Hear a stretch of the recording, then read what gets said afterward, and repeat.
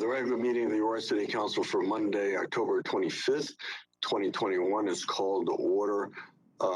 Would the clerk please give the announcement of the public call-in line?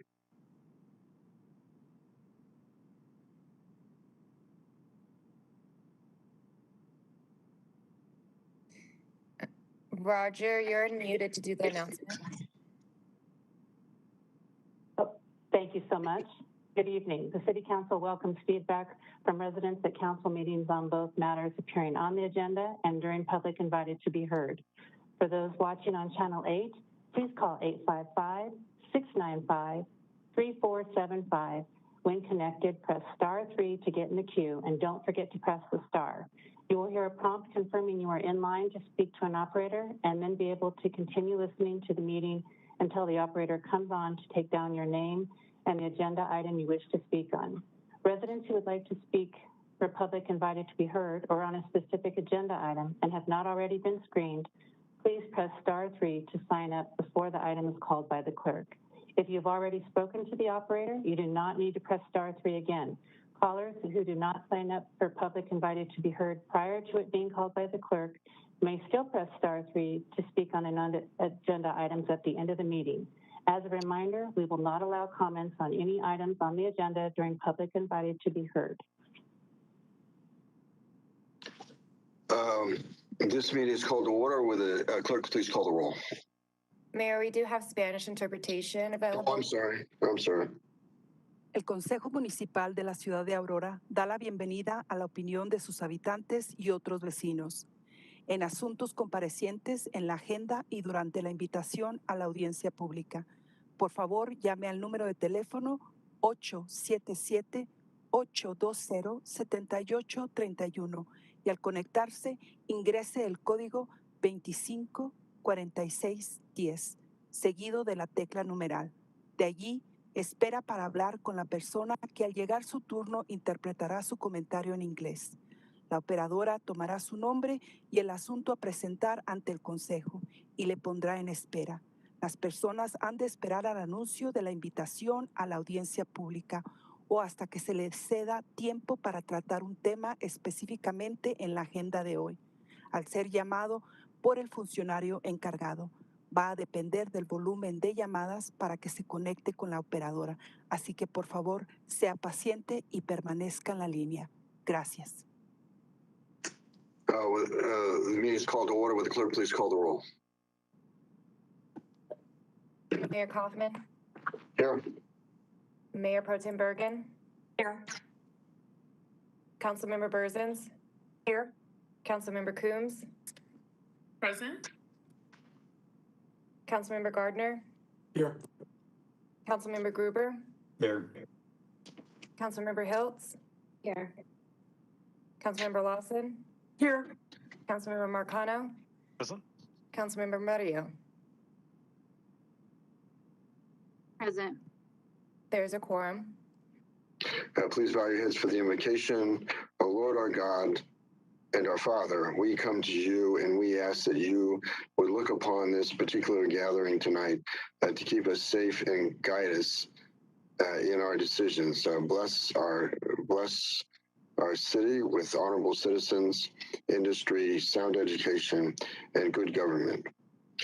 Unite our community together, even though we come from different backgrounds. We pray that there be justice and peace in our city. Give the city council and citizens the wisdom, direction, and sensitivity to the business and proceedings before us tonight. Hear us, therefore, as we commit this meeting to the help of the community. Amen. Amen. Please join me in the Pledge of Allegiance. Pledge allegiance to the flag of the United States of America and to the republic for which it stands, one nation, under God, indivisible, with liberty and justice for all.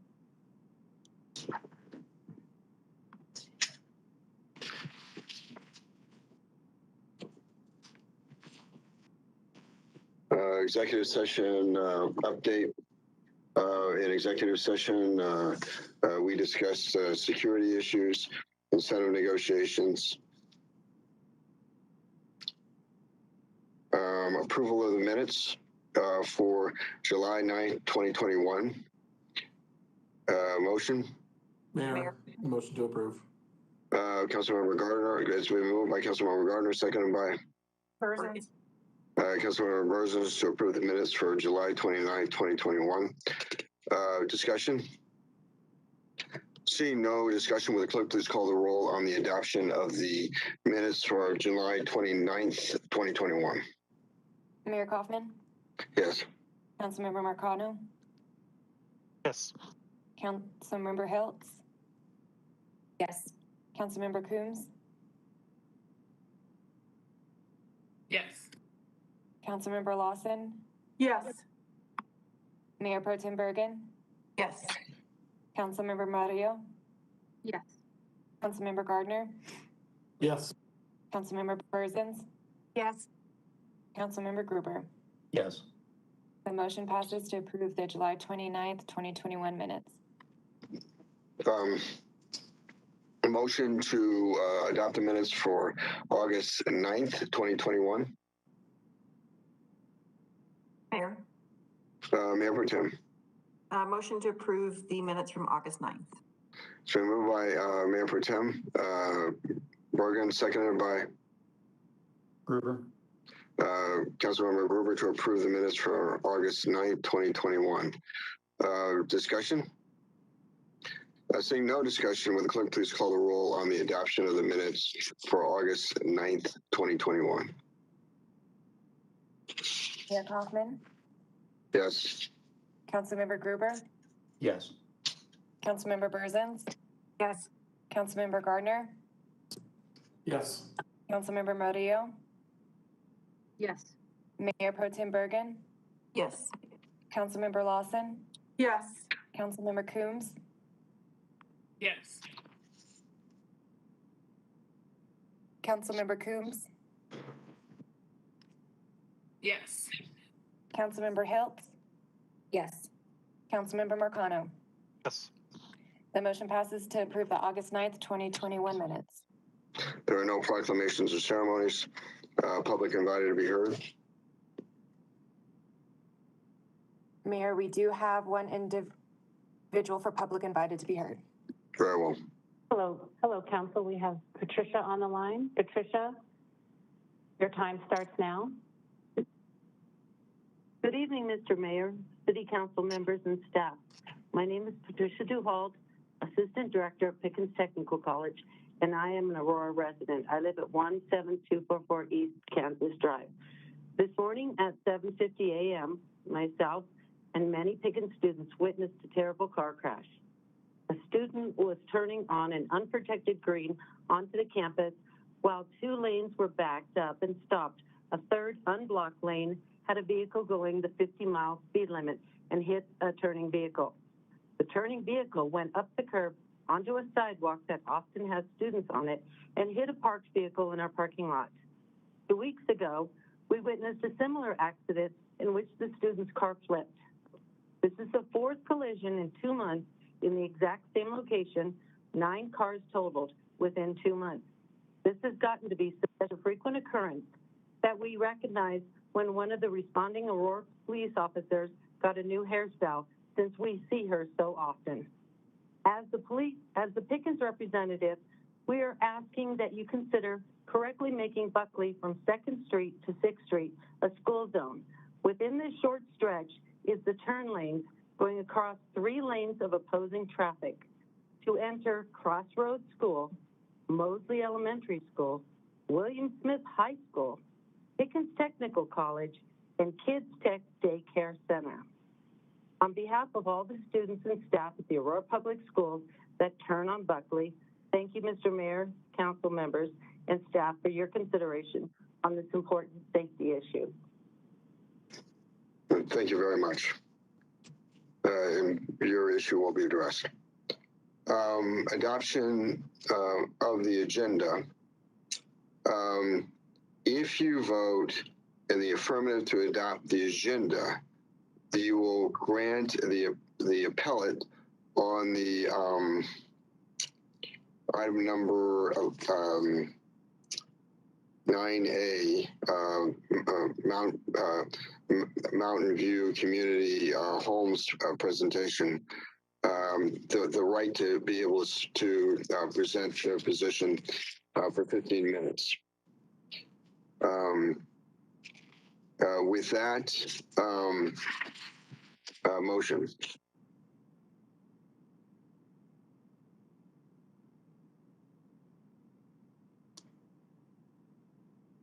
A motion on the adoption of the agenda.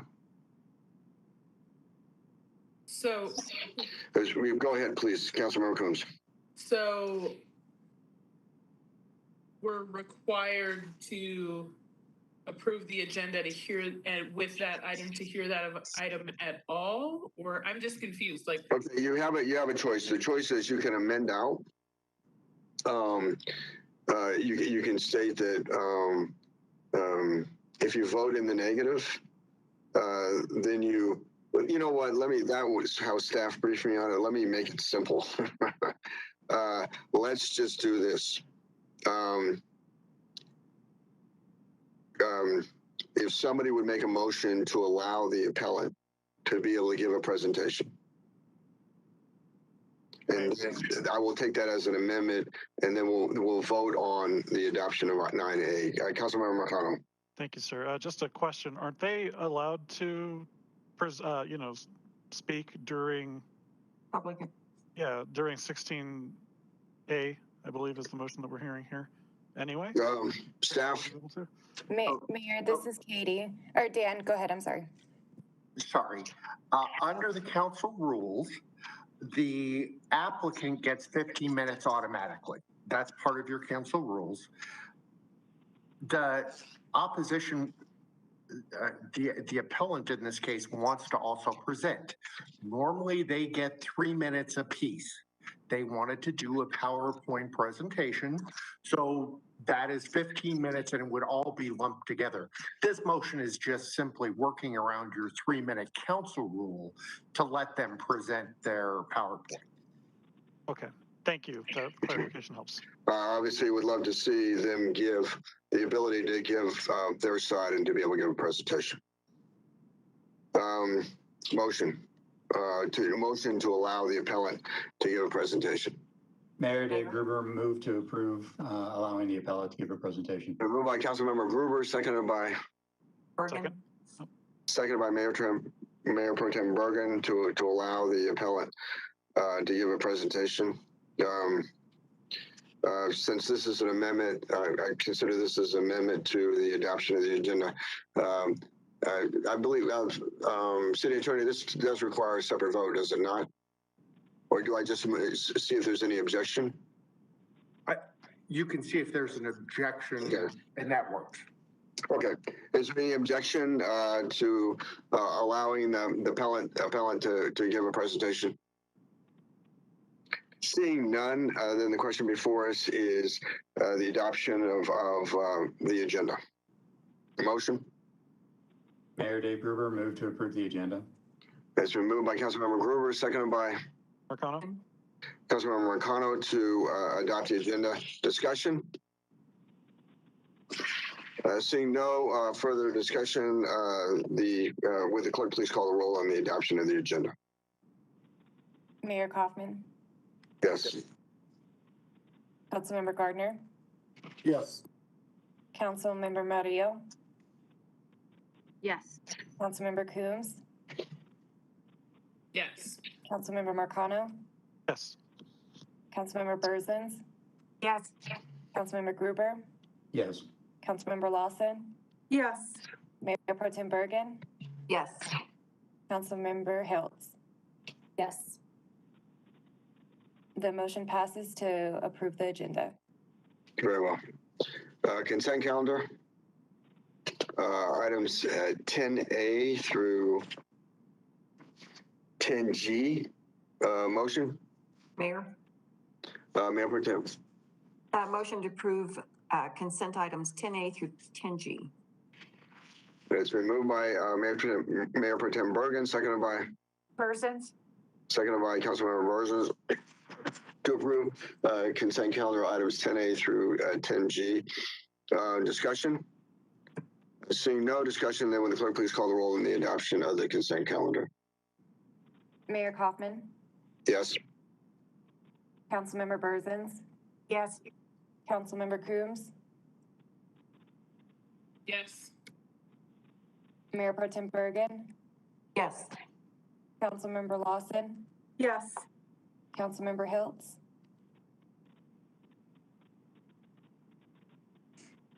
Yes. Councilmember Murillo, Yes. Councilmember Marcano, Yes. Councilmember Gruber, Yes. Councilmember Gardner. Yes. The motion passes to approve the consent calendar. The time is now 6:46. Council will stand in recess until 7:51 to give staff an opportunity to do another announcement for the call-in line. Mayor, did you mean 6:51? I'm sorry, 6:51. Oh, ouch. Thank you. Would have been a long break.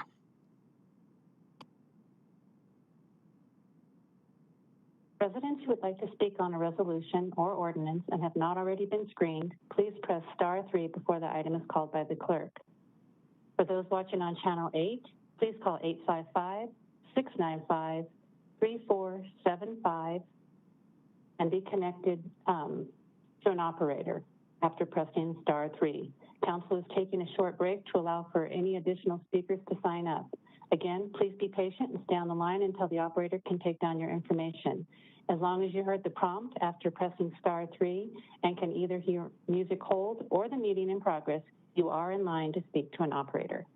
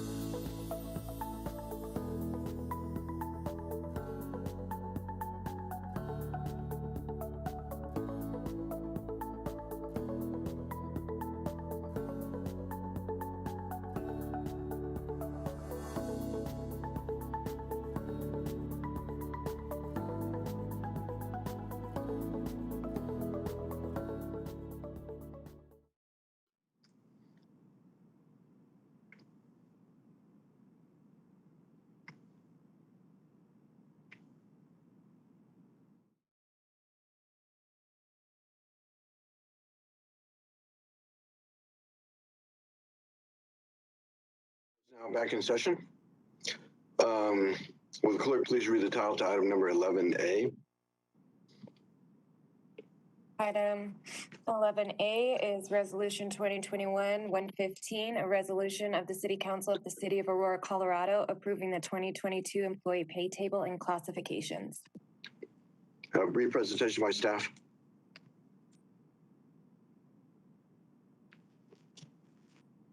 Good evening, Mayor Pro Tem, and council members. I'm Ryan Lance, Director of Human Resources. So annually, in collaboration with the annual budget process, Human Resources prepares an updated pay table and submits the pay table with the resolution for council's approval.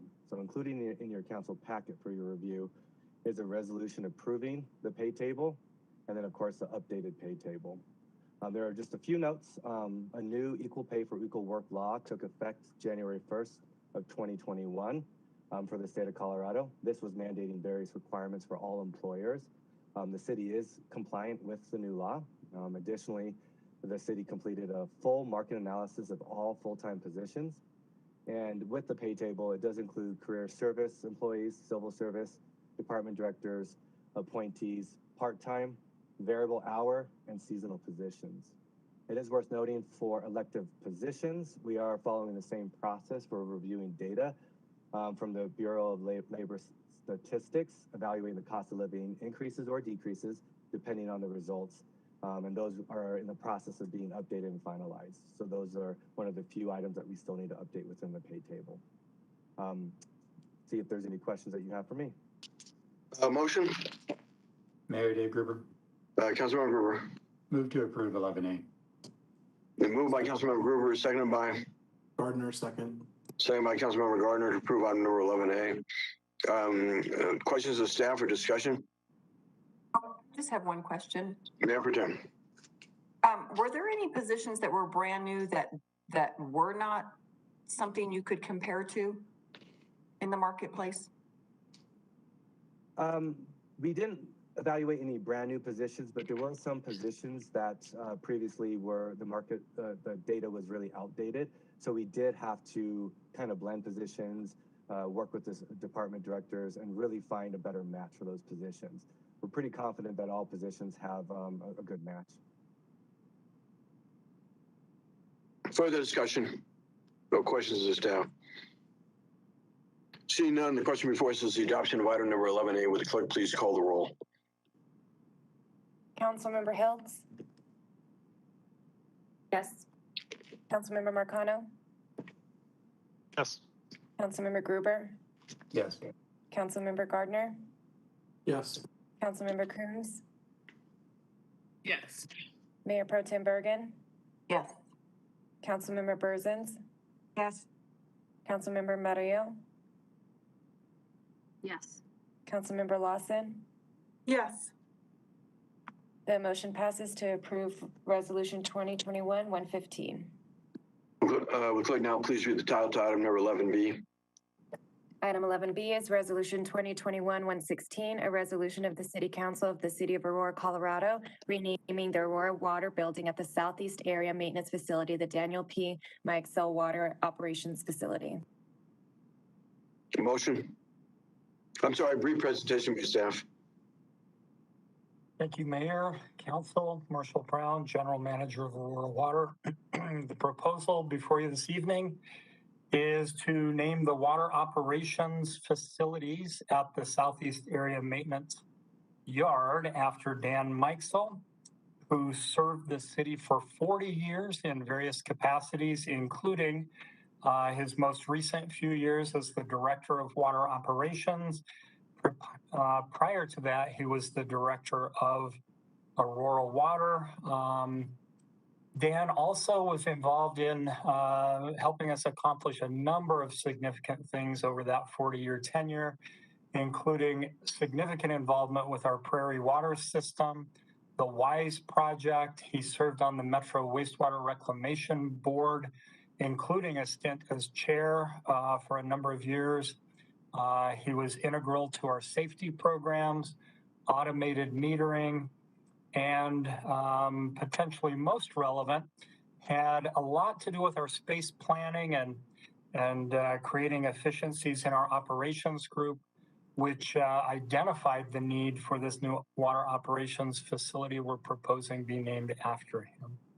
With that, happy to take any questions. Motion?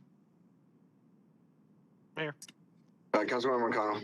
Thank you, sir. Move to approve 11B. Moved by Councilmember Marcano, seconded by Mayor? Councilmember Coombs. Yes, second. Moved by Councilmember Marcano, seconded by Councilmember Coombs to approve item number 11B. Discussion? Seeing no discussion, the question before us is the adoption of item number 11B. Would the clerk please call the roll? Councilmember Lawson, Yes. Councilmember Murillo, Yes. Councilmember Berzins, Yes. Mayor Pro Tem Bergen, Yes. Councilmember Coombs, Yes. Councilmember Gardner, Yes. Councilmember Gruber, Yes. Councilmember Marcano, Yes. Councilmember Hiltz. Yes. The motion passes to approve Resolution 2021-116. Clerk, now please read the title to item number 11C.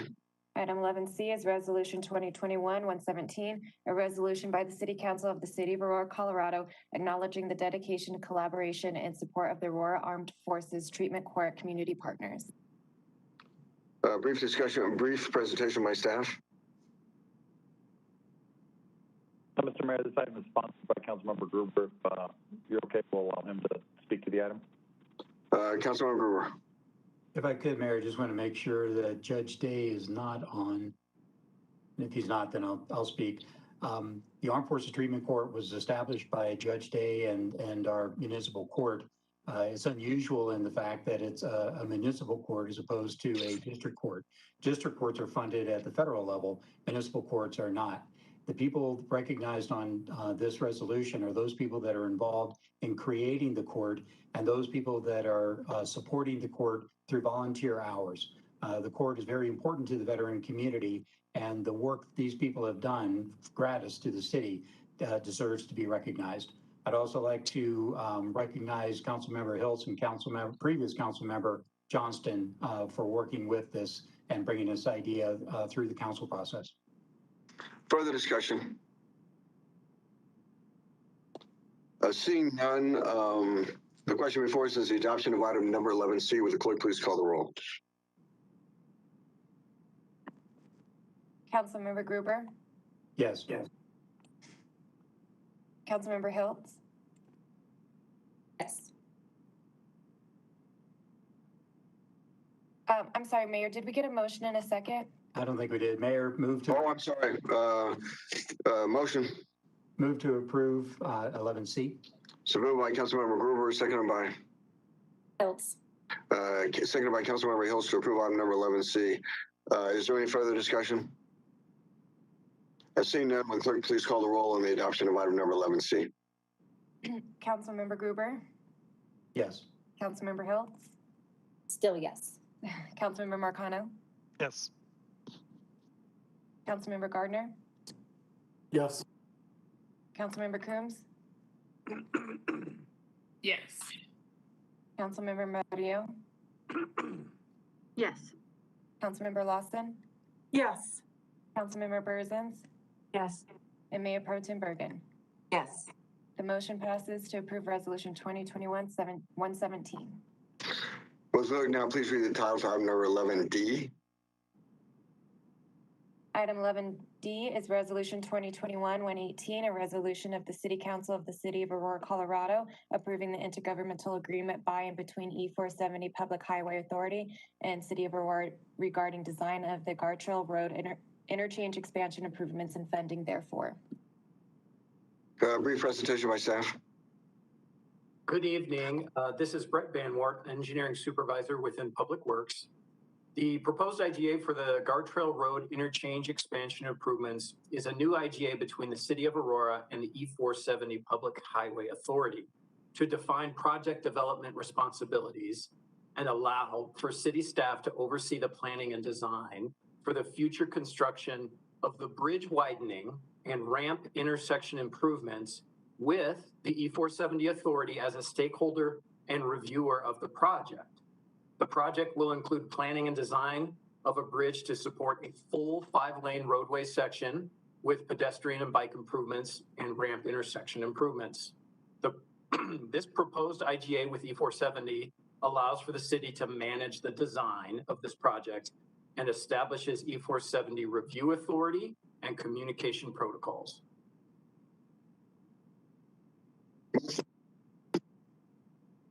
Motion? Mayor, Mayor Pro Tem. motion to approve 11D. It's moved by Mayor Pro Tem Bergen, seconded by Gruber?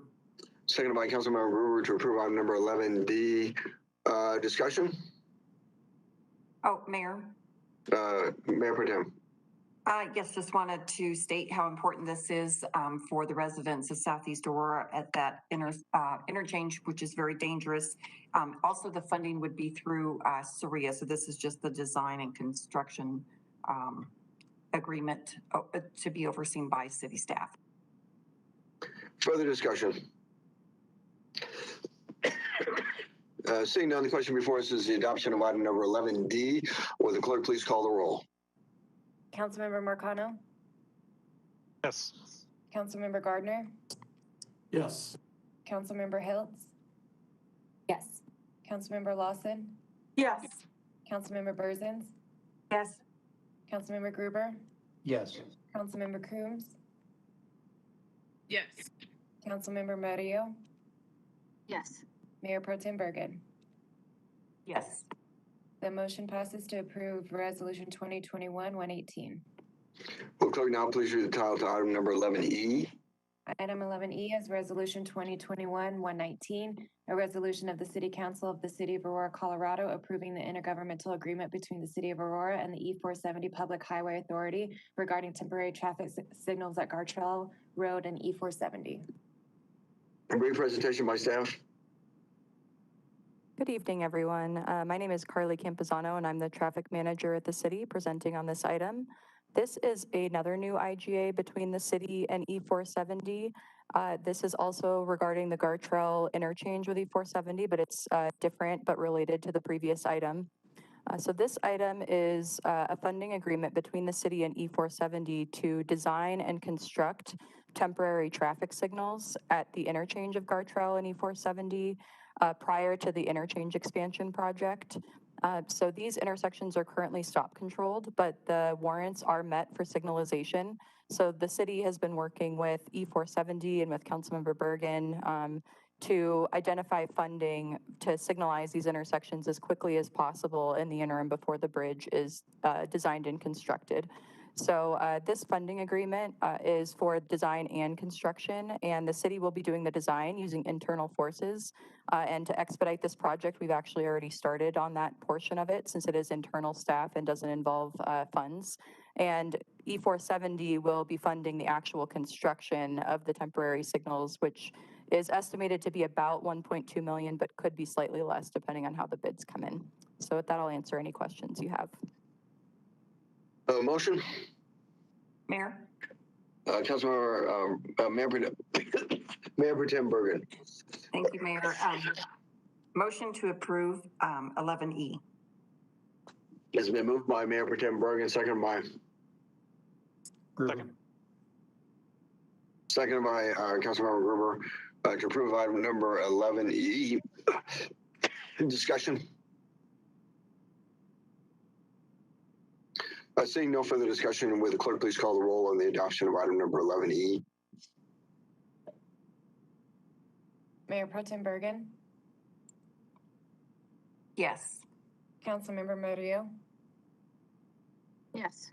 Councilmember Coombs? Yes. Councilmember Gruber? Yes. Councilmember Burzins? Yes. Councilmember Lawson? Yes.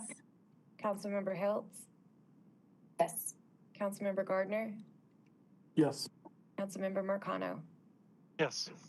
The motion passes to approve Resolution 2021-119. Will clerk now please read the title to item number 11F? Item 11F is Resolution 2021-120, a resolution of the City Council of the City of Aurora, Colorado, approving the intergovernmental agreement between the City of Aurora and the Colorado Department of Transportation, CDOT, regarding the pass-through funding from the United States Department of Transportation, better utilizing infrastructure to leverage development grant for the I-70 and Piccadilly project. Brief presentation by staff.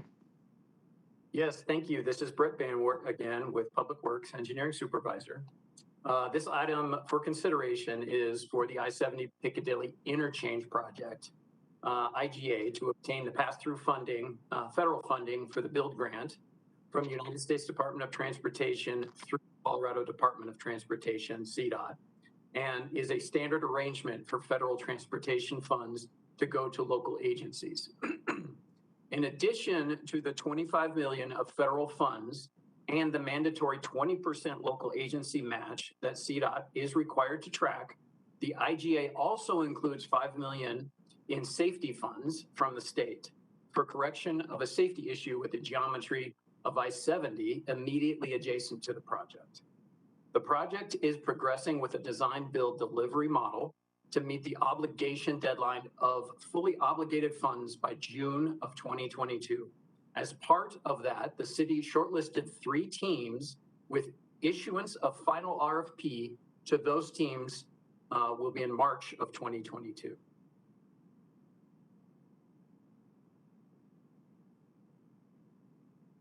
Motion. Mayor Dave Gruber. Councilmember Gruber. Move to approve 11F. Moved by Councilmember Gruber, seconded by Marcano. Councilmember Marcano to approve item number 11F. Excuse me, discussion and questions to staff.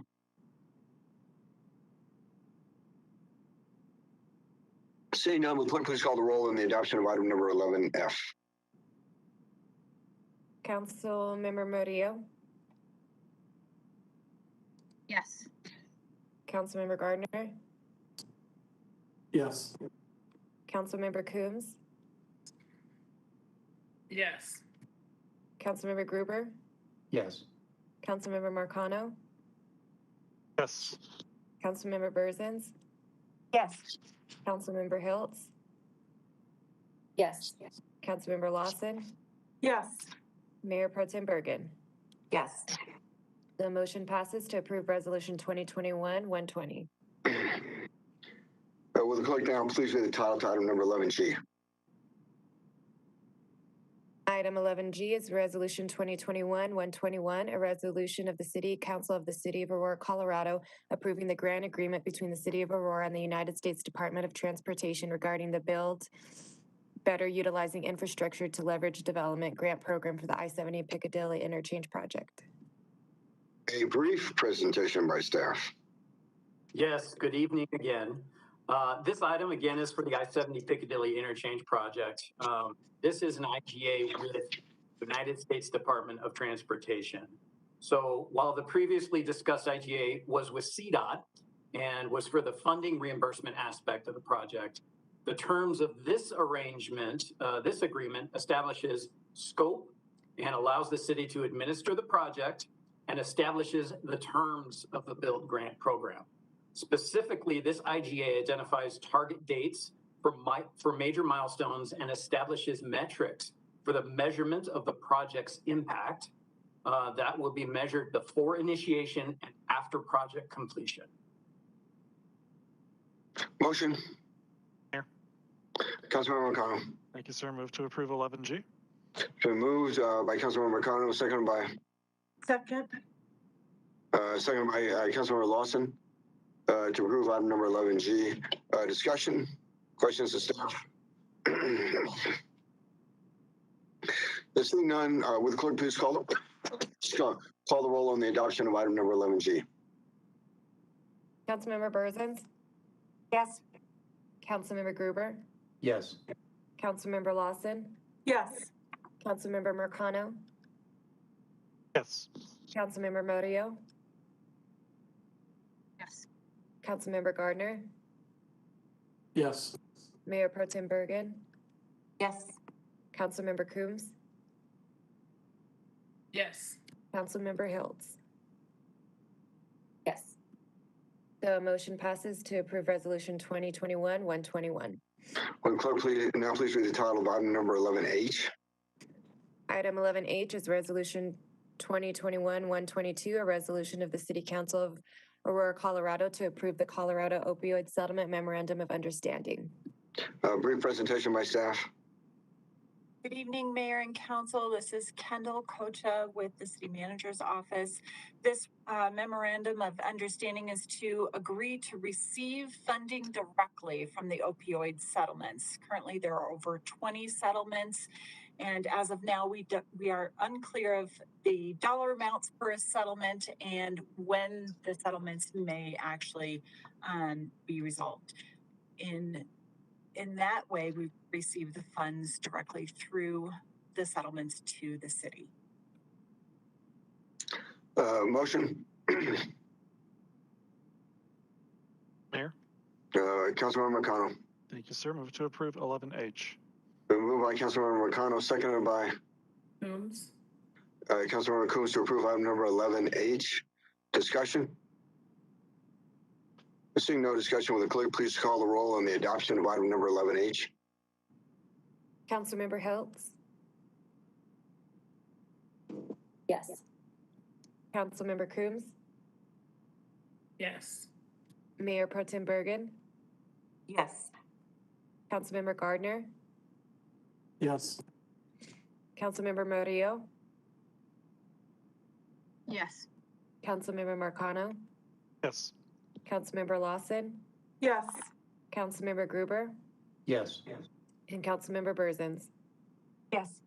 The motion passes to approve Resolution 2021-122. Will the clerk now please read the title to item number 11I? Item 11I is Resolution 2021-123, a resolution of the City Council of the City of Aurora, Colorado, approving the sale and city purchase of land and water rights and the transfer of said water rights. Brief presentation by staff. Good evening. For the record, my name is Alexandra Davis, Deputy Director, Water Resources of Aurora Water. This proposal tonight is an acquisition of John's Ranch land and water rights associated with the land. The water rights are up to 300 acre-feet per year from the Petrie and Link Ditch off of Terriel Creek up in South Park, Colorado, and it's 1,400 acres of historically irrigated land. The location of the land is in Park County, adjacent to the Sportsman's Ranch. The full cost is about $10.33 million, with $6.6 million for the water rights and about $3.73 million for the land. The purchase price is based on previous water rights, and the land price is based on real estate appraisals. The sellers are retaining a 40-acre home site, a non-exclusive access easement to the home site, and rights to oil and gas resources, but not to any other mineral resources. The other mineral resources are coming with the land purchase. These are significant water rights for the city in Park County and will provide a clean mountain water supply that will run into our system by gravity without the need for further infrastructure. The land provides potential for future projects in the sense of potential mitigation for wild horse and other storage development projects, and the ability to build storage for the return flows that will be necessary once we change those water rights for use in the city. Upon council's approval, closing is expected to occur on or before December 15th, and we will have to file a water court application within 1 year of closing. And I'll take any questions. Motion. Mayor Dave Gruber. Councilmember Gruber. Move to approve 11I. Moved by Councilmember Gruber, seconded by Coombs? Councilmember Coombs to approve item number 11I. Discussion or questions to staff? Seeing none, will the clerk please call the roll on the adoption of item number 11I? Councilmember Coombs? Yes. Councilmember Hiltz? Yes. Councilmember Gruber? Yes. Councilmember Lawson? Yes. Mayor Pro Tem Bergen? Yes. Councilmember Gardner? Yes. Councilmember Berzins? Yes. Councilmember Marcano? Yes. Councilmember Murillo? Yes. The motion passes to approve Resolution 2021-123. The time is now 7:15. Council will stand in recess until 7:20, giving staff an opportunity to make an announcement for the call-on line. Council is now in recess. Residents who would like to speak on an ordinance and have not already been screened, please press star 3 before the item is called by the clerk. For those watching on Channel 8, please call 855-695-3475 to be connected and then press star 3. Council is taking a short 5-minute break to allow for any additional speakers to sign up. Again, please be patient and stay on the line until the operator can take down your information. As long as you heard the prompt after pressing star 3 and can still hear either music hold or the meeting in progress, you are in line to speak to an operator.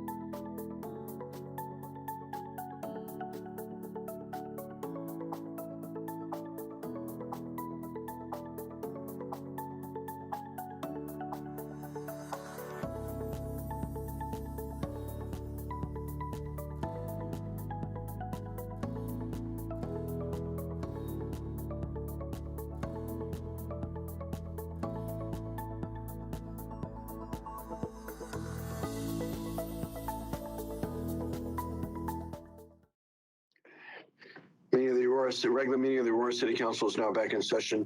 Would clerk now please read the title to item number 14A.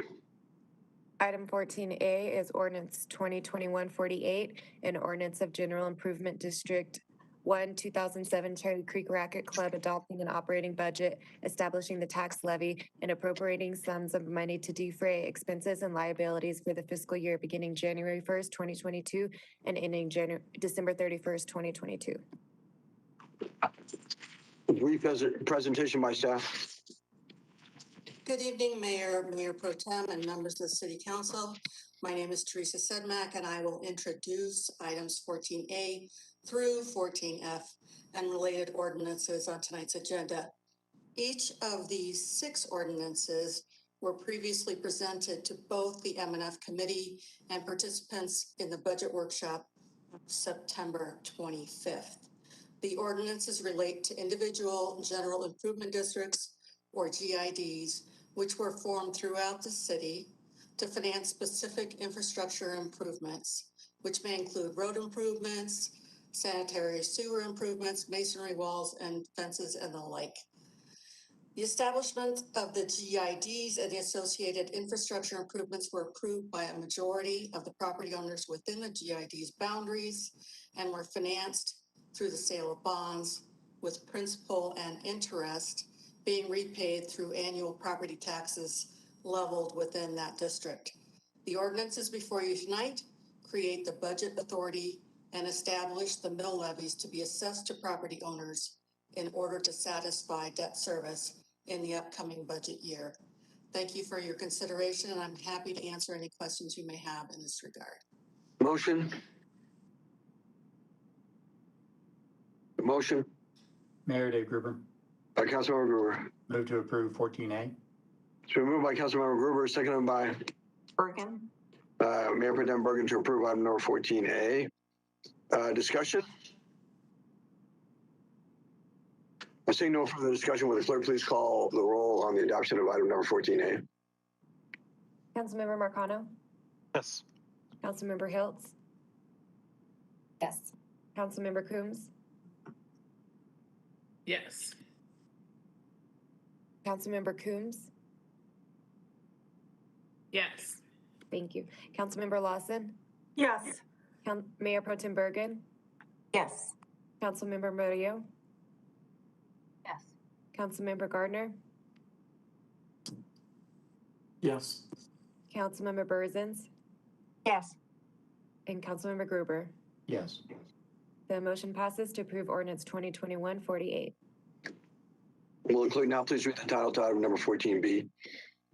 Item 14B is ordinance 2021-49, an ordinance of General Improvement District 1, 2008 Peoria Park, adopting an operating budget, establishing the tax levy and appropriating sums of money to defray expenses and liabilities for the fiscal year beginning January 1st, 2022 and ending December 1st, 2022. Brief presentation by staff. I'm sorry, Mayor, I presented a summary of all of these 6 Very well. ordinances. Motion. Mayor. Councilmember McConnell. Thank you, sir. Move to approve 14B. It's been moved by Councilmember McConnell, seconded by Coombs? Mayor, second. second by Councilmember Lawson to approve item number 14B. Discussion?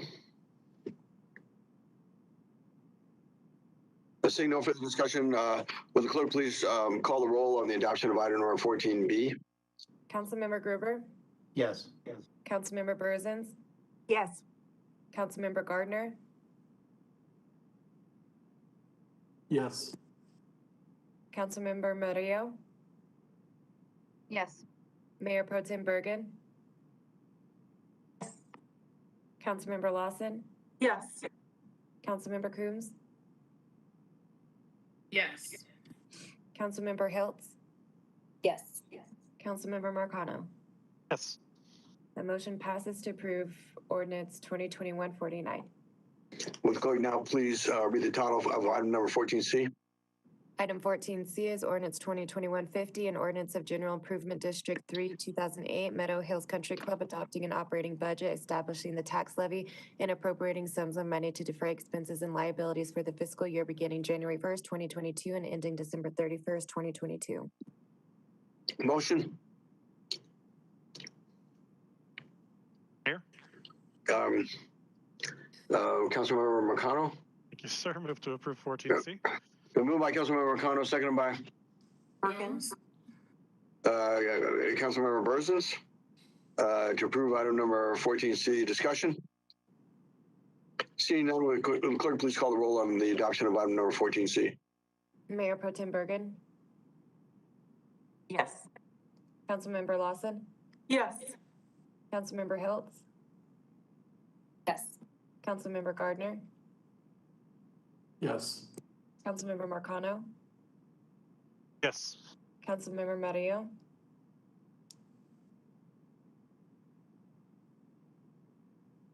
Councilmember Mario, Yes. Councilmember Burzins, Yes. Councilmember Gruber, Yes. and Councilmember Coombs. Yes.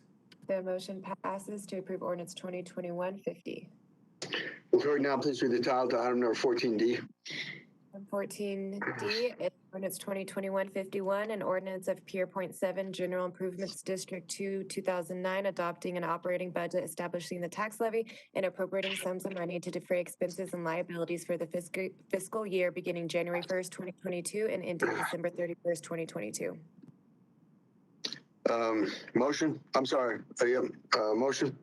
Mayor, Councilmember Coombs. Mayor, move to approve. It's been moved by Councilmember Coombs, seconded by Gruber. Councilmember Gruber to approve item number 14D. Discussion? Seeing no discussion, will clerk please call the roll on the adoption of item number 14D? Councilmember Lawson, Yes. Councilmember Hiltz, Yes. Councilmember Marcano, Yes. Councilmember Coombs, Yes. Councilmember Gardner, Yes. Mayor Pro Tem Bergen, Yes. Sorry. Councilmember Gruber, Yes. Councilmember Mario, Yes. Councilmember Burzins. Yes. The motion passes to approve ordinance 2021-51. Will the clerk now please read the title to item number 14E? Item 14E is ordinance 2021-52, an ordinance of the Conference Center and General Improvement District number 2, 2011, adopting an operating budget, establishing the tax levy, and appropriating sums of money to defray expenses and liabilities for the fiscal year beginning January 1st, 2022, and ending December 31st, 2022. Motion? Mayor Burzins. Councilmember Burzins. Thank you. Move to approve 14E. Moved by Councilmember Burzins, seconded by Murillo. Councilmember Rio to approve item number 14E. Discussion?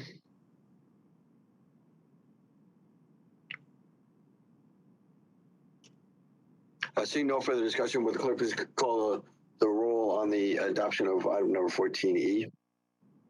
Councilmember Gruber, Yes. Councilmember Marcano, Yes. Councilmember Gardner, Yes. Councilmember Coombs, Yes.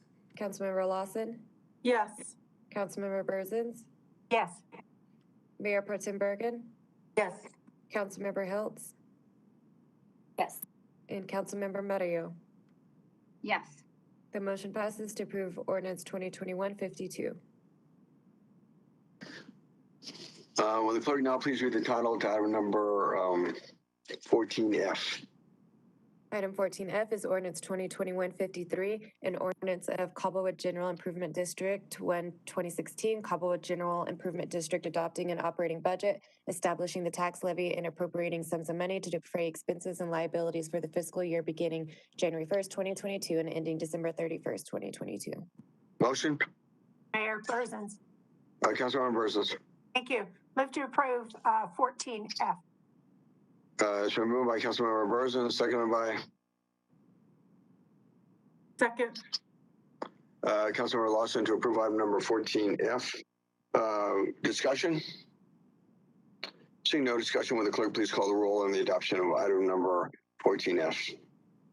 Councilmember Hiltz, Yes. Councilmember Gruber, Yes. Mayor Pro Tem Bergen, Yes. Councilmember Burzins, Yes. Councilmember Murillo,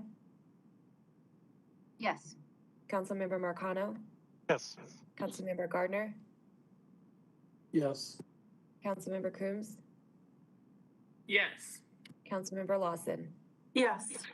The motion passes to approve ordinance 2021-53. Will the clerk now please read the title to item number 14G? Item 14G is ordinance 2021-54, an ordinance of the City of Aurora, Colorado, adopting an operating and capital improvements project budget for the fiscal year beginning January 1st, 2022 and ending December 31st, 2022. Motion? Mayor Dave Gruber. Councilmember Gruber. Move to approve 14G. Been moved by Councilmember Gruber, seconded by Gardner, second. second by Councilmember Gardner to approve item number 14G. Discussion? Seeing no discussion, will the clerk please call the roll on the adoption of item number 14G? Councilmember Marcano, Yes. Councilmember Lawson, Yes. Councilmember Gruber, Yes. Councilmember Berzins, Yes. Councilmember Coombs, Yes. Councilmember Murillo, Yes. Councilmember Gardner, Yes. Councilmember Hiltz, Yes. and Mayor Pro Tem Bergen. Yes. The motion passes to approve ordinance 2021-54. Will the clerk now please read the title to item number 14H? Item 14H is ordinance 2021-55, an ordinance establishing the tax levy on all taxable property within the corporate limits of the City of Aurora, Colorado for the tax collection year beginning January 1st, 2022 and ending December 31st, 2022. Brief presentation by staff. Absolutely. This is Greg Hayes, Budget Officer. What you just approved with 14G and 14H being the tax levy and 14I being the budget appropriations ordinances are the three basic ordinances that are part of the approval of the 2022 budget. It's a culmination of a lot of work between council and staff and citizens as well, including two public invited to be heard specifically about the 2022 budget.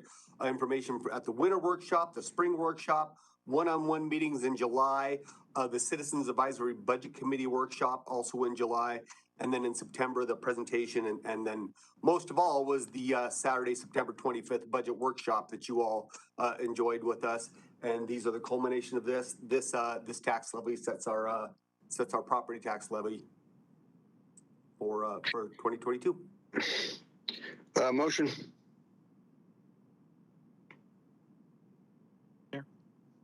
Councilmember Marcano. Thank you. Move to approve 14H. Moved by Councilmember Marcano, seconded by Bergen. Second by Mayor Pro Tem Bergen to approve item number 14H. Discussion? Mayor? Mayor Pro Tem. And I just, for the public, on the tax levy, we're approving the mill levy of 8.605 assessed on each home.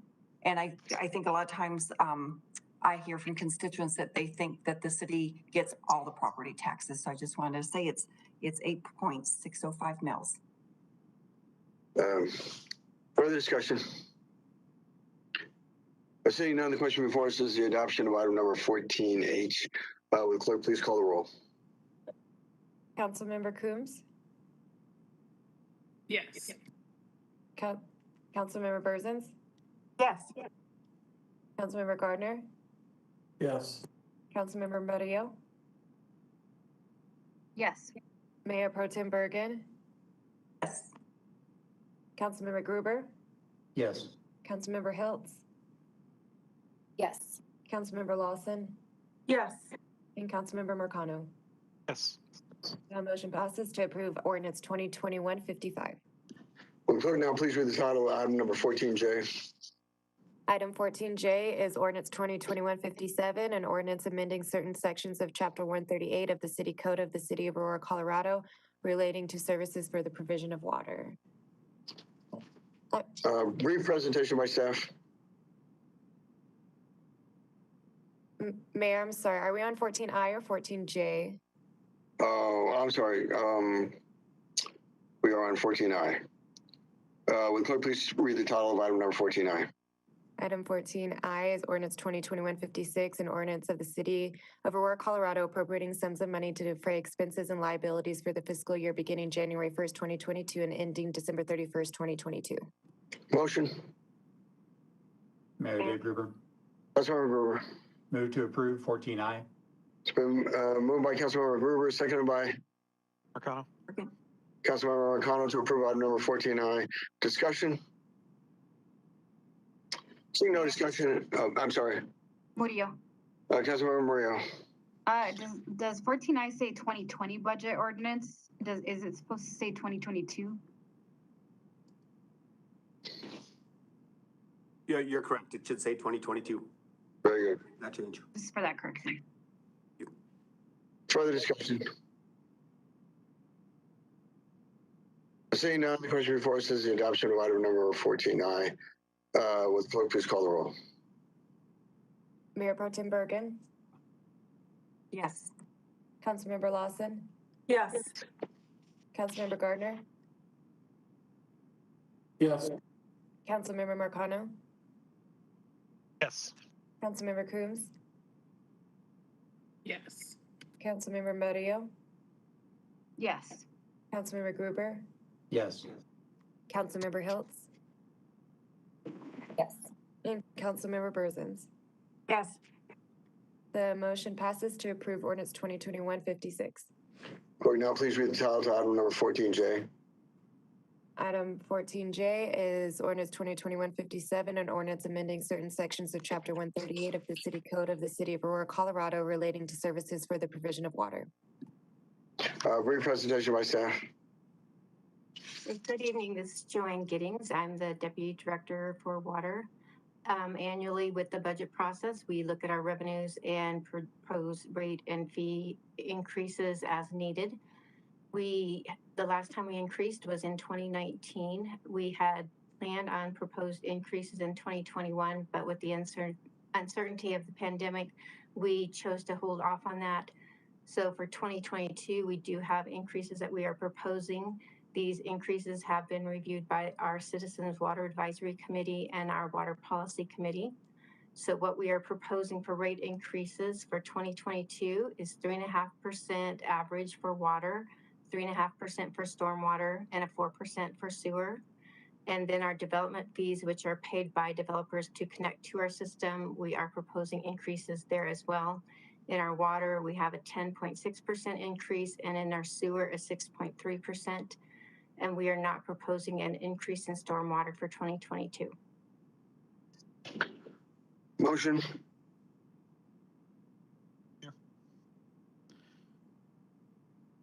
Motion. Councilmember Marcano. Thank you, sir. Move to approve 14J. So moved by Councilmember Marcano, seconded by Mayor. Councilmember Coombs. Yep, second. To approve item number 14J. Discussion? Seeing no discussion, will the clerk please call the roll on the adoption of item number 14J? Excuse me, 14J. Councilmember Berzins. No. Councilmember Coombs. Yes. Councilmember Gruber. Yes. Councilmember Hiltz. Yes. Mayor Pro Tem Bergen. Yes. Councilmember Marcano. Yes. Councilmember Lawson. Yes. Councilmember Murillo. Yes. And Councilmember Gardner. Yes. The motion passes to approve ordinance 2021-57. Clerk, now please read the title to item number 15A. Item 15A is finalizing ordinance 2021-40, an ordinance of the City Council of the City of Aurora, Colorado, amending the 2019 comprehensive plan to change the place type map from emerging neighborhood district for the area bounded by Lisbon Street to the west, 65th Avenue to the south, Piccadilly Road to the east, and E470 to the north. High Point at DI comprehensive plan amendment. Brief presentation by staff. Good evening, Mayor and City Council. This is Brandon Camerata, Planning Manager. As mentioned, this is the second reading of this comp plan amendment. The first reading was voted for approval. In addition to the entitlement, I would add that the underlying landowner is supportive of this change, and we did not receive any comment relating to surrounding landowners on this proposal. Thank you. Motion. Mayor Dave Gruber. Councilmember Gruber. Move to approve 15A. It's been moved by Councilmember Gruber, seconded by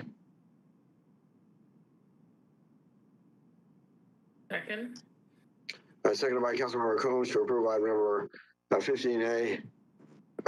Discussion? Mayor? Mayor Pro Tem Bergen. Yes, thank you. So we're changing the place type from the emerging neighborhood to urban district. And when you look on the map, it's next to a major arterial road and doesn't look like there's any neighborhoods adjacent to it, correct? Mayor, through you, Brandon Camerata.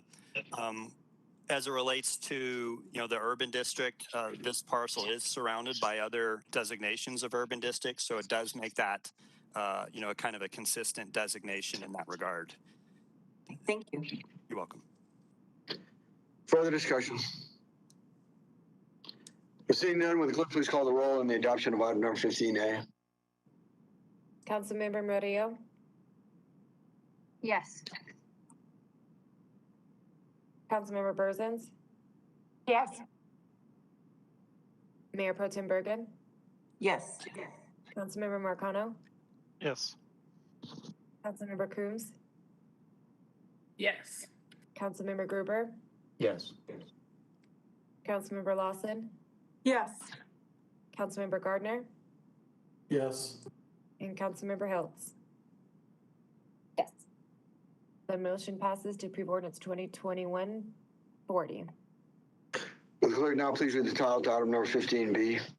Item 15B is finalizing ordinance 2021-41, an ordinance of the City Council of the City of Aurora, Colorado, amending section 134-38 of the city code pertaining to impoundment of vehicles. Brief presentation by staff. Good evening. I'm Colleen D'Alena with the Aurora Police Department. As a reminder, we're just asking for information regarding which circumstances the Aurora Police Department will consider for fee reimbursement, i.e. exceptional circumstances to include illegal tows or a favorable judgment by an Aurora Municipal Court impound hearing judge.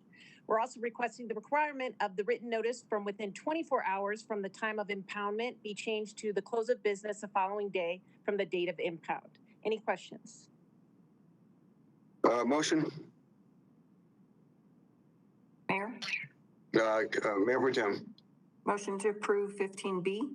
It's been moved by Mayor Pro Tem Bergen, seconded by Councilmember Berzins to approve item number 15B. Discussions and questions of staff? Seeing none, will the clerk please call the roll on the adoption of item number 15B? Councilmember Hiltz. Yes, it's hard to vote on the iPad and talk at the same time when you're first. But yes. Thank you. Councilmember Gardner. Yes. Councilmember Lawson. Yes. Councilmember Gruber. Yes. Councilmember Coombs. Yes. Councilmember Marcano. Yes. Mayor Pro Tem Bergen. Yes. Councilmember Berzins. Yes. And Councilmember Murillo. Yes. The motion passes to approve ordinance 2021-41. The time is now 7:44. We will stand, the council will stand in recess until 7:50 to give staff another opportunity to make an announcement for the call-in line. Council stands in adjournment. I mean, in recess. Residents who would like to speak on an ordinance and have not already been screened, please press *3 before the item is called by the clerk. For those watching on Channel 8, please call 855-695-3475 to be connected and then press *3. Council is taking a short 5-minute break to allow for any additional speakers to sign up. Again, please be patient and stay on the line until the operator can take down your information. As long as you heard the prompt after pressing *3 and can still hear either music hold or the meeting in progress, you are in line to to speak to an operator.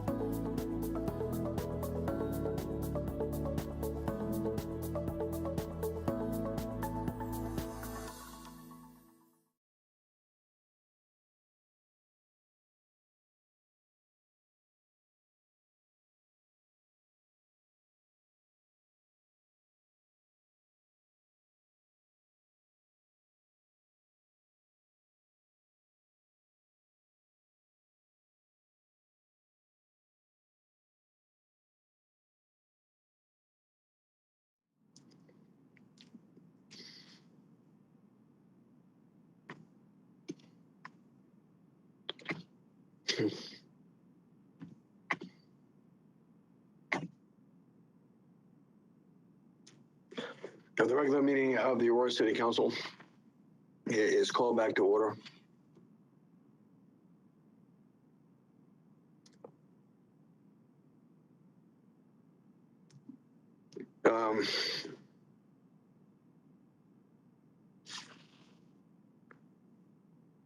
Staff could give a brief statement about the process and order of the items before us. Mayor and City Council, can you all hear me? Yes. Okay, thank you. So dear Mayor and City Council, tonight's next two agenda items are related, but they're separate and distinct items, each having their own public hearing, approval criteria, and voting rules. The first item is an approval of a rezone from low density residential to medium density residential. In considering this item, you must use the criteria on page 591 of your backup. The summarized criteria is as follows. The rezone must be consistent with the comprehensive plan and with other policies and plans of the City Council. That the impact of the rezone is compatible with the surrounding area, and that the rezone will not create significant dislocation of the residents. The second item is an appeal of the September 22nd Planning and Zoning Commission's approval of a site plan. The site plan approval is reliant upon the zoning approval discussed prior. In this action, the council must base its decision on the site plan criteria in the UDO and the prior record of the decision made. The council may uphold, modify, or overturn the Planning Commission's decision. Site plan criteria is found on page 706, 707 of your backup. The site plan approval criteria summarized is whether or not the site plan complies with the UDO, city regulation, existing infrastructure, public improvements, is compatible with the surrounding area, and mitigates adverse impacts to the highest degree practicable. The rezone is an ordinance. Under the charter, the mayor may only vote on this item in order to make or break a tie. The appeal is a motion to approve, modify, or deny the site plan. The mayor may vote on this item. Are there any other questions? Questions of staff? Seeing none, will clerk please read the title to item number 16A.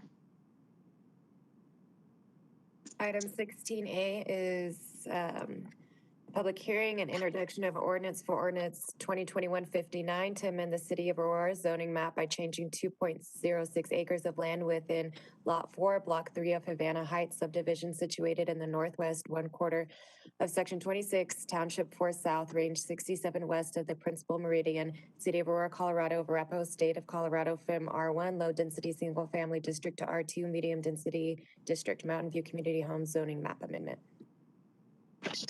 Very well. Public hearing is now open. As a question of city attorney, does appellate then go first? So on this one, Mayor, there you go, yes. So the applicant goes first. Now the applicant goes first. Okay. Well, normally staff gives a presentation, then the for the applicant, and then the applicant will follow up with their presentation. So yes, staff normally goes first on the reason. So the staff will go first on this. Okay. Staff presentation. Right. And the public hearing is open. Is now open, and staff presentation.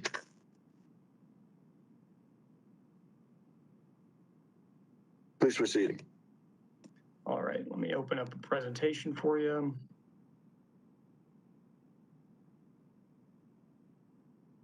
Hopefully everybody's seeing my screen. But good evening, Mayor and City Council members. Tonight for your review is Agenda Item 16A, the Mountain View Community Home Zoning Map Amendment. The applicant, Habitat for Humanity of Metro Denver, is requesting approval of a zoning map amendment from R1 Low Density Single Family District to R2 Medium Density District. The Planning and Zoning Commission action on this item was to recommend approval to City Council at the public hearing on September 22nd, 2021, with a vote of 6-1. This vicinity map shows the local context of the property, which is a 2-acre parcel at the southeast corner of South Joliet Street and East Evans Avenue. The zoning map shows the surrounding zoning designations in the proposed R2 medium density district on the subject site, highlighted in darker yellow. The predominant zoning for the surrounding neighborhood is R1 low density single family district. 13 abutting property owners and 22 registered neighborhood organizations were notified of this application. There were many comments received during and before the development review, and the applicant held several meetings to discuss the proposal with interested parties. The first meeting was held in November 2019, and the required first review neighborhood meeting was held on July 7th, 2021. The comments and concerns received relating to the zoning map amendment specifically include increased density concerns and compatibility with the surrounding neighborhood. The Aurora Places comprehensive plan identifies this property as an established neighborhood place type as shown on this map. The established neighborhood place type is characterized by predominantly residential areas with a variety of unit types, including single-family detached, two-family, and attached dwellings. Higher density residential development is typically located near the edge of this place type as a transition district. The Aurora Places plan also identifies housing for all as a key policy for development within the city, which recommends supporting development that will increase high-quality housing options of all price points and decreasing barriers to homeownership. As detailed in the Planning Commission report in your backup, the finding is that the zoning map amendment is consistent with the Aurora Places plan. The City of Aurora housing strategy identifies housing trends in Aurora, which include issues with affordability and homeownership and meeting the growth demand. Policy recommendations within this strategy include preservation of long-term affordability of existing and future housing stock and expanding the inventory of housing options throughout Aurora. The housing strategy recommends supporting mixed income neighborhoods that offer a variety of housing options to households and breaking barriers to homeownership, especially for low-income households. This proposed zoning map amendment is consistent with these policies, practices, and recommendations identified within the housing strategy. The Planning and Zoning Commission recommendation to City Council was to approve the zoning map amendment from R1 low density single family district to R2 medium density district because the proposal complies with the criteria in section 146-5.4.1.c.3 for the following reasons. The zoning map amendment is requested to address housing trend changes in the surrounding area and citywide. The City of Aurora housing plan identifies these trends and recommends supporting mixed income neighborhoods and breaking barriers to homeownership. The application is consistent with the spirit and intent of the Aurora Places plan. The proposed application is consistent with the spirit and intent of the purpose statement of the R2 medium density district. The applicant has demonstrated that the proposed size, scale, height, density, and multimodal traffic impacts of this proposal are compatible with the surrounding development, and this application will not dislocate tenants or occupants of the property. And these are the approval criteria that Dan Money mentioned at the beginning for your reference. And that concludes my presentations, and I'm available for questions. To the City Attorney's Office, procedurally, the applicant goes next. Correct. Procedurally be the applicant, then the public to be heard, and then the applicant can do a rebuttal to the public to be heard. So that way the applicant gets both the first chance and then the final chance because it's their project. And then in 16B, that's when the appellant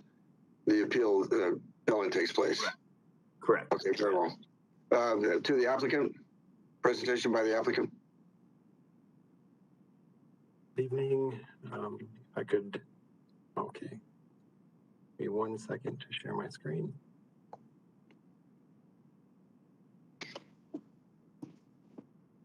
Okay. All right. Good evening, Mayor Kaufman and members of City Council. I'm Corey Whitaker, and I lead our real estate team at Habitat for Humanity of Metro Denver. Thank you for the opportunity to present our application for the rezoning and site plan of 20 affordable for-sale homes in the Mountain View United Church's vacant property. Tonight, I'm going to speak to you about the need for affordable homeownership, the opportunity to address this need, and how we arrived at a solution for this. There is an immediate need for more affordable homeownership homes in Aurora. This need can be understood by looking at two numbers. The number on the left, per the U.S. Census Bureau, the median household income in Aurora in 2019 was $65,100. On the right, per Redfin's housing market trends, the median sale price in Aurora in August was $450,100. To afford that median priced home in Aurora, a household would need an income of around $100,000, a $35,000 gap. This need is further highlighted in Aurora's recent housing strategy study, published December 21st of 2020, The figure at the top shows that rents and renters' incomes actually tracked at the same pace. Not a bad news. The figure at the bottom shows that while renters' incomes increased in that time, home values increased at an over twofold pace. As is called out in the report, more than 75% of the city's current renters need homes priced at less than $300,000 to attain ownership. The need is for homes under $300,000. The market reality is that homes are selling in the 400s and 500s. The plan not only identifies the need, but it calls for action. It lays out a goal that 15% of all new ownership units are affordable to households earning 80% of the area median income, which is what we are proposing in our development. It also calls for city support for the development of for-sale housing, including missing middle housing, such as the duplexes proposed in our site plan. This need for affordable housing is also a pillar of the Aurora Places Comp Plan. The plan established housing for all as a core principle. It calls for an increase in all types of housing at all price levels throughout the city. It specifically establishes a goal to understand the needs for affordable housing and create new housing options. There's an immediate need for more affordable homeownership homes in Aurora. It is evident in the market, and it is prioritized in the city's plans. Let's transition to opportunity. Mountain View United Church has been a part of the Aurora community since the 1960s. In 2018, the church began a visioning process for how they could use the vacant land adjacent to them to serve the community at large. Recognizing the urgent and immense need for affordable homeownership, they put out an RFP for developers and selected Habitat for Humanity of Metro Denver to execute on that vision. With that partnership formalized, Habitat and Mountain View began coming up with a solution or a plan for how to address this need. At Habitat, we approach all our new developments with this guiding statement. We strive to create a development that balances affordability, which is key to Habitat's mission, livability. We want to create successful and functional homes for future residents, and neighborhood context. We build all over the metro area, and it is always a priority of ours to understand and respond to the surrounding neighborhood. Now, this does not mean that building the same thing as what is existing, but rather incorporating and responding to the characteristics of what comprises that context. So to do this, we held 4 community meetings throughout the planning and design process. The first 2 meetings were prior to designing the site. At these meetings, we gathered comments and feedback that helped guide our design. The last 2 meetings were a chance for us to present the plan and show how we incorporated what we heard. I would like to take the last of our time to walk through how we arrived at the design and how community input helped shape it. Property is located 1 block east of Havana and 2 blocks north of Iliff, at the intersection of East Evans Ave and South Joliet Street. As Dan mentioned, it is within the established neighborhood place type per the Aurora Places Comp Plan. Based on the plan, the primary uses of this place type include single-family detached, single-family attached, such as duplexes, and multifamily residential, along with schools, parks, religious institutions, commercial, and community gardens. Area surrounding this property is a perfect example of this diversity. There are single-family detached homes of varying density. There are duplexes and multifamily, religious institutions, parks, commercial, and a community garden on the property. Now, a common theme we heard from neighbors in those early meetings was that they wanted the development to blend with the rest of the neighborhood. In looking at the neighborhood, we observed that the cul-de-sac was a very prominent characteristic. As one neighbor stated, cul-de-sacs help limit traffic and parking on the streets. They create these micro communities within the larger community. And so we felt if we wanted to blend with the rest of the neighborhood, utilizing the cul-de-sac typology would be a great way to start. So zooming into the site, we laid a cul-de-sac on the lot and began planning it. Another common theme we heard from neighbors was a desire to keep R1 zoning. One neighbor said that we should build similar homes, if any, with similar square footage. In looking at the size of the homes around the property, they vary from mostly 2,000 to 3,000 square feet and a bit larger to the south. We at Habitat build modest homes. Our modest 1,200 to 1,500 square foot homes as single family homes would not match the size and scale of the surrounding area. Additionally, single family homes are more costly to build, and if we stayed within the R1 zoning, there would not be enough homes to offset the development costs for a project like this. We would not be able to create a development that balances affordability, livability, and neighborhood context within the R1 zoning. Knowing that we could not stay with the current zoning, we focused on how we could incorporate the characteristics of the existing neighborhood. We heard things from neighbors like they like space between the houses, space in the yard. They do not want a high wall of buildings that people cannot see through, such as townhomes. We took this feedback, and we laid out the site with 10 duplexes on individual lots, each with their own parking spaces, their own porches, their own yards, for a total of 20 homes centered around the cul-de-sac. Pairing our modest homes together as duplexes is the perfect way to use that missing middle housing product referenced in that housing plan to achieve affordability while matching the size and the scale of the surrounding area. We also heard feedback from neighbors on the height of any new homes. They did not want homes that were super tall or 3 stories. We took this into consideration by responding to the heights of the homes adjacent to the property. The existing homes along East Evans Ave are 1 story in height, so we made the duplexes along East Evans Ave 1 story in height. The homes to the east and to the south are mostly 2 story, and we felt it appropriate to make the remainder of the homes 2 story to match. Neighbors also expressed that they love to walk down the streets and that they feel safe walking through their community. This was another reason we were drawn to the cul-de-sac typology. It creates one predictable point of entry and exit to the development, similar to what currently exists in that neighborhood. Additionally, as part of the development, we will be constructing over 500 feet of new 5-foot sidewalk and new ADA accessible pedestrian ramps on each corner at the intersection of East Evans Ave and South Joliet Street. As you can see from these pictures, these are areas where currently no curb, gutter, or sidewalk exists. On the left, along East Evans Ave, we will be constructing curb gutter with an attached 5-foot sidewalk to match what is existing along Evans Ave. Along South Joliet Street, we will be constructing curb gutter with a detached 5-foot sidewalk. This will improve the multimodal connections within the neighborhood and provide a safe off-street route along South Joliet Street for residents to walk to Havana Heights Park.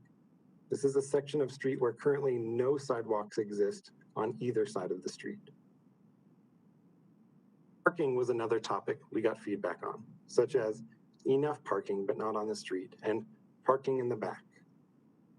We began our design by ensuring that every home in the development had the code required 2 off-street parking spaces, with the majority of these spaces accessed internally from the cul-de-sac. Upon hearing some concerns about parking and a desire for additional parking beyond the code minimum, we modified our design to include additional off-street parking where feasible. 8 of the homes have 3 off-street parking spaces. The remainder 12 homes have 2 off-street parking spaces. In total, there will be 48 off-street parking spaces for these homes. Additionally, with the improvements that we are making along East Evans Ave, South Joliet Street, and the cul-de-sac, there will be the opportunity for an additional 27 on-street parking spaces. In total, there will be 75 on and off-street parking spaces within or directly adjacent to the development. This works out to be almost 4 parking spaces per home. Lastly, we heard some great feedback about the design of the homes themselves. One neighbor expressed that it is important that each home has individuality and it looks like its own home. We created 4 house models for this development that incorporate different materials and respond to this desire for individuality. Now, zooming back out to the neighborhood view, we see that the development respects the character of the single-family detached homes directly adjacent to it, with a density that is consistent with the surrounding area and the designated established neighborhood place type. Application checks all the criteria boxes for major site plan approval, as shown in this presentation. The criteria for rezoning approval, we have shown that this application is consistent with the comp plan, other plans, and the proposed zone district.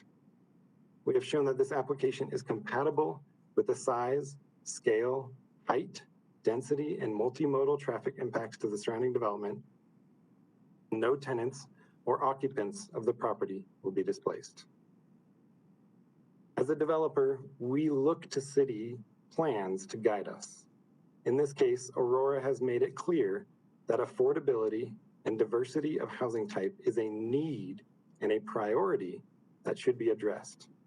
Mountain View United Church recognized this need and decided as a congregation to provide an opportunity to address it with their vacant property. Lastly, we at Habitat thoughtfully and intentionally came up with a solution that balanced affordability, addressing this need that Aurora has stated, livability, ensuring a design that has adequate parking, has porches for neighbors to interact with each other, yards for kids to play in, and neighborhood context. We've responded to the height, scale, and massing of adjacent properties. We have incorporated characteristics of the neighborhood, and we will be improving the perimeter, creating safer connections through the area. This need, this opportunity, and this solution have all coalesced into a chance for 20 households to have a safe, decent, and affordable place to call home in Aurora. Thank you. Thank you. Is there anyone who wishes to be heard from the public? Yes, Mayor, we do have public on the line. Very well. Proceed, please. Yes, first up we have Neb. Neb, your time is starting right now. Go ahead. Yeah, good evening, Mr. Mayor, City Council. My name is Nebi Asfaw. I am chairman and co-founder of the Ethiopian American Development Council. I'm just here to ask you to support the Habitat's request for the R2 zoning and approve for their proposed site plan on Mountain View United Church. I've also sent in a letter with more details, so I'll just keep this brief. It's not a secret. Aurora needs more homes that our families, friends, and coworkers can afford. And myself as a community organizer who works very closely with working families and immigrants in Aurora, I've witnessed firsthand the struggle and the burden that escalating housing cost is having on families across our city, and why so many across our city are feeling their fate is uncertain and living in fear of displacement and even homelessness. I am also deeply concerned about our essential workers who serve our government, our teachers, the men and women who keep Aurora safe and healthy cannot afford to live in the very community they serve. It feels like the American dream is slipping away. The dream of owning a home is sleeping right before our eyes. There are very few homes to buy on the market that are affordable for folks making $80,000 or less. I also believe that this partnership of local faith, community, and Habitat for Humanity, I believe it's consistent with the city's housing plans, which encourages innovative use of vacant, undeveloped land to address our housing crisis. So I support the need for affordable housing, and I believe the city of Aurora owes it to those seeking a living here, a viable way to remain in Aurora. This is what makes Aurora a special place. It's inclusiveness, it's balance for economic diversity, cultural diversity. I think this is what has made Aurora the all-American city, and this is a legacy worth keeping. So I thank you for the opportunity to speak, and I strongly urge you to support this project. Thank you for your service. Next up, we have Daniel. Daniel, go ahead.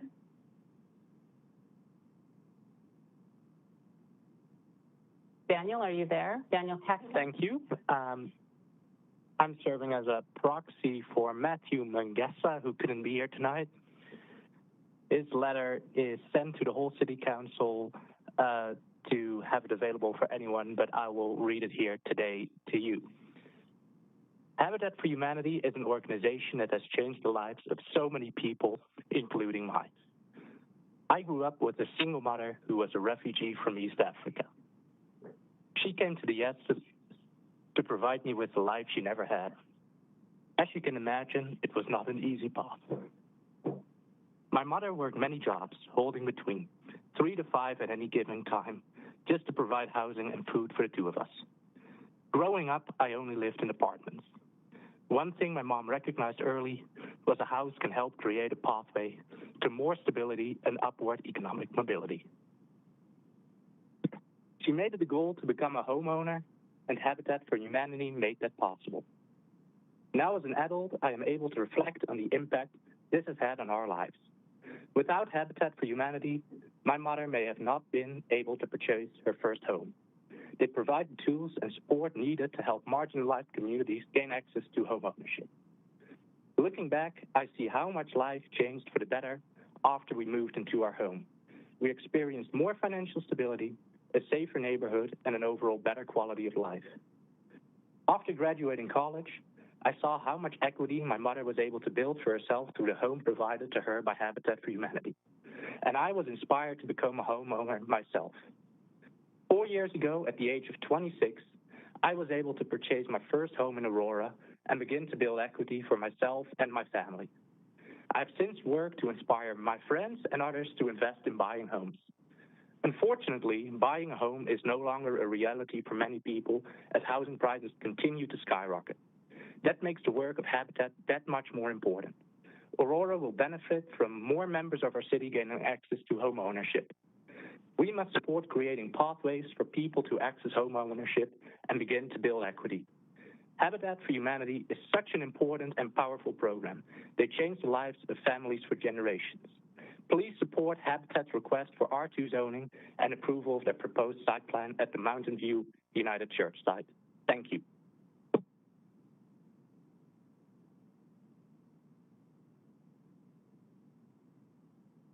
Next up, we have Brian. Brian, your time is starting now.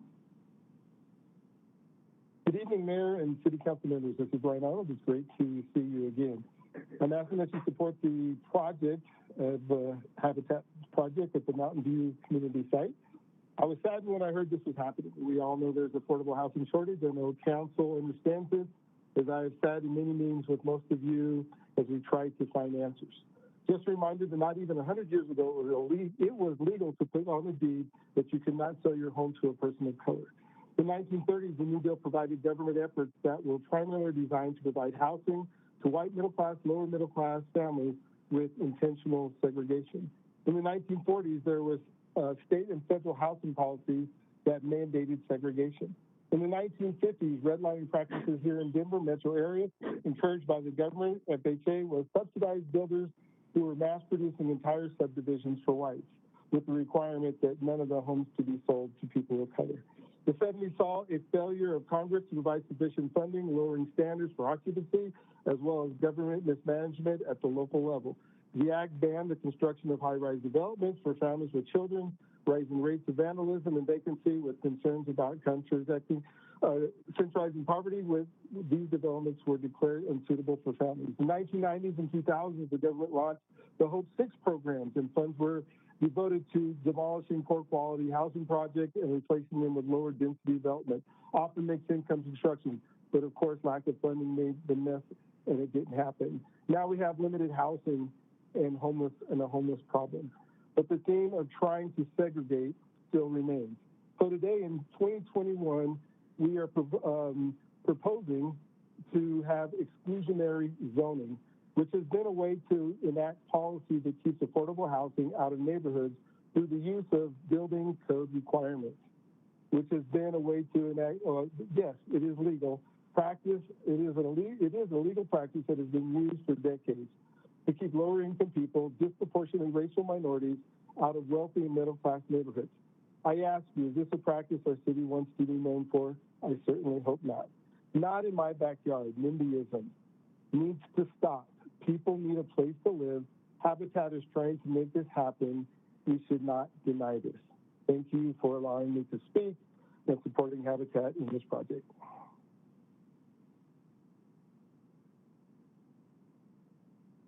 Next up, we have Wendy.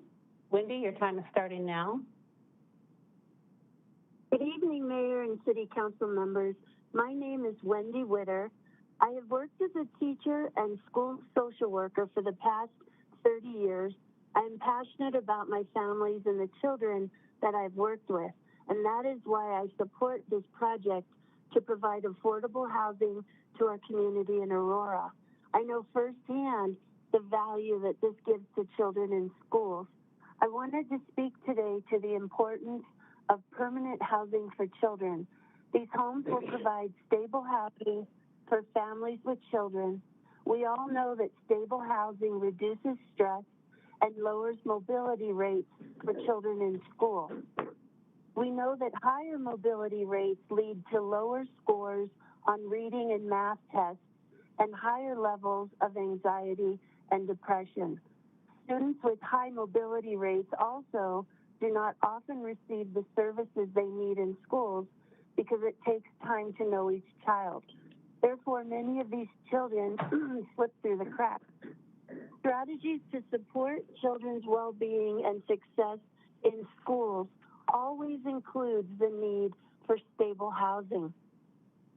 As a teacher, I can speak firsthand about the lack of affordable housing. I also did not have enough money for my first condo. I had to have roommates to make ends meet. I was able to afford my first condo eventually with a program from the state that helped me make a down payment. This allowed me to purchase a condo in the neighborhood near the school that I worked in. Without that support, I wouldn't have had enough money to get into the housing market. Teachers in Aurora face the same circumstances of being unable to afford a home where they teach. This project will provide much needed affordable housing for workers, including teachers and social workers, earning up to the 80% AMI. Teachers and social workers are the very fabric of our community. I'm reaching out to you to ask for your support in approving the rezoning and site plan for this piece of underutilized land. This is an amazing chance to provide affordable housing to 20 hardworking families in our community. I wish it could be more. Please vote to allow the rezoning and approve the site plan, which will benefit all of Aurora. Thank you. Hello, just as a reminder, this is a very busy call tonight.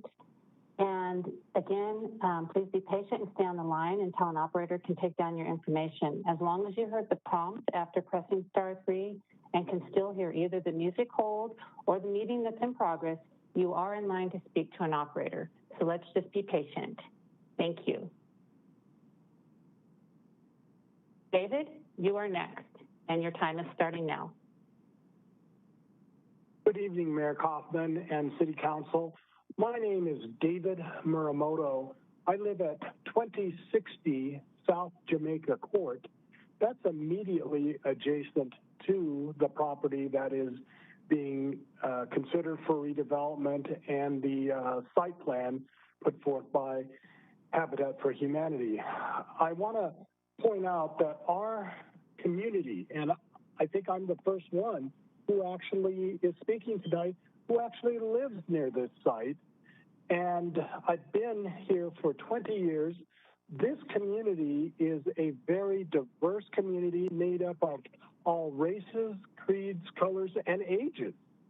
We are really almost the exemplification of housing for all. We have all sorts of folks who live here currently and have tried to attend all of the neighborhood meetings, express our concerns, our feedback, and we really continue to have concerns about the health, safety, and welfare, not just for the folks who continue to live here, but for the people who are coming in.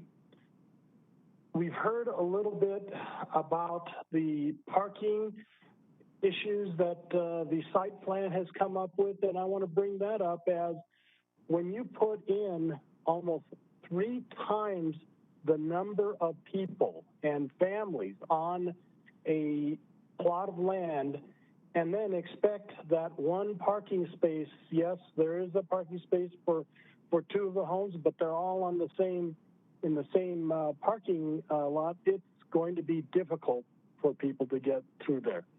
We will experience problems with both parking and traffic in our area, which does not serve the new residents or the older residents as well.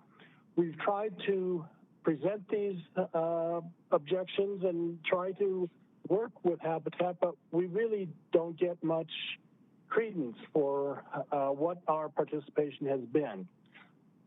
I want to just say that we want to welcome our new neighbors, no matter who they are, to our community. But the way that this particular plan is structured doesn't make sense. I urge you to reconsider and not approve the rezoning and the site plan that Habitat is proposing. I believe that we have petitions that show that 90% of us have these same concerns in the neighborhood. People from other parts of the city have other comments, but the folks— David, you need to wrap up your comment. Oh, really good. You've reached 3 minutes. Thank you very much. Thank you very much for your time. Thank you.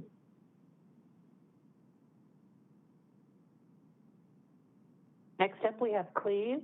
Cleve, your time starts now. Thank you. Good evening, Mayor Kaufman and City Council members. My name is Cleve Dixon. I am an Aurora resident in Ward 4. And I ask that you support Habitat's request for R2 zoning and approval of their proposed site plan at the Mountain View United Church site. I am a member of St. Paul Presbyterian Church, which is out southeast of there, Hamden and Tower, basically. We run a food pantry, and I volunteer there, and weekly I speak with people who are seeking food assistance because they're retired, living on Social Security, or they're unemployed, underemployed, and are often living in grandchildren with their parents, and many in the household, largely because they can't afford adequate housing. It's one of the main reasons they're, whatever they're paying for where they're living is so high that they have to seek food assistance and other necessities. So the addition of affordable housing is crucial to help alleviate this across our city. And I think Habitat for Humanity has a great track record, and I strongly encourage you to support and approve this rezoning and the site plan. Thank you.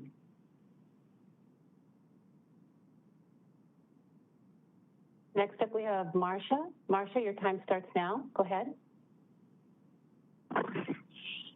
My name is Marcia Hall, and I ask for your support Habitat's request for R2 zoning and approval of their proposed site plan at the Mountain View United Church site. I'm a former Aurora Public School educator. This development will provide much-needed affordable, owner-occupied housing for working families. Many of those are essential workers, benefiting the local neighborhood, Aurora, and the greater metro area. I support this project because this project helps Aurora to meet its goal of 15% of all new ownership units be affordable to households earning 80% of the area median income. This project is an innovative way to use vacant, undeveloped land to address Aurora's housing crisis, where 1 in 3 households are housing cost burdened. Essential workers in our community workforce, like teachers, which I was, police officers, nurses, first responders, veterans, construction workers, are now struggling to afford to live in the city that they work in and call home. I worked in Aurora schools that opened with mainly single-family homes in our attendance area. Students were generally well-behaved, respectful, and courteous and studious. This area, as the area changed and we serviced more students from apartments, we all noticed a change in the students. Many had more behavior issues and trouble focusing. Affordable housing provides a stable environment for children, contributing to improved economic outcomes. In fact, graduation rates among homeowners is impressive. A recent survey showed that 98% of school-age children living in Habitat homes graduate from high school, which is almost 20% higher than the state's graduation rate. 40% of Habitat-owned homeowners actually go on to achieve additional education themselves after purchasing their home. Stable housing will improve the educational outcomes in the Habitat homes. I encourage you to vote for and approve this project. Thank you.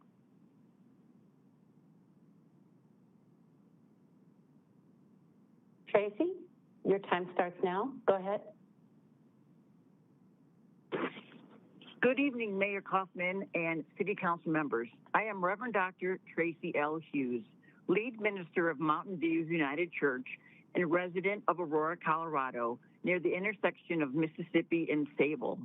Thank you for the opportunity to speak in favor of the proposed Habitat for Occupied Affordable Housing build on Mountain View United Church land. Supporting the 2020 Aurora City Housing Strategy in partnership with Habitat for Humanity is a natural extension of the ministry and mission of Mountain View United Church. We are excited and proud to join you, Aurora City Council members and our mayor, to build beloved community in our city through loving our neighbors by offering our church land for this affordable housing build. Here is a way in which the Habitat owner-occupied affordable housing build fulfills the commitments of the 2020 Aurora City Housing Strategy 5-year plan. The Habitat build addresses the missing middle, which the 2020 housing strategy identifies as households earning 80% of the area median income. Quoted from this strategy, City Council proposes using discounted or donated land with housing units that include multi-unit or cluster housing types that are typically compatible in scale with single-family homes in neighborhoods, but offer slightly more unit density. Habitat's use of duplexes meets the needs of affordable housing of the missing middle, which will provide home ownership options for first responders, healthcare employees, teachers, and residents employed in the retail industry. According to the 2020 strategy, these three industries make up nearly half of all jobs in the city. Imagine the positive impact the Habitat build will have in the city of Aurora in our community. These 20 owner-occupied homes will benefit job growth because families that work in industries that make up nearly half of the jobs offered in Aurora need affordable housing to move to or to stay in our community. Families that have stable housing create stability in neighborhoods they love and in the communities they call home. Mountain View United Church is proud to join with the Aurora City Council and our mayor as you implement the 2020 Aurora Housing Strategy. Together, we can better the community we love. On behalf of Mountain View United Church, I ask that you lead from your heart. Love your neighbors as God loves you. Vote yes for the rezoning and site plan for the Habitat Mountain View United Church affordable housing build. Thank you.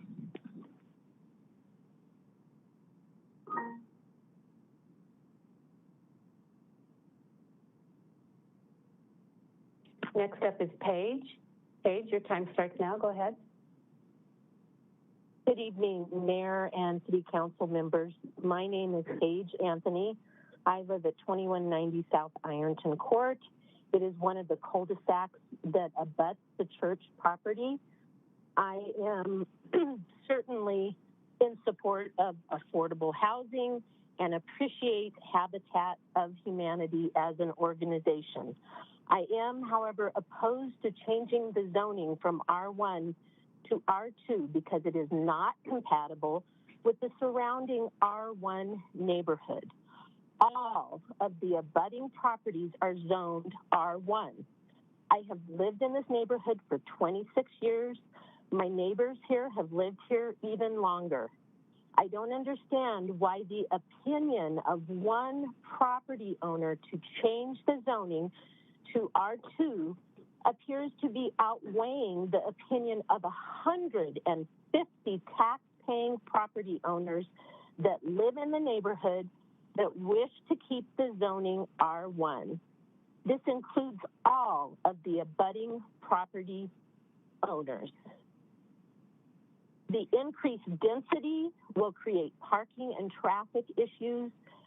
Before it was mentioned about the parking that they're providing, the parking that's being provided are 6 single-car garages, and the rest of the parking will be tandem, so parking behind one another, and that is something that I don't think will work. This is going to be creating all kinds of problems for the individuals and families who will be occupying these homes. It's not fair to them to be able to not give them adequate parking and space for their families. One of the planning commissioners, Gail Jetschik, suggested that we look at the single-family homes that fall into this category that they've built at Lowry. We keep hearing that that can't be done, but how did they do it in Lowry? I would like to know. I think we would be, as a neighborhood, not I think, I know we would be behind helping to build these homes if it stayed R1 zoning. Our consideration, you really need to consider the neighborhood, and that's something that is not being taken into account here, and taking care of the families that we want to welcome into our neighborhood at Havana Heights. Thank you, and I urge you to keep the zoning R1. Thank you. Next up, we have Amy. Amy, your time starts now. Go ahead. Hello. Good evening, Mayor Kaufman and City Council members. I'm Reverend Amy Petray-Hill, and I ask that you support Habitat's request for R2 zoning and approval of their proposed site plan at the Mountain View United Church location. I'm a resident of Aurora. I live at 3729 South Dayton Way, and I am a minister and community chaplain serving families and adults living with significant mental illness and intellectual and developmental differences. In my work with Aurora Mental Health Center and Developmental Pathways, I see the negative impact an ongoing shortage of certified nursing assistants and direct service professionals has on the quality of life for older adults and those living with disabilities in our city. A lack of affordable housing in Aurora contributes to this shortage. And this shortage can condemn children with special needs, adults living with significant mental health challenges or disabilities, veterans, and seniors with disabilities to living in nursing or group homes rather than living and aging with dignity with their families and in their homes. Some of the highly educated, highly motivated social workers, program administrators, therapists, and case managers I speak with every week would like to buy a home in the community where they work, Aurora, but cannot afford to do so. Longer commutes and the stress of high home prices and rental rates contribute to the high turnover. An estimated 39% of essential direct service providers leave within 1 year. And these are the individuals who care for the most vulnerable people in our community. The City of Aurora's 2020 housing plan aims for 15 to 20% of all new ownership units to be affordable to people making less than 80% of the average median income. This group includes the certified nursing aides and direct service professionals we need more of in our city. The partnership between Mountain View United Church and Habitat for Humanity Metro Denver offers a model for creating high-quality, accessible, affordable homes in Aurora, ensuring essential workers can live in our city. Please approve Habitat's request for R2 zoning and the site plan at the Mountain View United Church site. Thank you for your attention.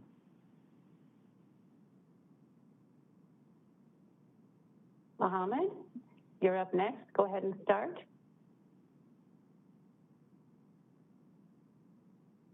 Mohammed, are you there?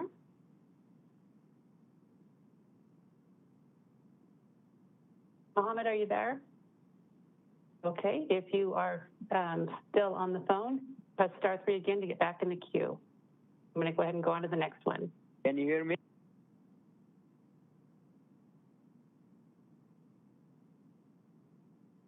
So, Michael, you are next, and your time starts now. Michael Lang. I'm privileged to have this opportunity to share with all of you tonight. I have been a resident of Colorado my entire life. I grew up in what was then a newer community near the airport called Montbello. The housing market, though, has changed so much over the years. When I married my wife in 1995, in that early years, we were always dependent on others for housing. Affordable housing only seemed like a dream for our family.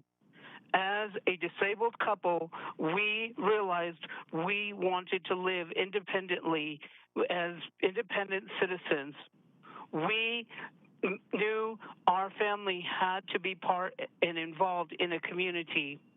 Since I have been a resident now of Aurora through Habitat for Humanity, I have been here 16 years. I have been blessed to have my own home and to be able to raise my family in it. I am happy to have this opportunity, and there are many others like me who need these opportunities. Many times, families have to make the difficult choices of what they're going to give or do, having to decide whether or not to buy food or clothes for your children, deciding whether or not to have medical care or even transportation. Families are facing all these different choices every day. Please, our world is a changing place with unique challenges. Every day we see differences, but the sad fact is we still don't have affordable housing for many people who still need it. It's a stability factor that we need for our communities. I count it a blessing to have a home and to be able to have raised my family. I am very lucky to have neighbors and a community that looks out for me and helps me.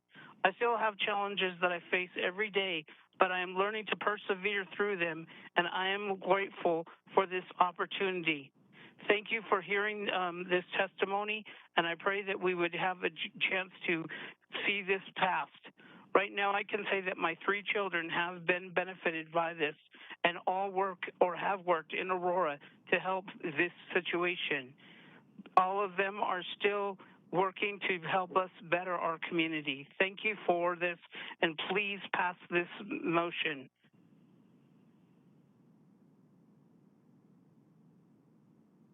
Hello, Carol. Carol, your time starts now. Carol Brodeman. Thank you. Good evening, Mayor Kaufman and council members. My name is Carol Brodegum, an Aurora resident. I ask that you support Habitat's request for R2 zoning and approval of their proposed site plan at the Mountain View United Church site on East Evans and Joliet Street. The site plan provides for 20 homes in the affordable housing market range for families up to the 80% medium income. It aligns with the 2020 Aurora City Housing Strategy for increasing housing for essential workers in Aurora. As you know, there is little housing available for purchase, period, in Aurora.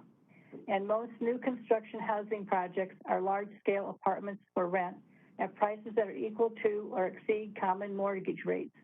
Paying high-cost rents along with very high costs of houses keeps families in rental properties, making it unlikely that purchasing a home becomes a possibility. It is widely known that families who own their own homes are more invested in the community in which they live than those not owning their own homes. It is desirable for those adults working in a community to live as close to their work as possible. This project offers those opportunities for essential workers in Aurora. The project has been conceived in collaboration with Habitat for Humanity and Mountain View United Church, which owns the property. Habitat has successfully built 139 homes in Aurora since 1989. Their architects have interviewed neighbors and studied the neighborhood architecture. The site plan fits the size of the structures with the footprints of existing homes and compatible architecture. The Mountain View Community Homes Project opens an opportunity for 20 families to own their own home and is in alignment with the Aurora goal of having 15 to 20% of all new homes for purchase being in the affordable range of family income of 80% of the median income. I urge you to support the R2 zoning and the site plan. Thank you.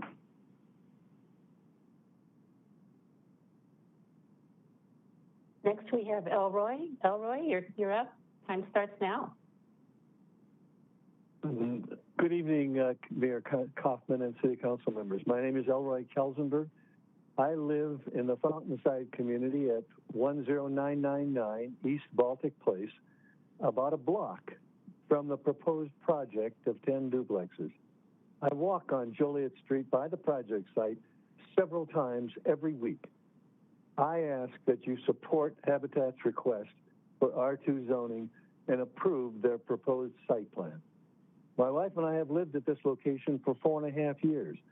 I personally have helped build Habitat homes, not only in Aurora, but in Arizona and South Carolina. I know the needs of those who are fortunate to have been selected for a Habitat home, and I know how hard they work to build their home and how proud they are to enjoy their own residence. There's been some misinformation about Habitat homeowners being untrustworthy and attracting crime. Those claims are not only wrong and insulting, they totally fail to understand the quality and trustworthiness of these homeowners. They have worked incredibly hard to secure a homeownership opportunity. As we all know, there are far too few for sale homes in this for city workers with family income of $80,000 or less. The city needs projects like this, projects which aim to provide affordable housing for low to moderate income neighbors. Without such housing opportunities, purchasing a home in the current housing market is nearly impossible. As a close neighbor to this proposed project, I firmly believe it is consistent with the mix of housing in the Havana Heights neighborhood and has been carefully designed with attractive housing units as well as on-site parking and safe streets and walkways. I do not see either parking or the number of units as imposing a traffic problem.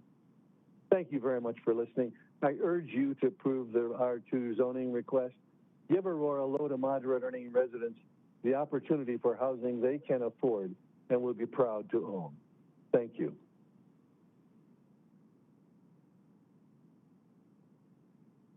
Hello, Brenda. You're up next. Brenda Rivard. Hey, good evening. My name is Brenda Rivard, and I'm speaking for both my husband, Bob Rivard, and myself. Our address is 2080 South Jamaica Court. Our house is on the corner of East Evans and Joliet Street, which is adjacent to the lot being discussed in this plan. We strongly oppose the requested R2 rezoning and site plan. Our biggest concern is the number of people and vehicles that will be crammed into an area that's smaller than the size of our cul-de-sac. Only 6 of the proposed homes will have a single-car garage. The other 40 to 75 vehicles on the site will have to park in front, back, and small single-lane driveways or on the streets.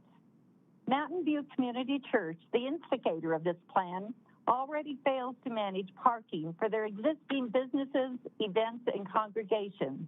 Parking regularly spills into the streets and has caused numerous issues.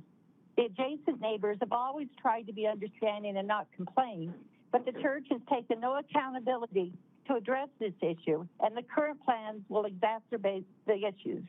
Habitat and Mountain View Community Church claim they have met with and incorporated community feedback in planning this work.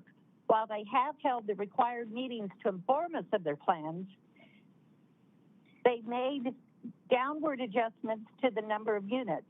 They have worked against and apart from the community in every stage. They are seeking to redefine our neighborhood. It's very revealing that when they speak of the community, they only reference the proposed community and new residents rather than the existing community and current Aurora residents. It's as if we aren't even there. They even call it a different name, Mountain View Community versus Havana Heights Community. Many of my neighbors have lived in the Havana Heights area for 20 to 30 years and purchased here because it's a quiet, rural-feeling community with the knowledge that the lots around the community were all R1 zoning. Our community is very ethnically and financially diverse. Homes of the adjacent neighbors range in the size from 2,000 to over 5,000 square feet, but are all single-family homes. Changing this neighborhood's makeup and zoning is not in the best interest of Aurora and is not in the best interest of our community. It's being done to meet the specific designs of a church who would struggle to connect with our community. In recent years, the cost of land has helped drive up home costs and help make them unaffordable. The church is donating or leasing the land. Habitat could build single-family homes with garages within R1 zoning, and the homes would still be more affordable. While we totally support Habitat for Humanity and their mission, the type of units being proposed in this plan will not attract long-term homeowners to become part of an Aurora community where their children can live and play safely. All we Brenda, ask you is need that to the wrap up zoning your remain comments. and the Habitat for Humanity built homes compatible with the neighborhood. Please disapprove the request to rezone this property, and please disapprove the current site plan.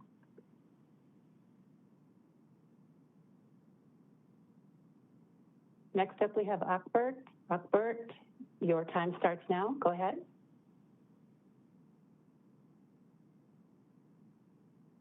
Akbert, are you Good there? morning. Are you perhaps on mute?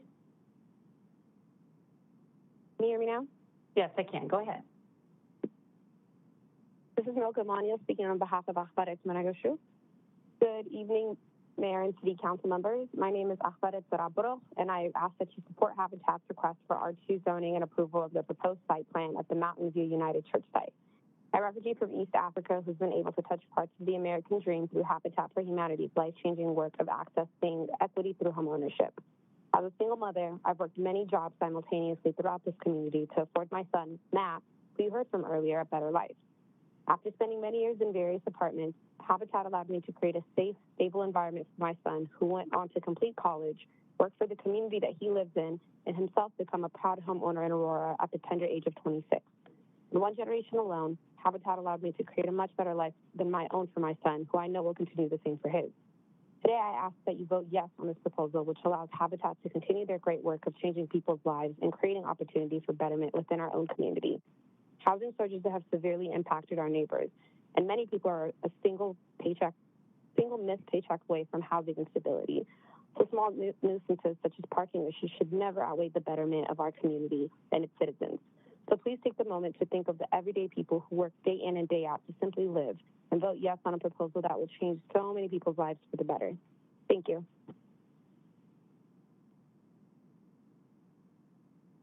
Next, we have Barbara. Barbara, go ahead. Hi, this is Barbara Marl. I welcome Mayor Kaufman and the City Council. I am Barbara Marl, and I live at 2160 South Ironton Court. I will make mine short. I agree with Paige Anthony and the other lady that spoke against the rezoning. And my question, though, is I understand that the homeowners will not own the land. They will only own the homes there. So my question to anyone who can answer it, who pays the property taxes and the land taxes? Because we pay our taxes, and I'm wondering who's going to pay the taxes. I know churches get a break on the land, but who is paying the taxes on these homes?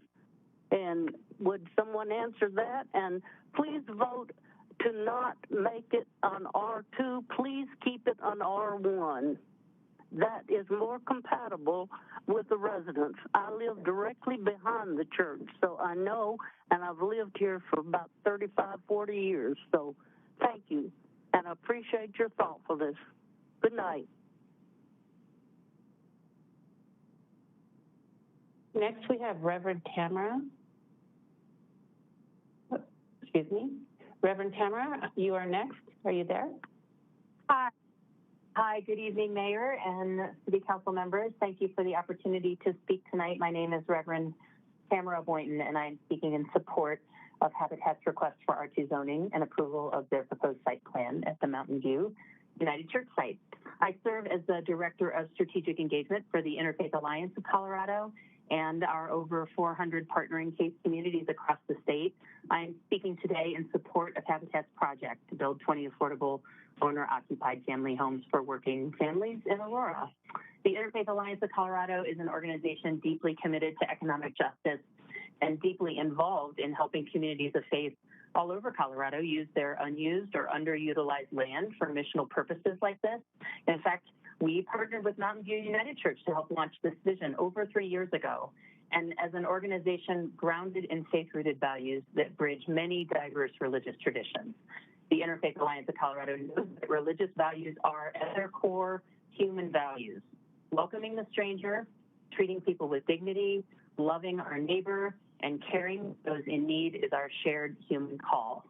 It is the moral responsibility of government, of communities of faith, and truly of each of us to say yes when creative and passionate people like those at Mountain View United Church commit their resources to serve our neighbors on our behalf, commit their resources to serve our neighbors on our behalf.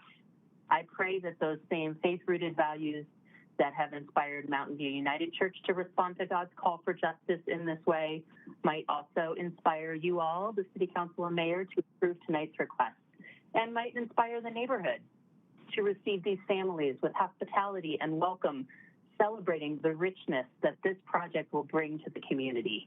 Homeownership, community investment, and gratitude are the hallmarks of the Habitat for Humanity model, and this project will benefit Aurora and the wider metropolitan area for decades to come. Although the need for affordable housing existed long before the pandemic, as the impacts of COVID-19 continue to widen, we know that housing insecurity will be one of the long-term escalating costs. And forward-thinking communities like Aurora that address this concern on the front end will save money and lives in the future. So to each of you on the Aurora City Council, the Interfaith Alliance of Colorado Network is grateful to you for your service to the Aurora community, and we urge you to vote yes in support of Habitat's rezoning request and site plan tonight. Thank you so much for your time.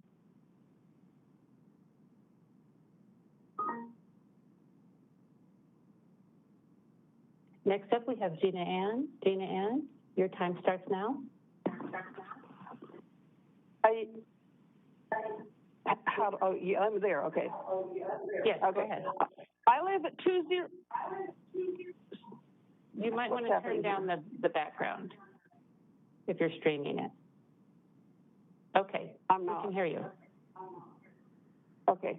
I live at 2077 South Ironton Court, one house away from the site. And first off, I'm very impressed with the number of scripts that Mountain View and Habitat for Humanity have managed to distribute to people who have no impact from this rezoning and poor site plan. I'm really impressed with how many people who have nothing to do with this area think that they know best how we should live our lives, et cetera, et cetera. We are not against affordable housing. We are against this affordable housing. This is not Jimmy Carter's Habitat for Humanity. There will not be homeowners building their homes. They will not own the property. There is no HOA to make sure that everything is taken care of.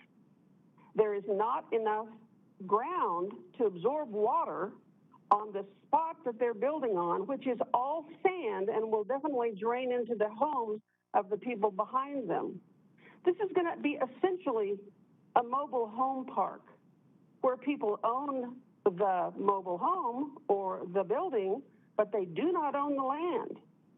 And when they move, they have to turn the house back to Habitat for Humanity and get whatever Habitat decides that they deserve to take on to their future endeavors. We don't even know what that is or if there's a formula because they won't tell us. So this is not just for our own benefit that we're complaining. We also believe that the people who are going to be moving in to this neighborhood as it is planned are buying a pig in a poke. They have no idea what they're going to be getting into and how hard it's going to be to get out of. So I think you all need to understand that Habitat for Humanity isn't the old Habitat. They've joined with Colorado Community Land Trust, and all the rules have changed. And if you are not aware of this, you are talking out of the side of your mouth that doesn't know what the other side of your mouth is saying. So all of you who live far, far away and just think this is a fabulous idea, you really have no idea how bad this is going to be, not just for us who have lived here a long time and taken care of our properties, but for the poor people who are going to buy in there, realize there's no storage, there's no ground, there's no place for their children to play. There is a park, but with all the added traffic, I wouldn't let my kid cross that street. We need you to wrap up. For all of you out there who just think this is such a wonderful idea, you don't have all the facts, and I appreciate the fact that you all want affordable housing, and we're perfectly fine with that. We just don't want this affordable housing. Okay, thank you, Mayor, and thank you, City. Hello, Mabel, you're next. Go ahead. Mabel? Hello, yes. Hello, we can My name go is ahead. Mabel. Okay, perfect, thank you. My name is Mabel, and I'm reading my proxy for Sue Ryden.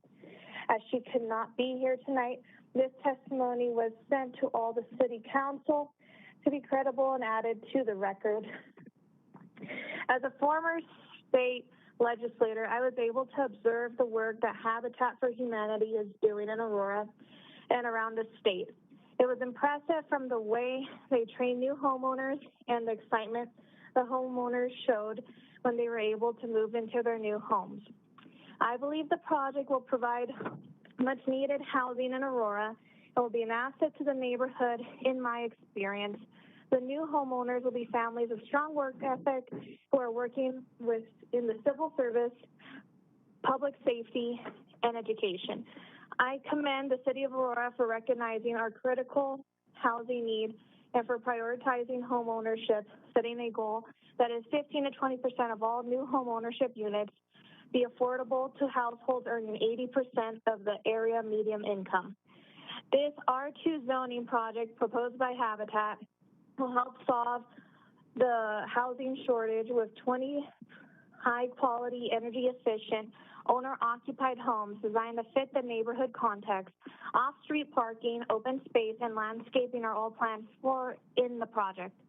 Please vote in support of Habitat's request for R2 zoning on the Mountain View United Church site. Thank you so much, Sue Ryden, the Honorable Sue Ryden. Thank you.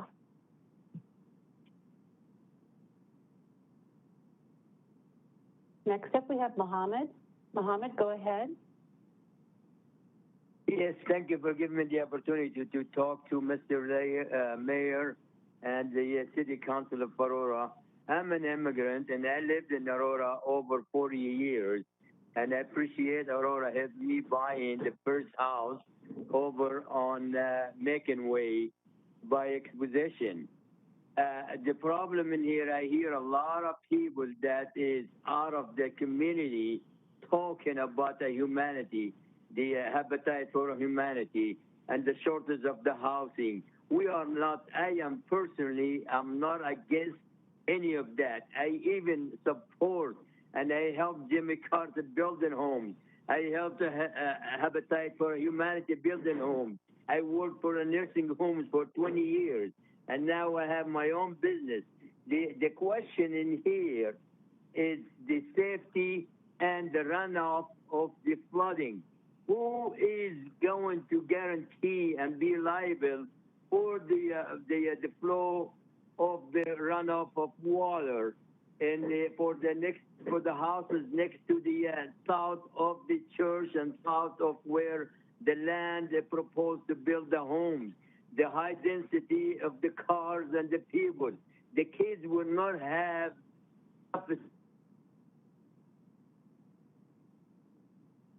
parents, an immigrant from Africa. I worked until I got to where I lived in here. My kids grow up in this community because they could get out and play and walk safely. Now the park and visit other humanity and see where those people they park their homes on the street. There is not enough parking and safety. Secondly, I would like to know who's paying the taxes and what is the land, the people who is going to own the homes. Are they owning the land? Are they be able to sell the homes? That is not the dream home. This is like you rent an apartment, renting a small house.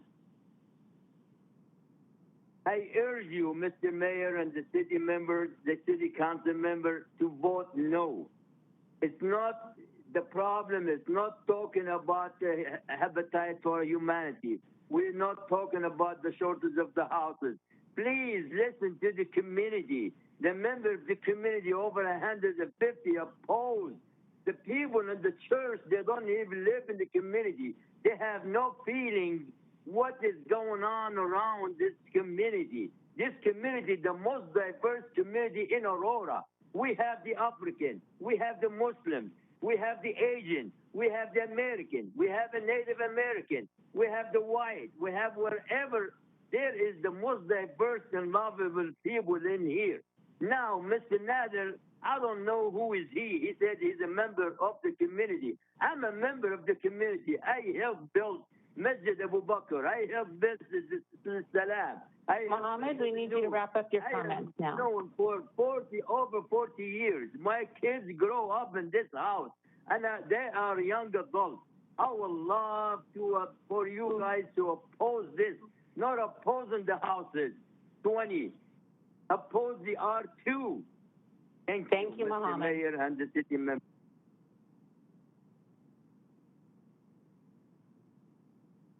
Hi, Jerry. You're up next. Go ahead. Okay, am I there? Yes, you are. Go ahead. Okay, I wasn't sure if my time was ever going to make it. My name's Jerry Levine. I live at 10801 East Warren Ave. I own almost an acre directly south of the church property. So I'm abutting the property they're talking about affecting.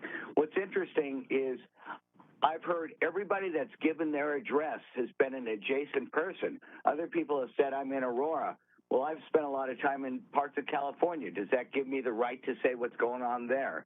Everybody that's adjacent has spoken against changing the zoning from R1 to R2. I am definitely against the change in zoning. That's not the way this neighborhood was designed. I've owned my property for about 45 years now. I've watched where my two of my adjacent neighbors had horse property. I used to have horses directly next door to me. My back lot was considered a horse property because it was adjacent. I've watched changes. I've watched cul-de-sacs come. I don't think it's fair that, you know, you've got so many people that are scripted, and I'm sorry, I don't sound as prepared as some of these people because nobody sent me a script of what to say. I'm saying, speaking from the heart as a homeowner that's owned his property for over 40 years, and I don't think it's fair that people come in and just tell us what we should be doing. I support Habitat. I have helped with a Habitat project in Colorado Springs about 15 years ago. I support affordable housing. I mean, there's all sorts of things that can be done, but it doesn't have to involve a rezoning. If they need to be that greedy that they need to go for 20 units when they could build the 10 structures and have it with 10 units, then I don't have a problem with 10 units. I have a problem with the 20. There will be a problem with parking. There's already a problem on Warren, which is basically a desolate street most of the time. But like on Fridays and Saturdays, we get overflow parking from businesses that are up at Iliff in Havana or at Warren in Havana. I just don't think that this is fair to the existing neighbors. And also, once again, everybody that's given their address has spoken against it, and everybody that's given their address is directly adjacent to the project. So once again, I've emphatically hope that you, council and mayor, vote against the rezoning, vote against the change to R2, keep it at R1, where this neighborhood was designed and built around. Thank you.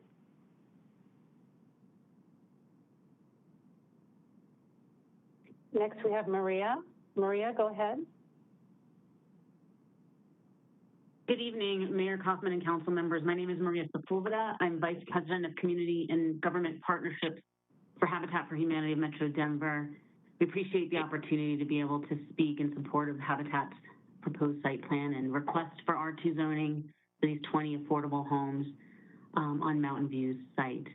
Before I continue, I do want to note that there were about 34 support letters that are part of the record, but they weren't included in the council packet, and they reflect a broad support from organizations, including the African Leadership Group, NAACP of Aurora, Together Colorado, Housing Colorado, Aurora Mental Health, YIMBY, and over 100 faith leaders. So as Corey described, after several meetings with neighbors and community members, Habitat meticulously designed the site plan you're reviewing to meet Aurora's historic affordable housing shortage, where essential workers are housing cost burdened, as you've heard. Home prices have skyrocketed to record high levels, even during this pandemic, while wages have stagnated. And even as of September 1st, we saw that there were only about 70 homes that were offered for sale at less than $300,000. And that's the price affordable to Aurora's essential workforce. So that's the reason for this plan, this well thought out plan. Habitat's expertise in building homes, for sale homes, spans over 40 years, as you've heard. And in this time, we preserved over 1,300 for sale homes, affordable for sale homes in Aurora alone, 139. And our homeownership programs are transformative. You can't build equity or intergenerational wealth by renting. And these homes provide high quality, energy efficient for sale homes that will remain affordable for 99 years using the land lease model. And I just want to make it clear, families who buy these homes will earn equity. They can count on a fixed rate affordable mortgage payment rather than the volatile rent payments that can spike out of control. And this equity can be invested in family members' education, as you've heard some homeowners say today, their health care, starting businesses, and even helping that next generation buy a home and build equity of their own. Just to be clear, these Habitat homeowners do pay taxes on their homes. They can sell these homes, and there hasn't been much difficulty selling these homes because there are so few homes affordable to working families. So I just want to make it clear, Habitat homeownership programs are not a handout. They're a hand up that makes the American dream of homeownership a reality for so many hardworking families in our communities that work hard using their own sweat equity, helping to build their home and their neighbors' homes. They take a dozen home buyer and financial education classes to qualify for these homes, which prepare them for the financial responsibilities of homeownership and a deep pride of maintaining these homes and the principles of being a good neighbor. So we've been really extremely thoughtful in reviewing the city's plan. Maria, we need you to go ahead and wrap up. And we ask for your support. Thank you.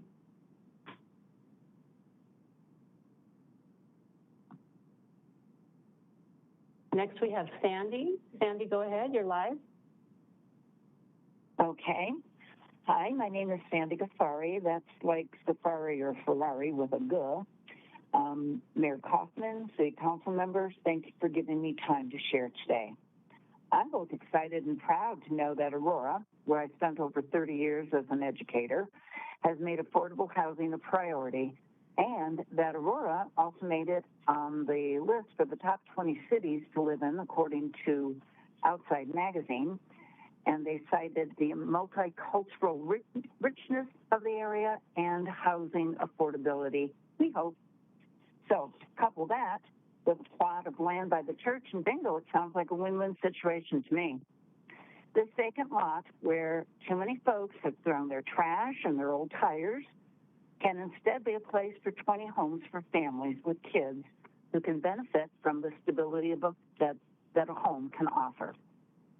On a more personal note, one day in Safeway, I heard a voice. Mrs. Safari, Mrs. Safari, remember me?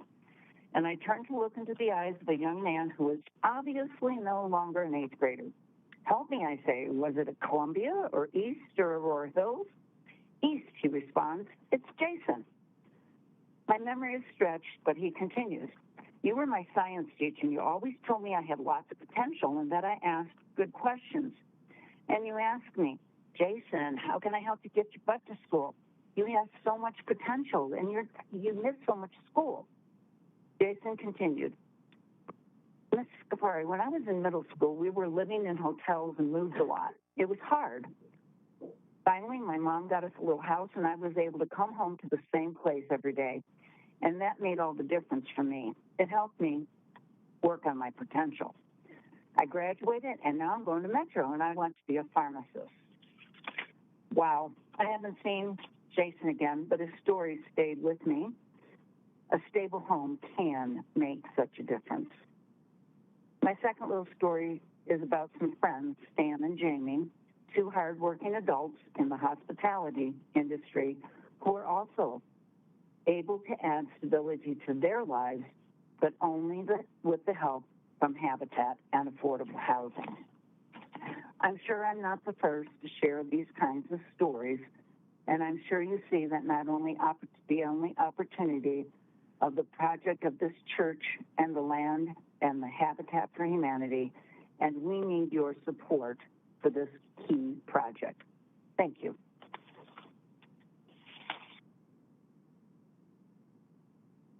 Barbara, you're up next.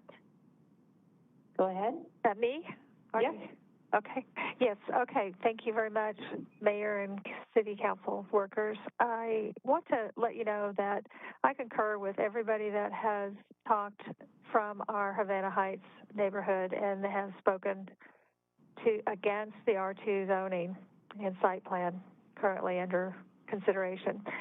There's so many reasons, and you know, I live at the end of the cul-de-sac directly opposite of the planned site's cul-de-sac. Very, very visible. And I know that when these structures go up, there's not enough storage for their personal items, for instance, then they start storing things around the sides of the house, on the other side of the house. It starts becoming a very unsightly scene. And there's not enough storage to accommodate that.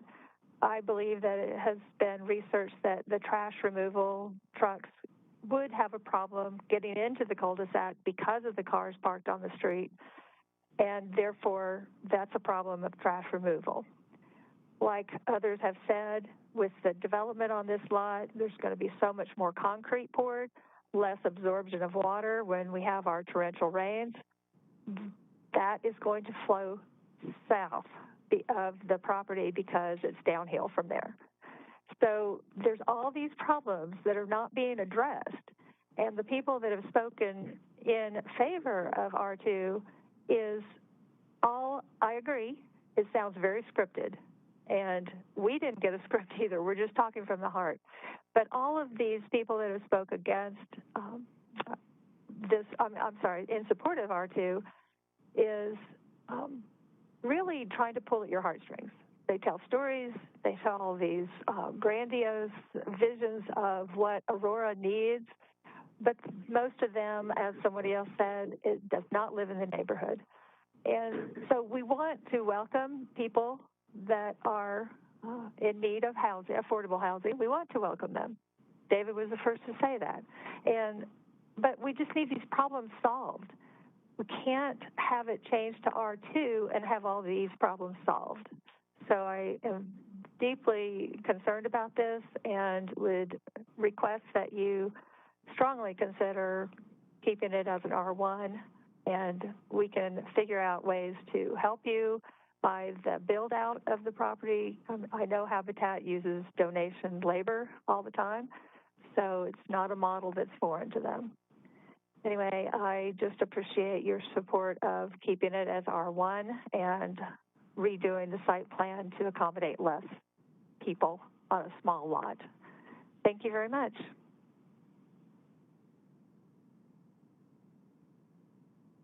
Next, we have Mariella. Mariella, go ahead. Thank you. I'm here reading by proxy of Habitat homeowner for Hara Morales, who couldn't be here today, but whose letter has been submitted to every city council member for the record. My name is Farhana Morales, and I have earned my Habitat home in 2006. I say earned because Habitat does not give away homes, but rather they partner with people like myself to work numerous sweat equity hours to get a home. I had to pay a down payment for my home, and I have a mortgage. Since 2008 and until now, I have built a large amount of equity in my home and have been able to establish a safe and consistent place for my family to call home. In 2006, I was living in the basement of someone else's home. This was not conducive to raising my children. I could not qualify or afford a home the conventional way due to many issues that people in Colorado face when it comes to securing affordable housing. Not only have we enjoyed a place to call home, but my life and my family's life have changed tremendously. Habitat, by helping me secure a home, impacted my life, career opportunities, and educational opportunities. Our Habitat home is a mixed income area, so initially the community did not want us there. It broke my heart to think that I was not going to be accepted enough as a neighbor. Fast forward, and our 30-plus Habitat homes still exist, and our children are flourishing. The fears of those who did not want us there in their community were completely unfounded and had no basis. My Habitat home has transformed my family's life in numerous ways. I have gone from being a low income to working a six-figure job. My daughter is in her first year at CU Denver in a bioengineering program. My son is a Lockheed Martin apprentice in his last year of high school, looking to go to CU Boulder. Both children thrived in Cherry Creek school districts. I myself went back to school and earned a bachelor's in informational technology from the University of Denver, and most recently completed my master's in finance from CSU. So tell me now, am I not worthy of Habitat helping me help myself and you welcome me into your neighborhood? Would you have preferred I stay poor and had no opportunities to excel? I think when you truly understand Habitat is not a handout, rather a hand reaching out to families like mine up, you will emphasize and want people like me in your neighborhood. Sincerely yours, Farhana Morales.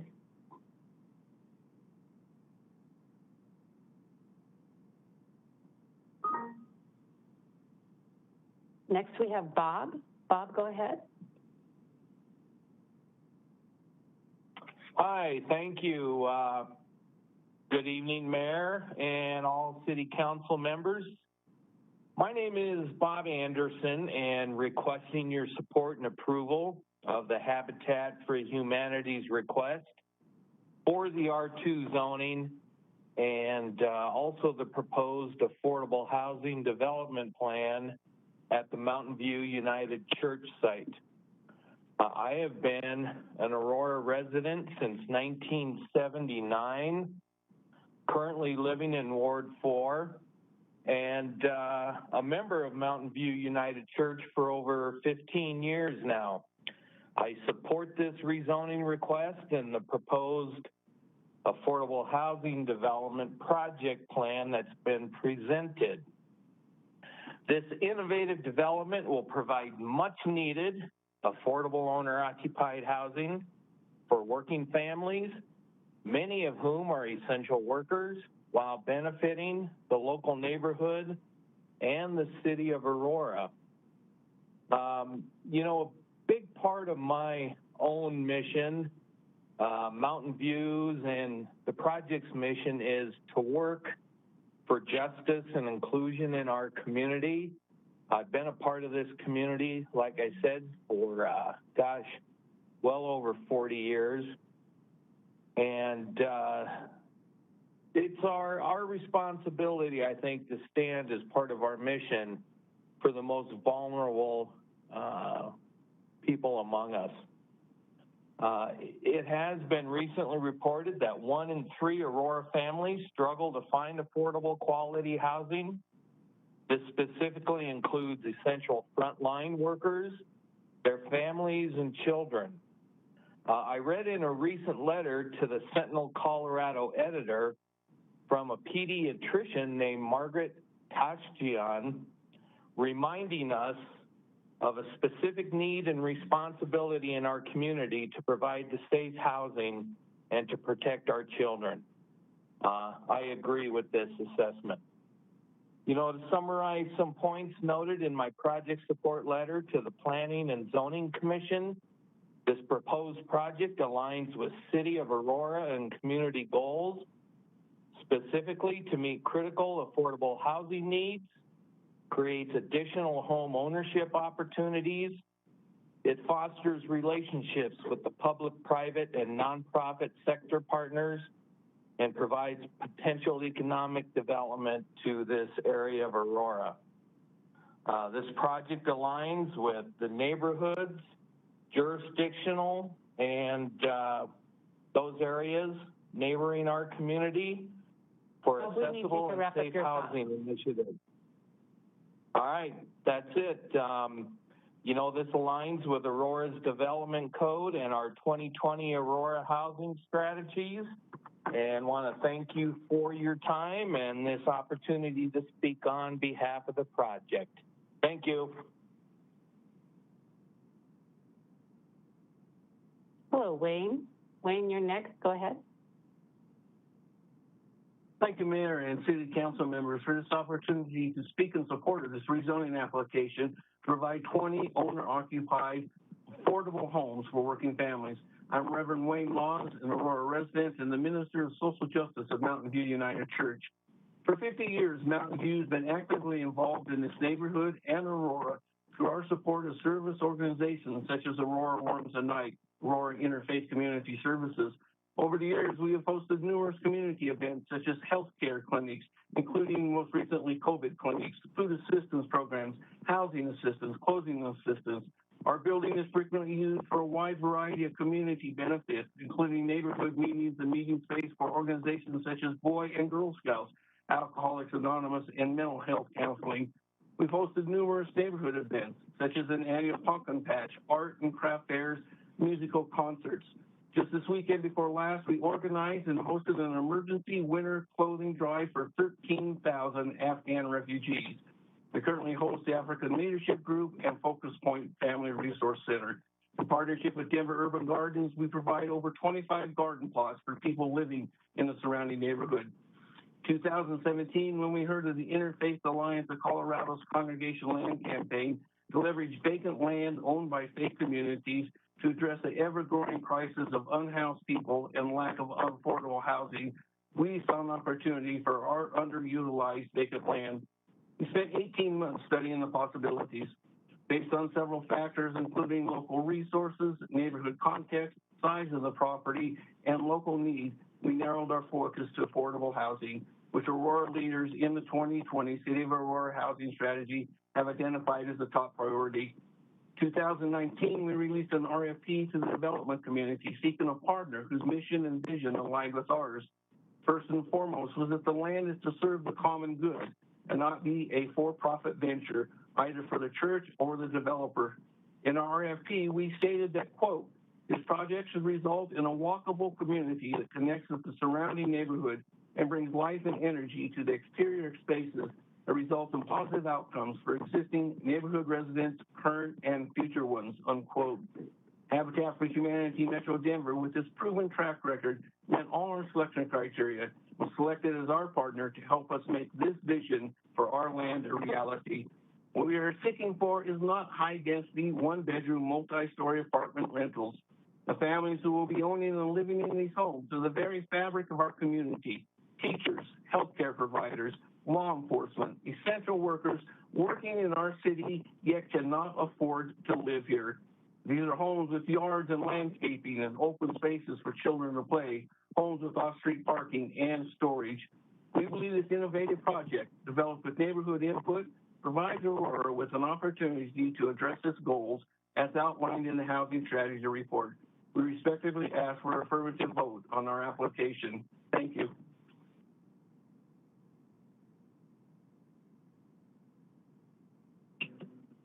And Molly, you're next. Go ahead. Whoops, hold on one second. This is Molly Markert. I represented Ward 4 on Aurora City Council up to 6 years ago. I don't live in the neighborhood, but I have walked it door to door to door many a time, and I'm glad to hear so many of my friends and neighbors. When council's over, I'm kind of speaking to council here. When your term's over, you go back to an ordinary life. What happens is you drive around and you see things that you were a part of. You got this zoning done. You went to this commemoration. You did this dedication. Sometimes celebration, sometimes traumatic memories, but time marches on and you get to see the work that you've done. This is exactly something like that. This opportunity right now is something I always wanted to accomplish in my ward, and the stars didn't align, but they have now. And it's your opportunity to make 20 dream homes safe and secure for families, and most importantly, for their kids. This is your chance to seize the moment and make history. This is what City Council should do best. You get to make new jobs. You get to offer hardworking families the ability to pay with their sweat equity and to have a new life better than they might have ever dreamed possible. Listen to the testimony we've already heard. If that isn't tugging at your heartstrings, it is because it's true. You get to improve an area that's vacant and replace it with land, litter, with roofs and walls that bring stability and success. Most importantly, you get to do what is right for now and into the future. I, too, strongly urge you to support this rezoning and this plan. It'll all work out just fine. Thank you.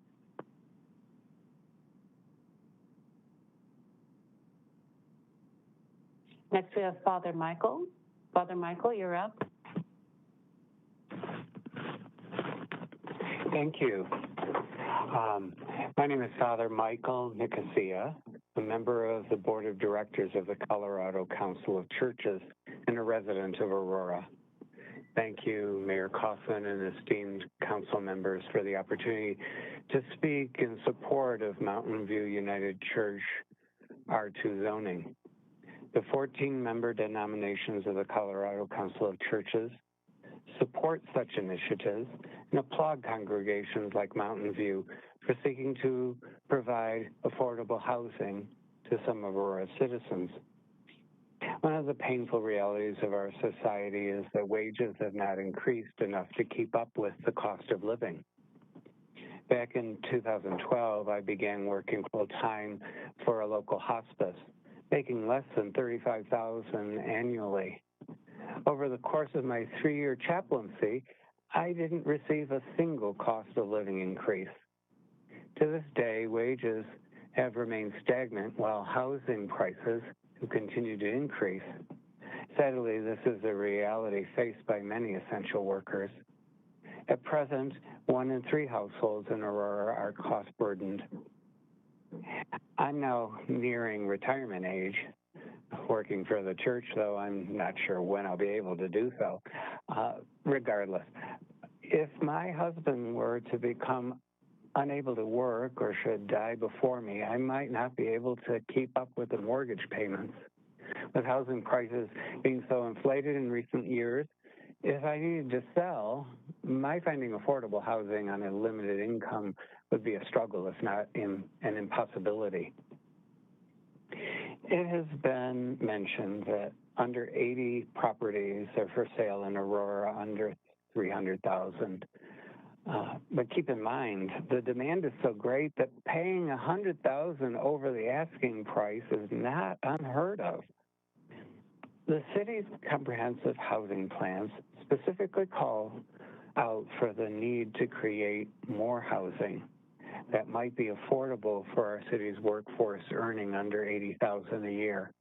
I'll admit that even that threshold would be out of reach for many. The Mountain View project and others like it would be an invaluable good start. True, The number of homes proposed may warrant some adjustments on the part of the surrounding neighborhood, but my hope is that we can embrace sacrifices made for the common good. I and my colleagues of the Colorado Council of Churches support this project. We respectfully request your affirmative vote on the proposed site plan and rezoning application. Thank you for considering this matter as it impacts the well-being of our citizens and ultimately our entire city.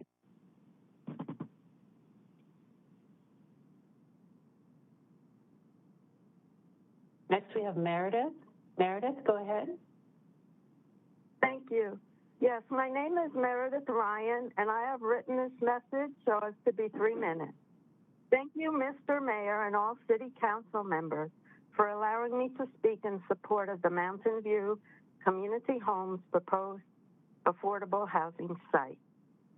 I feel that Mountain View United Church is working proactively on behalf of all Aurora residents in offering its long-held undeveloped land for affordable housing. I feel strongly that Aurora needs to build back a solid and strong middle class. Constructing these affordable homes will help in that effort. I expect that these new residents will work well with Habitat to ensure that they maintain their properties with pride and be an asset to the local business and retail community, as well as being gainfully employed within our metro area. The homes will generate equity for their owners, who are free to sell, and new owners can continue to have affordable mortgages throughout the length of the ground lease. Studies show that this does not lower the property values of other residences in the area. These homes will support and encourage a healthy economy for Aurora going forward. They will be homes available for families with children who are being educated here. This is a plus for the social health of all of the city. In addition, this local school district has room for new students. Mountain View United Church and Habitat have engaged with Havana Heights for several years to revise the site plan responsive to neighborhood concerns. The development is now for a cul-de-sac of 10 duplexes of 1 and 2 stories. The project includes green space. Denver Urban Gardens will work with Habitat to keep its garden plots within the overall space.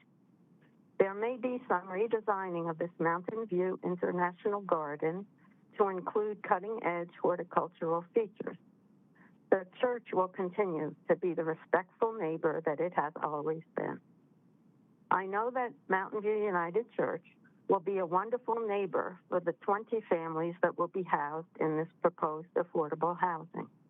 Habitat and everyone involved in its development will certainly work constructively with the City of Aurora in achieving this humble affordable housing goal. I ask that the City Council and Mayor Kaufman approve this rezoning application and the site plan. Thank you.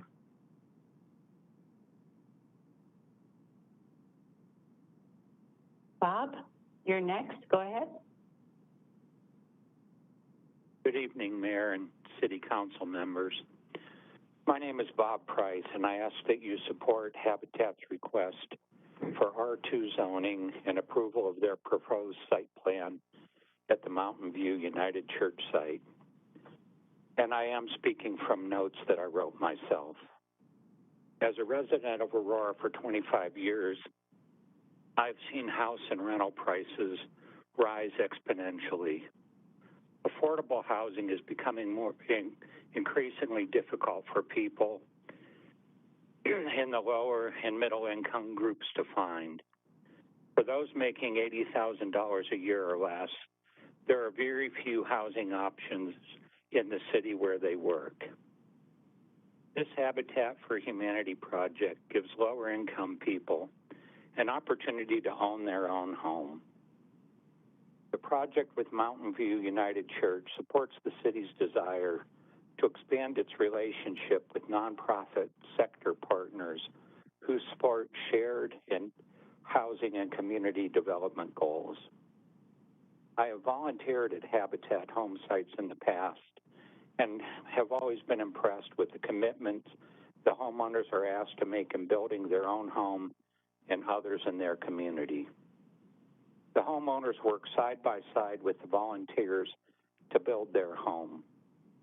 This commitment gives the homeowners a greater stake in their home and their neighborhood. Habitat gives families and individuals the opportunity to live in safe, affordable, and comfortable homes. The homeowners I have met are always thrilled to become homeowners and are highly appreciative of their new home. Mountain View United Church has generously offered this current vacant land to meet the city's need for affordable housing.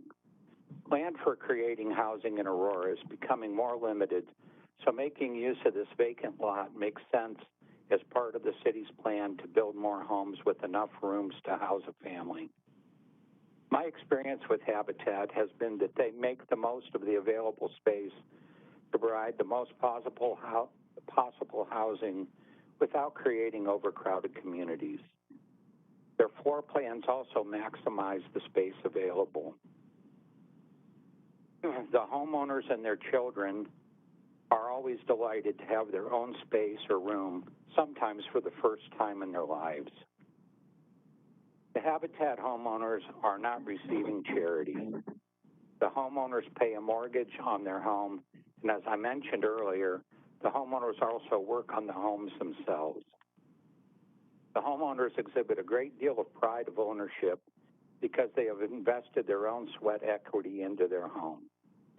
This is something many homeowners have never experienced, and they don't have the same connection to their home that a Habitat homeowner has. I'd like to ask a question of my own. Would there be resistance to this project if it was being built by a developer instead of Habitat for Humanity? I sincerely hope you will approve the Mountain View United Church and Habitat for Humanity R2 zoning request. Mr. Mayor and members of the council, I would like to thank you for allowing me to testify on this request.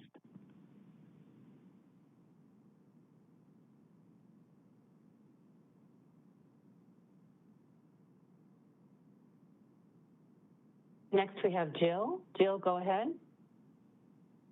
Hi, good evening, Mayor and City Council members. My name is Reverend Jill Vanderwall, and I ask for you to support this Habitat request in the R2 zoning.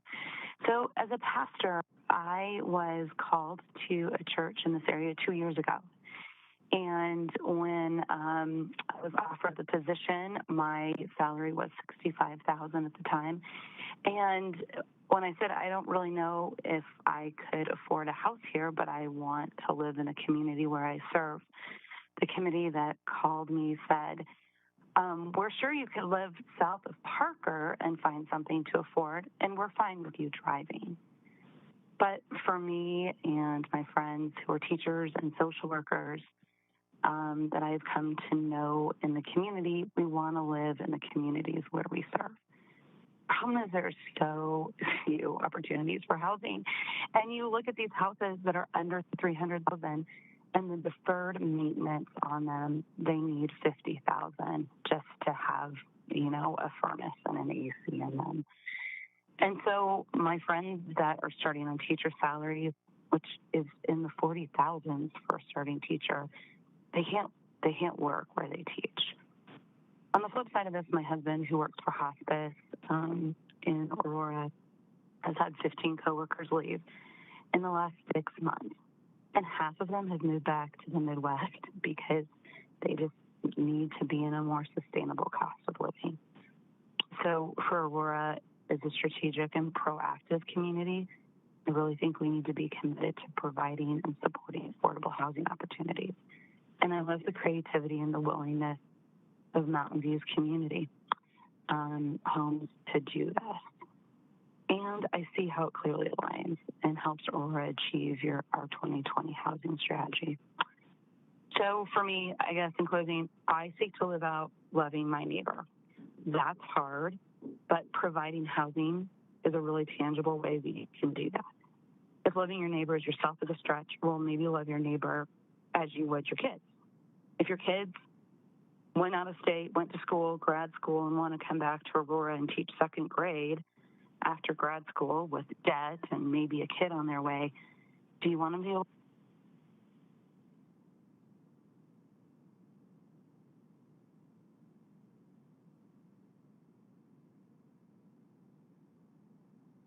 Jill, are you still there? Jill?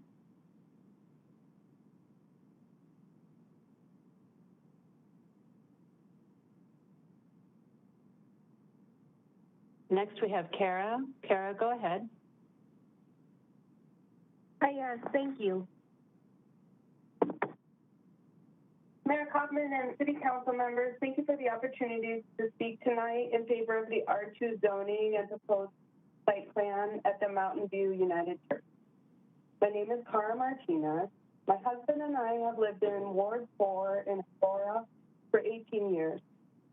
Our home, lies between Havana Heights, where the proposed Habitat housing units will be created, and 3 nearby elementary schools, along with the Overland High School and Prairie Middle School campus. Children living in the proposed affordable housing development will have the opportunity to attend these excellent public schools. As others have stated, there's a variety of mixed housing in the broader community. Housing prices in this area have more than doubled over the past decade. And while that is a boon for established homeowners like ourselves, we are aware that this poses a serious challenge for renters and creates barriers that are difficult, if not impossible, to surmount without support for would-be homeowners at low to middle income levels. As has been demonstrated in the City of Aurora's own housing plan, the presentations and testimony given tonight, the issue of affordable housing is becoming even more acute, and we agree that multiple solutions are needed. This project aligns with the Aurora's comprehensive plan and housing strategy to provide units featuring 2 or more bedrooms, child-friendly amenities, and opportunities for families with children.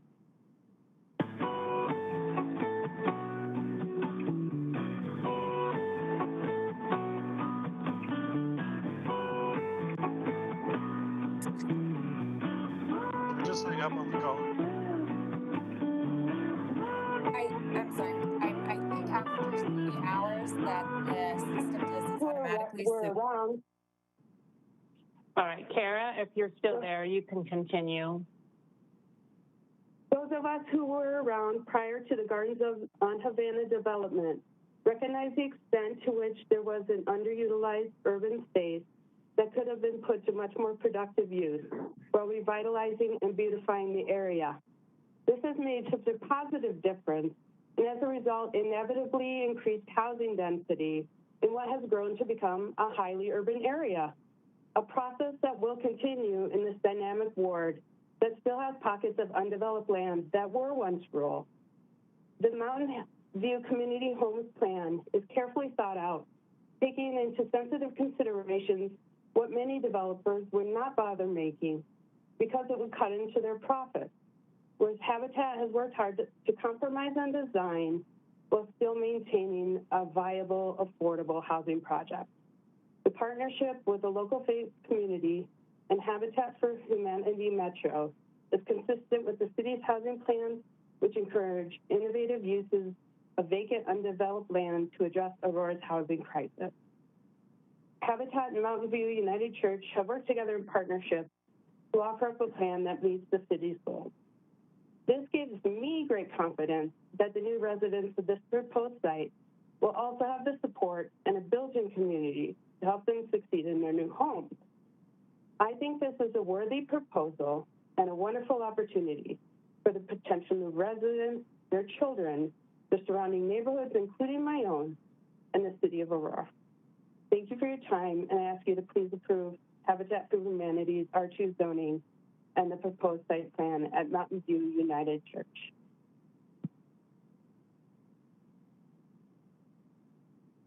Hello, Arnie. You're next.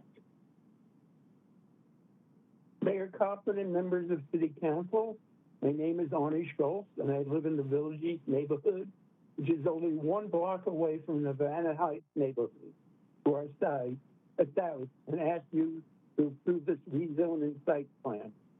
There's been a lot of talk by city council members, advocates for unhoused and affordable housing, and in the media about the desperate need to afford housing in Aurora. About a third of Aurora's households are housing cost burdened, meaning that they are one financial emergency away from housing instability. According to recent census data, Aurora is the 12th most housing cost burdened city in the country, with 40% of all households in Aurora being housing cost burdened. The city has recognized this homeownership gap in their housing plans. The city's comprehensive and housing plans specifically call out the need to create more for sale housing affordable to our city's workforce earning under $80,000 a year. The City of Aurora's 2020 housing plan prioritizes homeownership as the solution, setting a goal of 15 to 20% of all new ownership units to be affordable to families making less than 80% of median income. The City of Aurora's comprehensive plan and housing strategy sets forth goals to provide affordable housing units that are created to have 2 or more bedrooms, child-friendly amenities, and to provide opportunities for families with children. This plan meets the housing goals identified by the city. The project aligns with Aurora's UDO, calling for more diversity in housing types and layouts in residential and mixed-use districts. I'm really impressed by how Habitat and the church have worked together in partnership to offer up a plan that meets the city's goal by constructing 20 homes that incorporate building materials and colors that are compatible with the existing neighborhood. I want to finish with a comment included in the mayor's post on Facebook yesterday after visiting a Habitat for Humanity site in Denver. And I also want him to recuse himself because he, in that post, he said he would vote no on this, and that's not allowed. He said it was, quote, characteristic of the absence of a homeowners association to take responsibility for common areas, end quote. I am insulted by this because neither Havana Heights nor Village East has an HOA, and both are beautiful neighborhoods. An HOA is not required in either of those neighborhoods or on this site because they have no common space. Maybe you need to read the law. Arnie, you need to wrap up your comment. I'm asking you to vote. If for these reasons more that I'm asking you to vote in favor of this development application, rezone and site plan. Thank you. Thank you.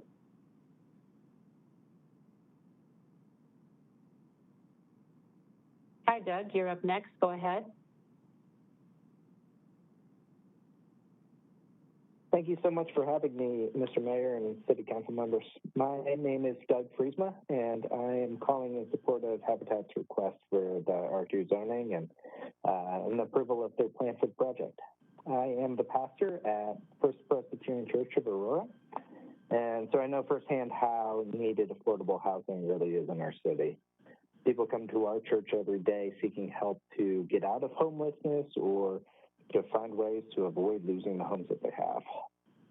People struggling with homelessness come to our worship services each week, and members of our church have even opened up their homes to share space with people who cannot afford to have their own house.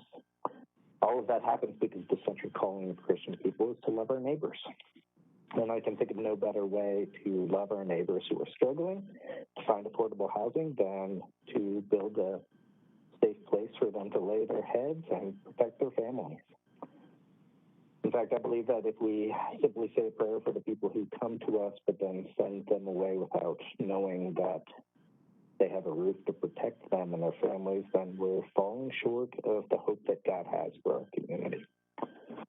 That's why I'm so grateful for Habitat and for the Mountain View United Church.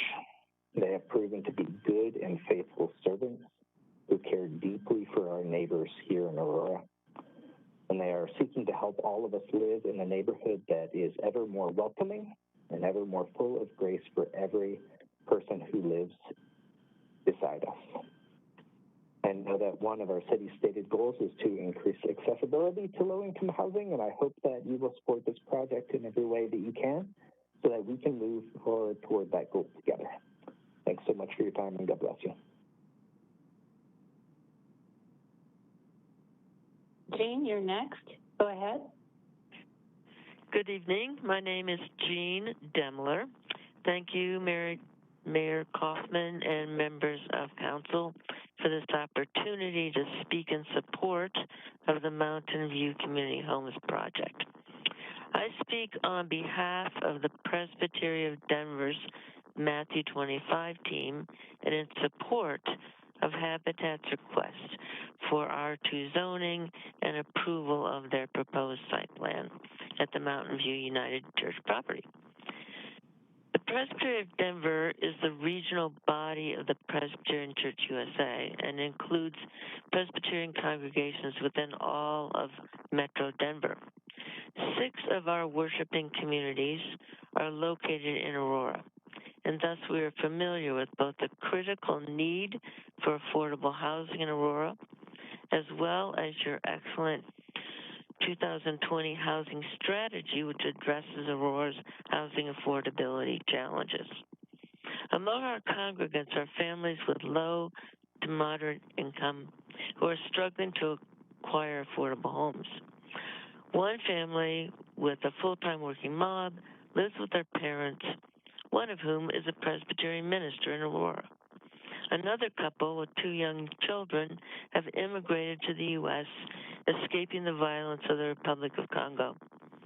While the husband and father in this family works long hours and likes his work associated with the Anschutz Medical Center, he has little hope of owning a home near his employment.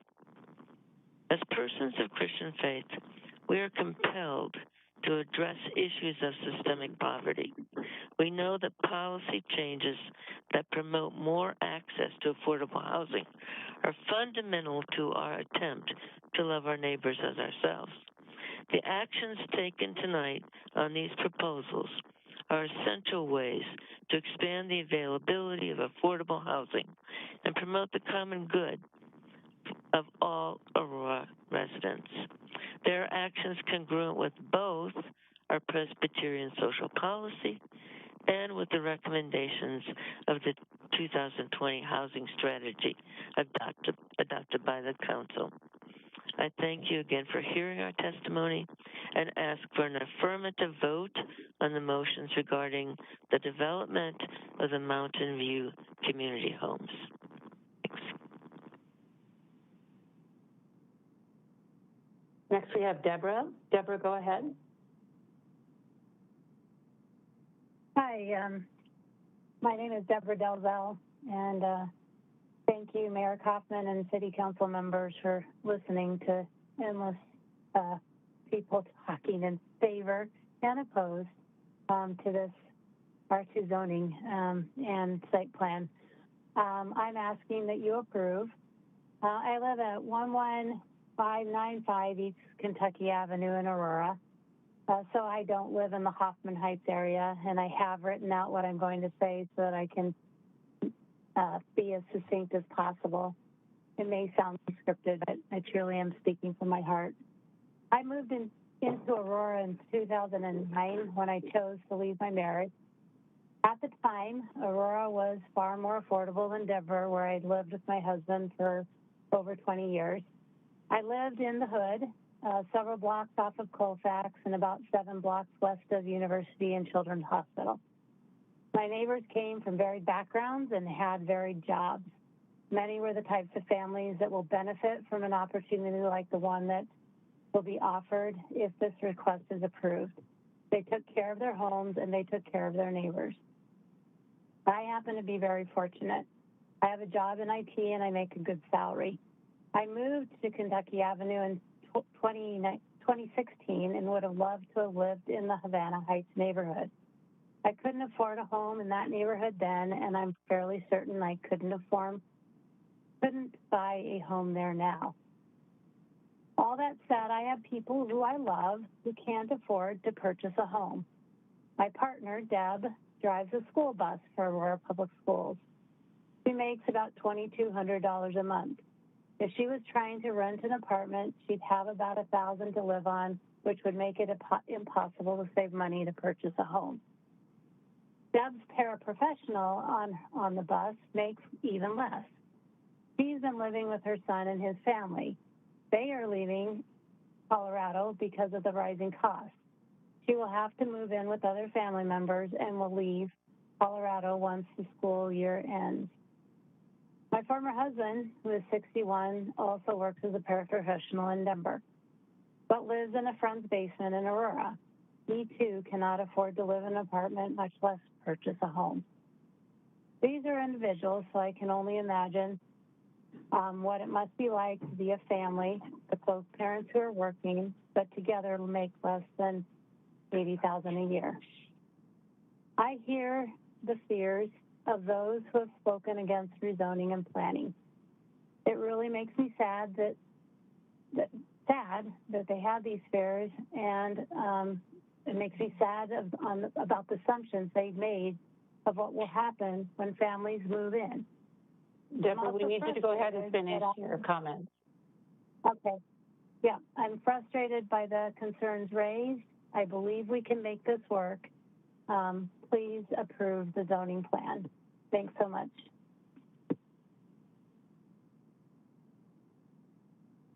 Hey, Ruth, you're next. Go ahead.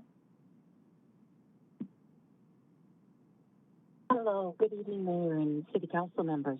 I'm kind of smiling in my voice because my name is Ruth Delzell, and I am sister to Deborah Delzell, who just talked.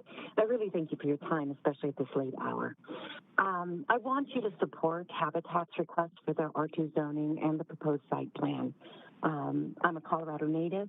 My family has been here for generations, and I made my home in Aurora because it was affordable at that time. I've lived here for 21 years. I first lived in the Utah Park neighborhood for 11 years, and then after my divorce, I stayed with my sister Deborah in her house in North Aurora for 2 years. And for the past 8 years, I've lived in the Expo Park neighborhood in a home that is owned by my mother. I have worked in education for the past 15 years. First, I was a gen ed para for the Aurora Public Schools at Wheeling Elementary, where my kids attended, and now I'm a special education teacher for the Denver Public Schools. In the past 21 years, the housing market, as you all know, has exploded. The house that my ex and I purchased in 2000 is now valued double that we bought it for. With my current teacher salary, I couldn't afford to purchase that house, nor even rent that house in today's market. And the house that I'm currently staying in, if I were to be renting this place, it would cost nearly 38% of my monthly income. And it's a 90 square foot home that I'm with my children in. But I'm fortunate. Our family has been fortunate because I have family that has helped me over the years.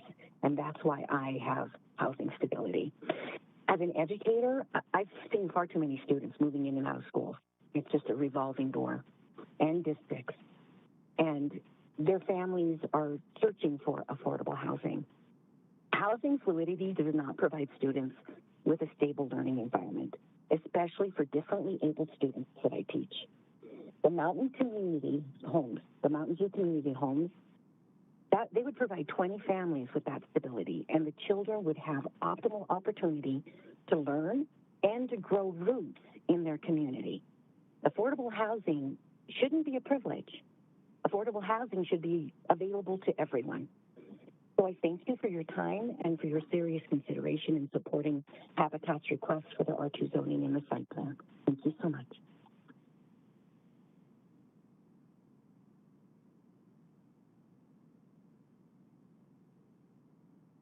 Hi, Katie. You're next. Go ahead. Members, my name is Katie Edwards, proud Aurora homeowner with several days of volunteer habitat build experience in the last 5 years. We're talking work boots, hard hat, and I even packed my lunch in a red and white hard-sided cooler to ensure the full construction vibe. My teenage son, a student of APS, also did 30 hours of volunteer work at Aurora Habitat Restore location on Abilene. What happens in Aurora is the business of every Aurora citizen. Assuming we're all interested in growing and protecting the value of our homes, I have some good news. According to Zillow.com, my homes, your homes, council members, and the homes of the surrounding proposed build site have averaged an increase of $100,000 in value over the last 12 months, despite a global pandemic.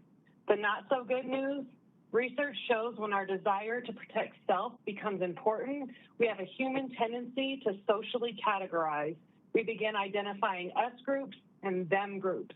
We see larger differences between us and them than what exists in reality. We see our group members as individuals with personalized qualities, and on the other hand, we see other groups as having homogeneous, broad, unchangeable, and mostly negative characteristics. For example, what comes to mind when you hear affordable housing? Section 8, unemployed and lazy, disruptive, unkept, traffic, trash, dead grass, lots of cars, broken cars. But is that true? Are owners of affordable housing homogeneously negative in character? Of course not. Council members, each of you are hearing loud and clear from your constituents about minimum wage. Some say, raise it, we can't afford to live here. Others say, don't raise it, we can't afford to do business here, leaving you stuck as a council. Each clear from your constituents about homelessness, help them versus fix it and protect my home value. Again, creating a visible division between the Aurora Council members, making progress impossible in our city. This is your first ever opportunity to vote unanimously together in an effort that will be a win for the city, a win for the community, and a win for 20 new homeowners who will be hammering their own nails, installing their own siding, and caulking every junction in the house. I know because that is the work I did alongside future homeowners at build sites. And they will be paying for their home through dollars earned at their job. Quick side note, my code enforcement officer in Area 332 promptly responded to a vehicle parked with one wheel on the sidewalk and expired tags. The vehicle was moved within 48 hours of my call. Code enforcement works in parking situations. I certainly hope you see this tremendous opportunity to provide social and institutional support for this habitat build in Aurora.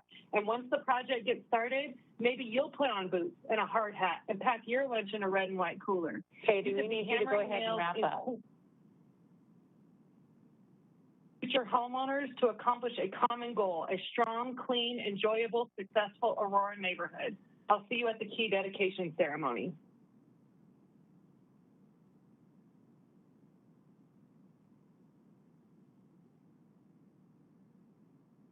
Peggy, you're next. Go ahead. My name is, my name is Peggy Newman, and I'm going to read the testimony for Mark Weidman, who's unable to attend tonight, but wants his testimony on the record. Good evening, Mayor and City Council members. My name is Mark Weidman, and I ask that you support Habitat's request for R2 zoning and approval of their proposed site plan at the Mountain View United Church. As a resident of Aurora, which is the most culturally diverse city in Colorado, I stand by the idea that we live in a world that needs to support all people of all walks of life. I'm a volunteer with the Aurora Immigrant and Refugee Commission and support the notion that as citizens of this great city, we need to provide help to those who need it. As we live in a fair wage shortage, not a labor shortage in this country, many families are struggling to make ends meet. The number of homeless individuals and families is increasing at an alarming rate, and as we know, the price of purchasing a home in Colorado is out of control. The proposed R2 zoning site on the church property for 20 duplexes falls within the price range that many families can afford. Many of the residents in the area, for some reason, believe that there only should be single-family homes built in the area, and I believe are selfishly saying they don't want an extra car parked on the street or don't want the inconvenience of having to look at more people in the area. We live in a changing world, and it's our responsibility to not live under the umbrella of privilege and deny these people a chance to live in affordable housing. It's been shown that students who live in a decent home are more likely to be successful in the future. These residents would be right next to a business area and would also help support the local economy. I've traveled in other countries and have seen what poverty and homelessness has done to them. I've seen what homelessness has done here in Colorado. We must provide reasonable housing costs for all residents and not just for those who have a lot of money. The proposed plan would house 20 families and provide opportunities for their children and their future. Please support the Habitat's R2 zoning proposal and do the right thing. Thank you.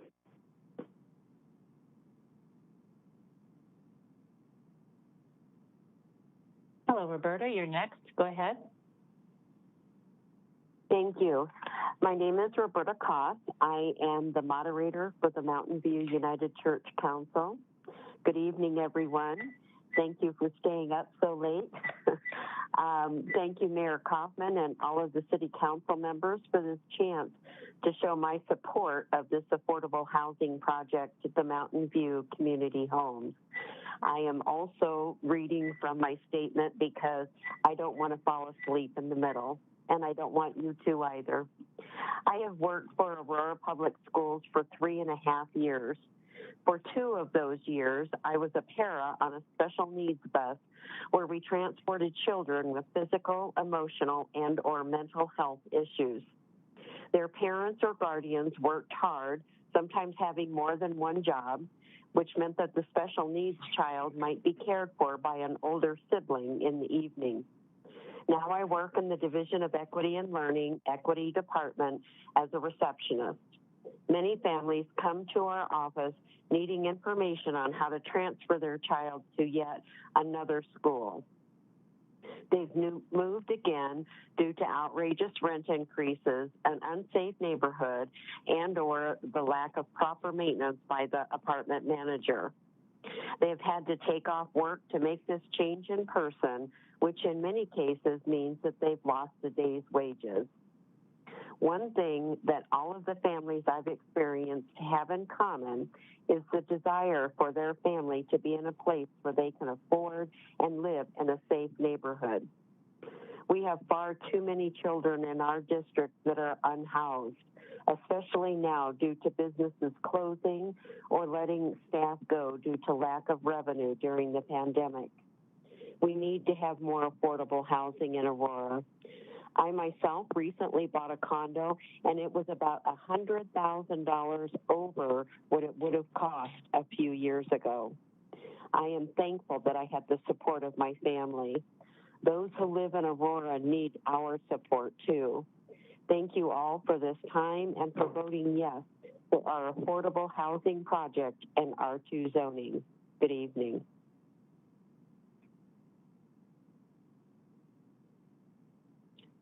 Next, we have Lisa. Lisa, you go ahead.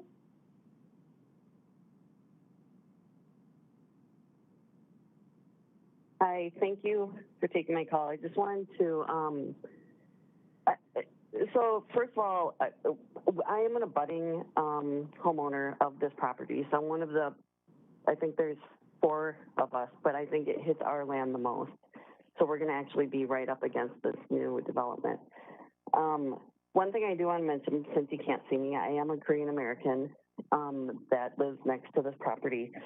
I think right now the big thing for me is that I feel like we're being drowned out by people pitching Habitat for Humanities to you, and we're not saying we're against Habitat. We support Habitat, we support affordable housing. It's just we do not support the R2.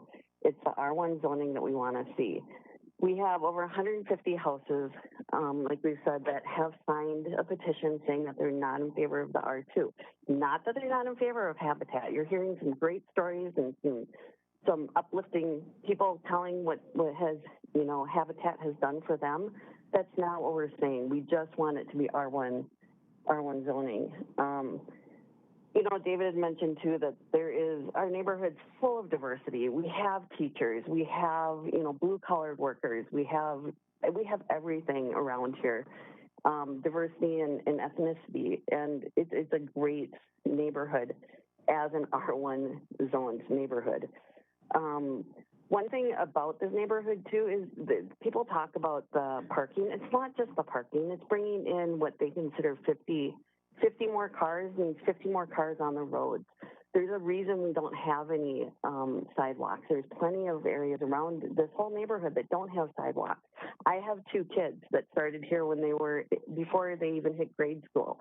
We were able to walk down the street without sidewalks because it's not a busy neighborhood. In the evening, it's quiet, it's enjoyable, but you bring in 50 more homes or 50 more cars, 22 more homes, it's going to be a lot more populated. We moved to the neighborhood because of that quiet, nice neighborhood. It's an oasis in the middle of a suburb. 10 homes here is more than enough. I mean, we support that. We would welcome Habitat with open arms. I mean, we want that. We want that diversity in this neighborhood. We embrace it, but as an R1 zoned neighborhood. So please consider that.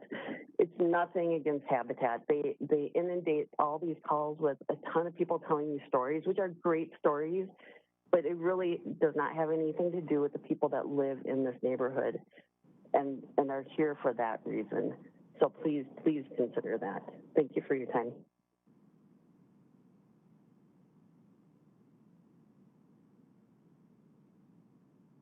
Hi, Jesse, you're next. Go ahead.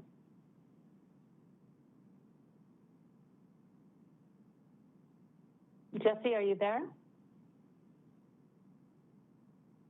Yep, I'm here. Can you hear me? Yes, go ahead.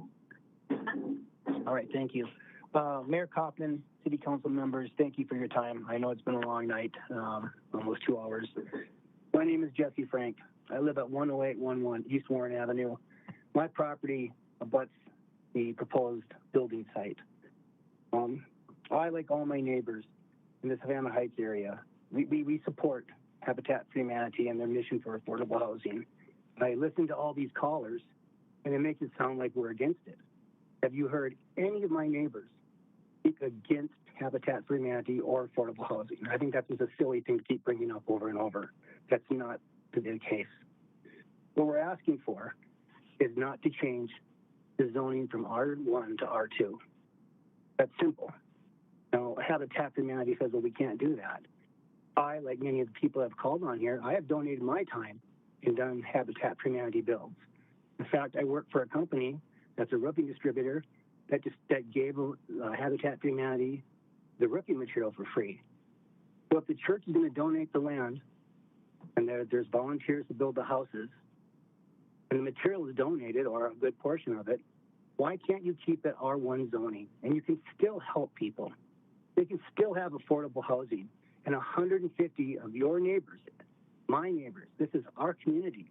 We're part of Aurora too, except for the people that are calling in. We actually live here. All I'm asking is please consider not changing the zoning. You can still help people with affordable housing, and we welcome them. But you don't have to change the neighborhood to something negative to do it, because adding 20 homes in a spot designed for 7 is not a positive thing. Not for the community, nor for the people moving into them. So this is a win for the new homeowners. It'd be the win for the community and a win for the city. That's all I have to say. I appreciate your time.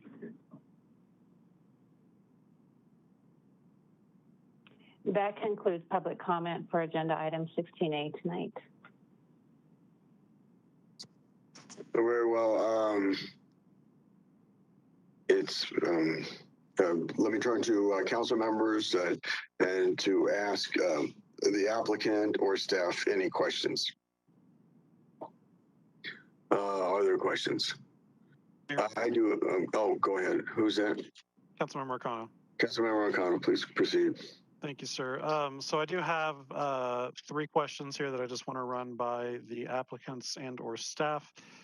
First is the property taxes. Can you please explain to us who will be responsible for those property taxes? Yeah. So we talked to the county assessor, and the assessor told us that they would assess the land as residential land. So these homes will be paying residential property taxes on both the land and the improvements. Thank you. Question 2 is that the land, my understanding is it will remain in possession of Mountain View United Church and not Habitat for Humanity in the form of a 99-year land lease. Is that correct? That is correct. Thank you. And number 3, with regards to stormwater runoff, those calculations, I used to work in the AEC industry before I ran for office. Those calculations are done whenever you are basically putting down impermeable surfaces, such as concrete. And you would not have been able to get this far in the process, is my understanding, without being able to basically accommodate all of that water. So what can you describe to the public what the process was that y'all went through for that? Yeah, that is correct. So we have a civil engineer that we've been working with that has designed a storm water management infrastructure for this project. And so the water that is running off from this project will go to a storm system that will feed into an existing detention pond that will be improved and will feed into the city system if necessary. That all was designed by a professional engineer, and that was reviewed by the city of Aurora. Thank you. And just one little addendum, and the grading for the permeable surface is also not going to toss water into anyone's backyard, correct? Yes, the city would not let us do something like that. All right, thank you. Further questions? Let me ask, Councilmember Gruber, please proceed. So I'm a little bit, well, first off, these are site plan questions as opposed to zoning questions, but I think we've kind of merged that now.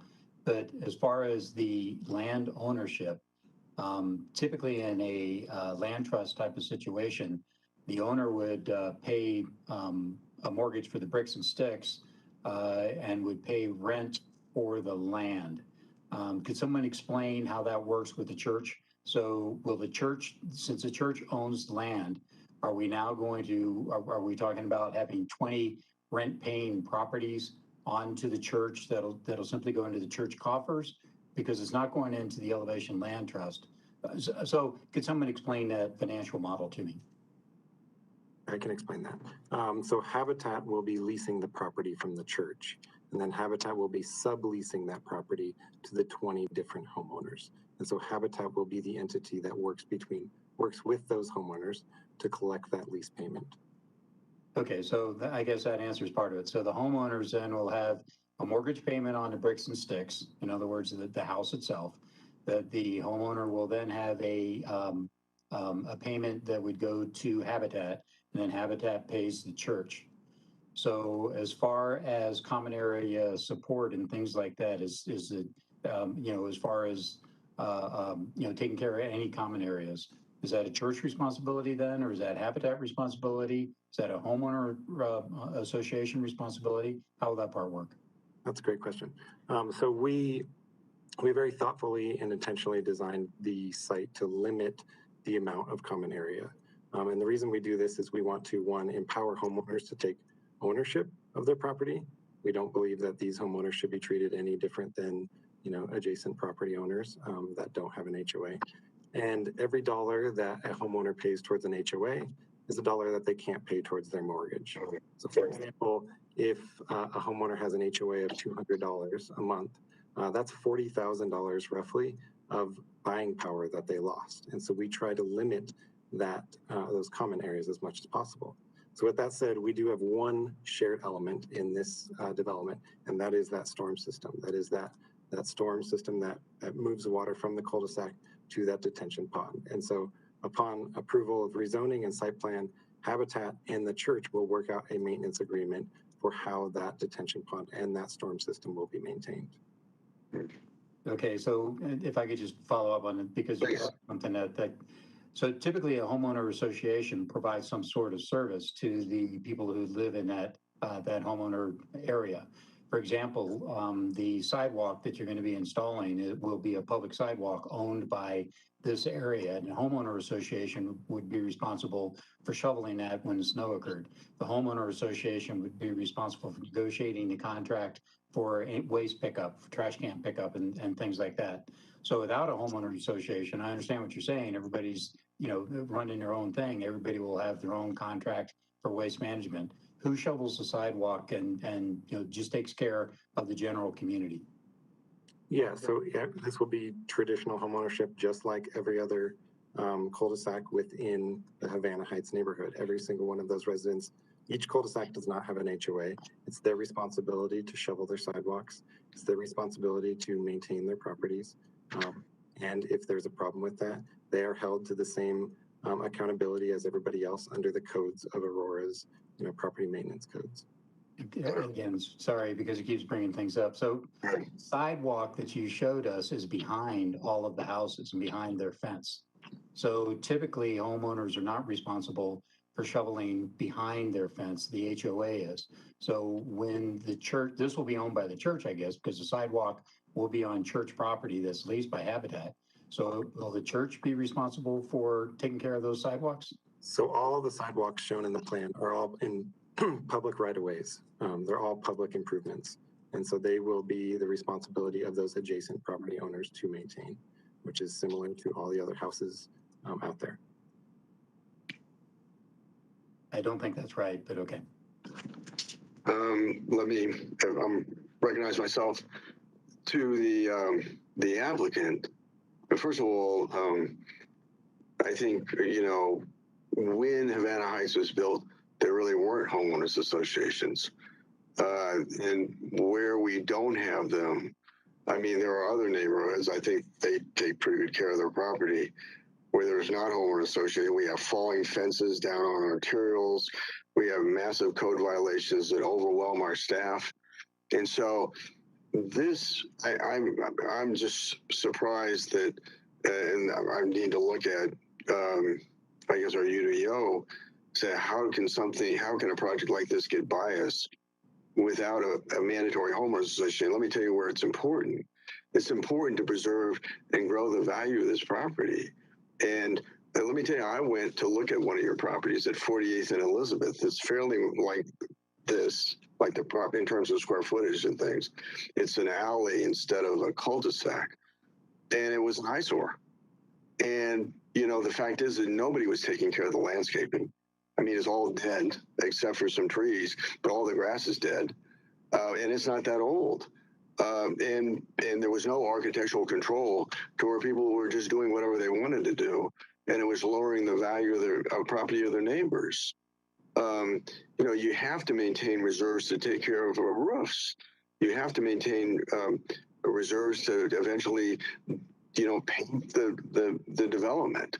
And so that's something that you could help them by providing that Habitat for Humanity could provide that management service to them at a much lesser cost than using a private company. But it's just an eyesore. And I don't think that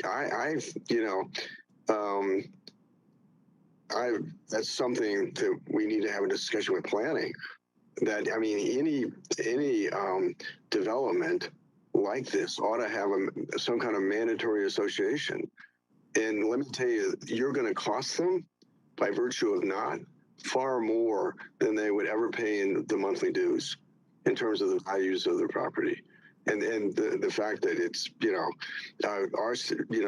our staff's overwhelmed. They're not going to be, our code enforcement people are overwhelmed. They're not going to be able to take care of this. But you're just sowing the seeds for problems by virtue of not doing that. And how old is the project at 48th and Elizabeth? Project was completed last year. Mayor? I think he just lagged out. Yep. Mayor? Now you're in charge, Francois. Yep. Your turn. Yeah. Oh. Mayor Oh, Pro he Tem. went up? Yeah, he just lost his connection. Oh, well, I was going to ask a question, but maybe I should defer to others first. You can ask a question as yourself, and then I'll recognize yourself. Okay. Okay, I'm going to recognize myself. My question is to the applicant, and I know this is a rezoning from R1 to R2. So my question is, under current zoning of R1 with the lower density, are you not able to, I know you would have to build less homes, but are you not able to make it happen with less density? A great question.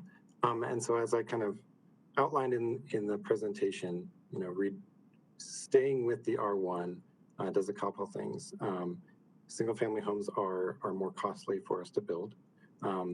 They would not match the character and the size and the scale of the surrounding area, because the homes that we build are modest. They're 1,200, 1,500 square feet, whereas the homes that are out there are 2,000, 3,000 square feet. And then lastly, and the biggest thing is, we would not have enough homes to offset the development costs, which include a huge investment in public infrastructure, all that sidewalk, that cul-de-sac, those utilities. And so we would not have enough homes to offset those costs. And it would increase our costs to a level that we could not come back from. And so I think, developing affordable for sale housing is very tough. It takes layers upon layers upon layers to achieve affordability. And so, we heard a few people talk about it. We use partnerships for land, like the church. We use volunteers to help our staff build. We get donations and sponsorships and grants.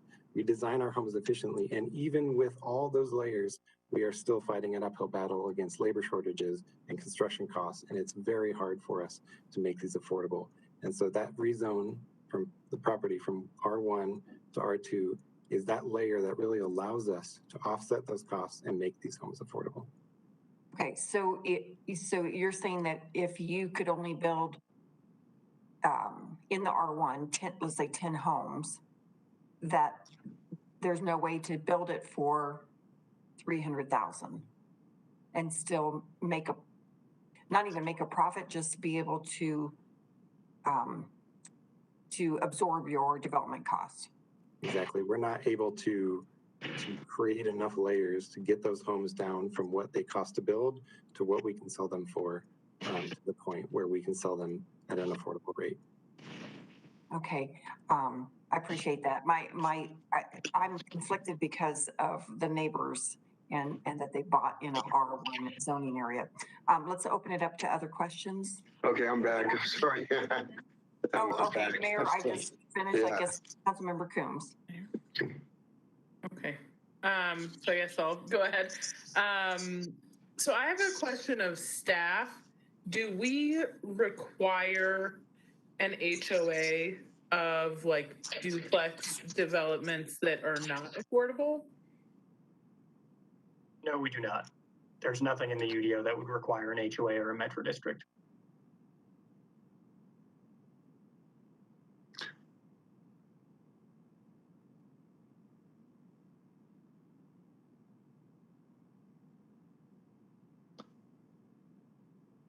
See, are you, let me do a follow-up question. Are you aware of any new developments that don't have HOAs that are duplexes, which are, I think they call them shared homes? I don't remember the names, but there's another name for them, but duplexes basically. Yes, so most of the infill development in sub areas A and B, kind of central mid areas of the city, do not have HOAs. Smaller development generally doesn't. You have HOAs or metro districts for larger scale development in the plains out east most of the time. Well, I would just encourage the members to go out to, if I could ask the applicant, when was the 48th and Elizabeth built? I'm sorry, 44th and Elizabeth built? That project was completed last year. And it's already, I mean, I would encourage the members to go out and look at that, because that's what you're going to get here. Further questions? Mayor. Councilmember McConnell. Thank you. Corey, would you happen to know offhand what kind of landscaping they used at the new build? Was it something that's actually suitable for our climate? Yeah, oddly enough, I actually visited that same exact property yesterday with my family. I was showing them the project. And unfortunately, I did see some landscaping that wasn't maintained, but I also saw opportunity and I saw ownership. So I saw a vacant lot, much like this vacant lot, that was oftentimes overgrown and vacant for a very long time. I saw that lot transformed into 32 new homes for households to live in a stable way. And I saw ownership. I saw patio furniture on their porches. I saw Halloween decorations on their houses. And I saw a couple building a new a new fence, taking ownership of their property and building a new fence. And so, to answer your question, there's some sod in the tree lawn areas, and then there is some rock mulch and some perennials throughout the property. And so we as Habitat, we're always looking at our properties and trying to take lessons learned and improve on our next properties. And what we've learned from that development that we're taking forward to this development is that every single home on this property will have a permanent irrigation system. That property does not have permanent irrigation. And so any sod, any plants will get properly watered here. The other thing we're taking forward with this property is to better delineate our property lines so that every resident at this development understands the extents of their property and understands exactly what they need to be maintaining under that. And lastly, as part of the land lease structure that we have with these residents, they're expected to be maintaining these properties. And if they do not maintain the properties, we have the ability to intervene and make them do something. Mayor Dave Gruber. Councilmember Gruber. So as you said, you went to the property and with your family and you saw that it was in bad disrepair. Can you tell me the action that Habitat for Humanity has taken as a result of your site visit to correct the deficiencies that you saw? So that property is not a land lease property. That is a fee simple property. So those people own both their land and their improvements. And so they need to maintain that. They're homeowners. And if they're a violation of code, somebody can call a code violation on them. And so having just gone there on Sunday, we haven't talked it over very much, but at this point, there is no further action that we will be taking. Okay, so again, let's go back to the Aurora property then. Are you going to mandate in your terms of lease a property standard, and are you going to inspect the property to ensure that it meets that standard so we don't fall into the same situation Habitat for Humanity has in Denver? So the land lease stipulates that those owners need to keep their property up to code. And if they are in violation of that, they would be in violation of their lease and we could intervene. We will not. Okay, well, so maybe I didn't ask the question clearly. Will Habitat for Humanity take responsibility for ensuring the neighborhood? Or because what I think I heard you just say is that if the city's code enforcement goes out there and writes them up, you have no way to know that. I mean, the city code is going to give it to the house owner, again, the bricks and sticks, but the city code typically isn't going to go to the church and give all the write-ups to the church, although that might be a solution. So if the church is responsible for all the code enforcement, and then the church works with Habitat for Humanity to fix those code things, that might be an acceptable solution. But I really didn't hear you say that. I heard you say that the Habitat will expect the city to do the inspection, and the city, but then who's responsible? Whose belly button is responsible for fixing the things that you and the mayor saw in this other development? Those homeowners are responsible for maintaining their property. And so we take proactive actions to prepare those homeowners. They take classes, about how to maintain their property. And then at the Aurora property, just like all the other residents around them, they will be responsible for maintaining their property in accordance with city codes. But again, it isn't their property. They own the house, but the land is owned by Habitat for Humanity. So if there's a code violation, it would seem that the code violation would go to Habitat for Humanity, and Habitat would have to come out and fix that. I just hear you push off that responsibility, and it's a major concern of the neighbors. The responsibility in the land lease is transferred to that homeowner. And so that homeowner has the responsibility of maintaining the property that they are leasing from Habitat. So Habitat for Humanity and the church have no responsibility and will do nothing to help if that neighborhood turns into the same problems that you saw in the neighborhood in Denver when you visited. We will make sure we got this right. Habitat for Humanity has a long-term interest in these properties. We are ensuring that they are affordable for the long term. And so we do have an interest in these properties, but we are empowering these homeowners to be homeowners, just like all the other residents, to maintain their property up to code. Okay. Okay.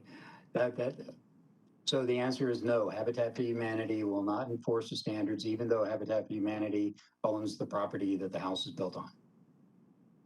Is that, I mean, you keep going around that, but that's basic, is what I'm hearing you say. Habitat for Humanity will not enforce code standards on property that Habitat for Humanity is leasing from the church. Mayor. I think that's what I heard you say. Then I'll recognize the next person. Please proceed. Point of clarification on that. Please proceed, and then I will recognize Councilmember Murillo after Councilmember Gruber is done. I mean, how many times can we ask the same question? Please proceed, Councilmember Gruber. Ask it until we have an answer. I think he's answered it several times. You're out of line. Please proceed, Councilmember Gruber. You are not recognized, Councilmember Murillo. You will be recognized when Councilmember Gruber is done. Thank you. So Corey, again, the bottom line that I asked before was that if the house fails to meet code and the property is owned by Habitat for Humanity or is leased by Habitat for Humanity from the church, and there is a complaint, what is, will Habitat for Humanity stand up and fix that complaint, or will Habitat for Humanity stand back and say we have no responsibility, even though you own the land?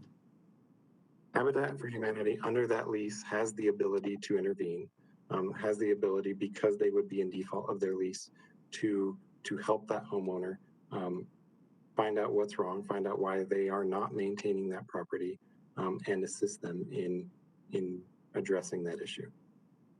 So you do, again, we keep going around on this. So do you take responsibility? Will Habitat for Humanity take responsibility for the code violations? The responsibility is to the homeowner on that property. But under the lease, Habitat has the ability to intervene if they are in default of their land lease, to understand what is happening and to assist that homeowner. Okay, that's a non-answer. Mayor, I concede. Okay, Councilmember Moreno. I was trying to ask, after hearing the same answer over and over and over and over and over again, if we could move on. I do have a question about the location. If we could just inform the public, this is next to Havana Street, correct? Like just one block off of Havana. Is that serviced by RTD at all? Is that like, do we know if that's a busy route, or, because I'm assuming off along a major corridor it is? Was that question to me? Whomever would like to answer that question. There are bus routes both on Havana and on Isla adjacent to the property or near the property. Okay, because I think one thing, just to kind of think about and consider, I heard some concerns around parking. I don't know whom is going to be living in these areas, but I do like that it's next to kind of like a major roadway, and that there is public transit that's going to be accessible there. I think that's something, we ought to consider when we make these kinds of decisions, is kind of proximity to other methods of transit to and from, work or recreation. But I'm assuming along Havana, which is a major corridor and busy street, that it would be a pretty frequent bus. I don't know the exact schedule, but just wanted to point that out as well. Mayor. Councilmember McConnell. Thank you, sir. Yeah, I do want to highlight that is correct, Councilmember Murillo. I think on Havana, it's the 105, which, if I'm not mistaken, is one of the busier bus routes in RTD's network. It's a major connector from 9 Mile up to Colfax, which is where a lot of folks make a transfer there. But I wanted to circle back to the conditions of the land, because I think that Councilmember Gruber, I suspect, intentionally added some confusion here. So Corey, I'm going to try to lay out how this property ownership works, and you just tell me if I misstep here, okay? So you have a 99-year land lease that the church is giving giving Habitat to develop, but the church will maintain ownership of the land, correct? Great. Correct. Anyone who becomes a homeowner there is responsible for maintaining their parcel of the overall land, correct? Correct. Excellent. That be the sidewalks and all the other improvements there, that's all going to be dedicated to the city as public right of way, correct? Correct. Great. So this is not unlike the conditions in Havana Heights as they exist today and throughout other parts of the city, where I have to tell y'all, folks are ecstatic to not have to deal with an HOA because they are, turns out, perfectly capable of maintaining their own property without paying a large HOA fee on a monthly basis and being subject to the political gamesmanship that often takes place on HOA boards, where people take out their petty grievances upon one another through harassment. That's something that I hear a ton about as the Ward 4 council member. So I'm very excited to see a new housing development in Ward 4 that does not include an HOA, because that's going to give those folks some serious peace of mind while still allowing the city, through code enforcement, to address code violations should they arise. And one thing I did want to point out with the lease arrangement with Habitat, you are able to provide educational and supportive services to ensure that folks are able to properly maintain their homes, correct? That is correct. Without penalizing them, correct? Correct. And is that approach typically effective? We have always found that our education prepares first-time homeowners more than any other first-time homeowners have been prepared before. Yeah, it's very. I would believe that. I would believe that. I've lived in an HOA before I became a renter again, and it was a miserable experience. It was 32 units, townhomes that were governed by an HOA. We couldn't get a quorum. 15 years we couldn't get a quorum on that HOA, and they charged us $250 a month to do absolutely nothing. The property looked like trash. I had to call code enforcement on ourselves to get our HOA to actually do anything. So I'm familiar with the Havana Heights neighborhood. I'm familiar with other parts of Ward 4 that don't have HOAs. People are perfectly capable of maintaining their own properties, Councilmember Gruber and the rest of my colleagues. And I just find it very suspect that when we're talking about affordable housing, that's when suddenly people want to talk about what other people do with their own property. And I just want to put that on the record because I think it's exceptionally suspect. I encourage everybody to go to 44th and Elizabeth and see what one of these developments looks like after a year. Further discussion. Mayor. Councilmember Combs. I do believe that we are voting on this tonight. So I don't imagine that we'll be able to get from our homes to 44th and Elizabeth before doing so. But I think that we can see that again, as Councilmember Marcano pointed out, in all types of neighborhoods, you have some folks that are going to be irresponsible with their land. And I want to point out further that they talked about what some of the shortcomings were of that project, that they didn't have irrigation systems, that they're going to change that here. So they have looked at what are the issues that occurred and how can they change them. They haven't just decided to do nothing. So I think it's really unfair and unreasonable to ignore the efforts that they have put in to try to avoid a repeat of that situation. I recognize myself. I think he's understating the condition of the property, and I'll just leave it at that. Further discussion. Mayor Burzins. Councilmember Burzins. Thank you. First of all, I want to say that I was in Ward 1 helping put up a Habitat for Humanity house, and it was a very nice experience. Now, obviously, I didn't do a lot of the heavy work. I did help put up a side of a house, but I appreciate it, and I appreciate the work that Habitat for Humanity does. And I honestly, as someone said tonight, no one has said anything, no ill will of Habitat for Humanity. You know, I think I heard you say that the church put out an RFP for this, and you won the RFP. So congratulations on that.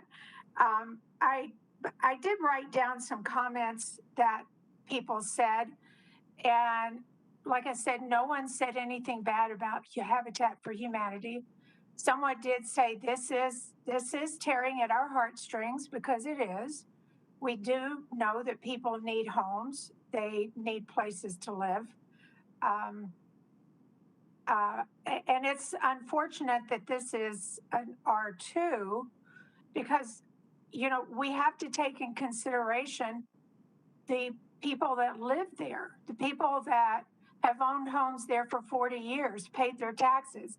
They remodel. I mean, this is a nice neighborhood that people will fix their porch. They will paint, you know, they will put new siding on. So we have to think about, you know, the people that are already there, the neighbors, the abutting neighbors, and think about what they said too. But you know, we got into weeds tonight on a lot of this, and unfortunately, Mr. Arnold played the race card, which was just disgusting to me that he would stoop so low to do that. That was not necessary. We're talking about rezoning here, not about race. So I just wanted to get that on the record that was very offensive for him to do that. I did want to ask you though, I guess I have to go back to one of the earlier questions. I read the information from the Planning and Zoning Commission, and someone asked, what are the price points of the duplexes? And it said 250 to 350. Okay, so I'm thinking, okay, you've got 20 of these for 250, 350, and the larger ones I'm assuming will be the 350. So is it not at all possible to build the larger ones? Actually, Councilmember Bergen asked this question. 350 is a lot of money when you're not having to pay for land. I guess I'm not understanding how you put 350 times 10, that's a lot of money when you're not paying for the land.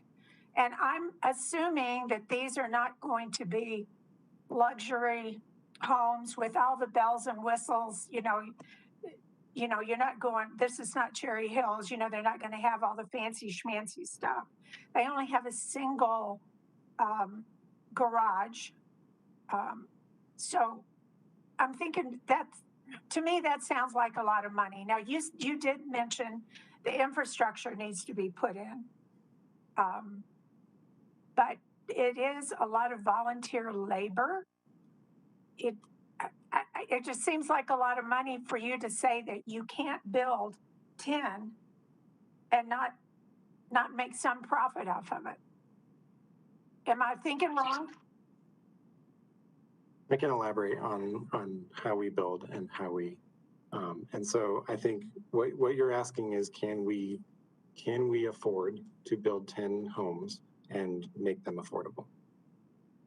And the answer is no. And that's because even though we have partners like the church who is leasing the ground to us, even though we have volunteers, even though we have sponsorships, construction is extremely expensive. And everybody in Denver should know this. Construction costs are skyrocketing in Denver. Just last year, our typical framing package for a house, which is typically $5,000, went up to $22,000 for a while. We're constantly struggling with this on all avenues. And so, you know, yes, the land has been through a partnership, but we still have to pay tap fees. We have to pay design fees. We have to pay for public improvements, public infrastructure. We have to get that infrastructure to the units. We have to build infrastructure foundations. We have to build that storm system. And so the amount of things we have to build is upwards way above what we can sell them for. And I don't know if that was an error, but we will most likely be selling these for somewhere between 250 and 300, not up to 350. Okay. As the housing plan stated, the majority of people need homes under 300,000, and that's really where we have to be in order to get these to a level where people can afford them. Right. Well, and I'm glad you said that again, but it is in our backup. But you know, this council keeps saying affordable, affordable, affordable, low income, low. And so you're sitting here telling us that it's not possible. You know, I'm in construction myself, and I know that, and I say that every time I hear affordable, affordable, affordable. It can be done. You know, construction, labor. I mean, materials. It's tough, but I still go back to, yes, this is a wonderful project, but at what cost? At what cost to the neighborhood? At what cost to the residents around there? You know, it's tough when you think about a church just deciding to do this. It's going to change the whole landscape for what they say 150 some people, 150 some houses in that area, because the church decided to do this for 20 houses. And to me, that weighs heavy on me. You know, at what cost are we expecting this neighborhood to go to for the church's decision? So, you know, I'm really grappling with that. Mayor. Thank you. Councilmember Makoto. Thank you, sir. So I'm going to give you all some more background on this. As the ward council member, I'm very familiar with this project. So bear with me, this will be a little bit of a story here. But I first came across this project in 2019 when I was actually campaigning. And I was walking down East Evans Avenue when I see across from Mountain View Church a giant banner that says no Section 8 housing. I thought, that's weird. Wonder what that means. Kept knocking doors. No one really talked about it. And then as I was coming up East Evans, I heard a huge crash behind me, basically. So, you know, we had some of the complaints that we heard about were about folks, you know, parking and where are they going to put their cars? We don't want people parking on the street. Well, thankfully that day there were 2 cars parked on the street right across from Mountain View Church, right across from where the no Section 8 housing banner was at, because they saved my life. There was someone driving a white SUV who I think had a medical episode, passed out while doing probably 40 or 50 miles an hour, totaled both of those cars and ended up in the front yard of the person right across the street from Mountain View Church. I was in front of those cars by about 20 feet. So if they weren't there, I would have probably been, you know, roadkill. Got the lady out of the smoking car with the help of some of the folks from the church, and that's when I learned a little more about the banner when I was inside talking to them. But after winning and getting sworn in, I met with some of the folks in the neighborhood, and they still thought this was going to be Section 8 housing, and they were up in arms about it. And after talking to the church, turns out it's not Section 8 housing. It was going to be affordable housing built by Habitat at the time. And the original plan, just so you all know, was much more dense than what we're talking about tonight. I think it was originally going to be some kind of R3 development, like 40 some odd units. And I have to tell you, I've been through several of the community meetings with these folks, listening to what people are talking to. I know that they have actually taken community feedback into account, because what we see today in front of us is exceptionally different from what this project began with. But I really do think that the Section 8 housing spin on that, that came from, I think, misinformation when people first got wind of this, really tainted this entire conversation. And that's unfortunate. But I think that Habitat has gone, frankly, above and beyond what is expected of a developer in our city. I wish all of our developers, frankly, would do this. Like, they had 3+ community meetings and actually went door-to-door canvassing for people, or to talk to the neighbors, which I don't think any other developer does. And I wish we had more of that. And it was because of all of those conversations that the project ended up the way that it did. And I just want to reiterate, because I've heard from folks that, Habitat is going to somehow make money off of it, or the church is going to make money off of this, the Habitat gave money to the church. None of that's true. That the city was going to give all of the infrastructure to the developer for free, so why couldn't they just build 7 homes? None of that is true. As you heard, they're responsible for building all of the infrastructure and paying for the tap fees, water, waste, storm sewer, sanitary sewer, curb and gutter, the improved the sidewalks where there are currently no sidewalks, and all that jazz. All of that is coming as part of this development's cost. That's why it won't pencil out if you try to just do 6 or 7 homes on here. And I just want to be very clear, Councilmember Berzins, what they said isn't that affordable housing is impossible. It's that affordable housing at the small scale that folks are asking for, in spite of knowing it's not financially possible, is, well, unsurprisingly, not financially possible. I also want to point out that, 2 blocks, not even actually, just in the same block, to the west, there's R2 zoning already in place. There's 24 units of R2 zoning on East Warren Avenue. There are probably just as many on East Asbury Avenue. This is nothing that's out of step with this community. This is a very eclectic neighborhood. I really enjoyed walking it because you got to talk to folks who literally live in mansions, in my opinion, mansions, large houses, and like really, kind of standard single family homes. And then also, these dense townhomes. This is all already there. So I don't really understand where the opposition is coming from. I hear folks, but it doesn't make sense to me. And I need to reiterate once again that because one of the big concerns that I got from folks a lot was that, oh, we're going to have poor people in our neighborhood. And one of the most important emails that I got, honestly, was someone saying they don't want this here because they don't want people who are going to be able to see their front yard from their front yards and figure out what they want to steal off of their landscaping. I kid you not. That's how low the conversation got, unfortunately. These folks they have to earn $68,500 a year to qualify for this program, which, by the way, is $3,000 more than Aurora's actual median income. So these folks are going to be middle class for Aurora, like middle of the middle, in a neighborhood that frankly used to be middle class until our housing prices got completely out of hand. So the concerns about the character of the neighborhood, what this proposal is already in existence there. I'm happy to walk this with y'all if you don't believe me. It's right there.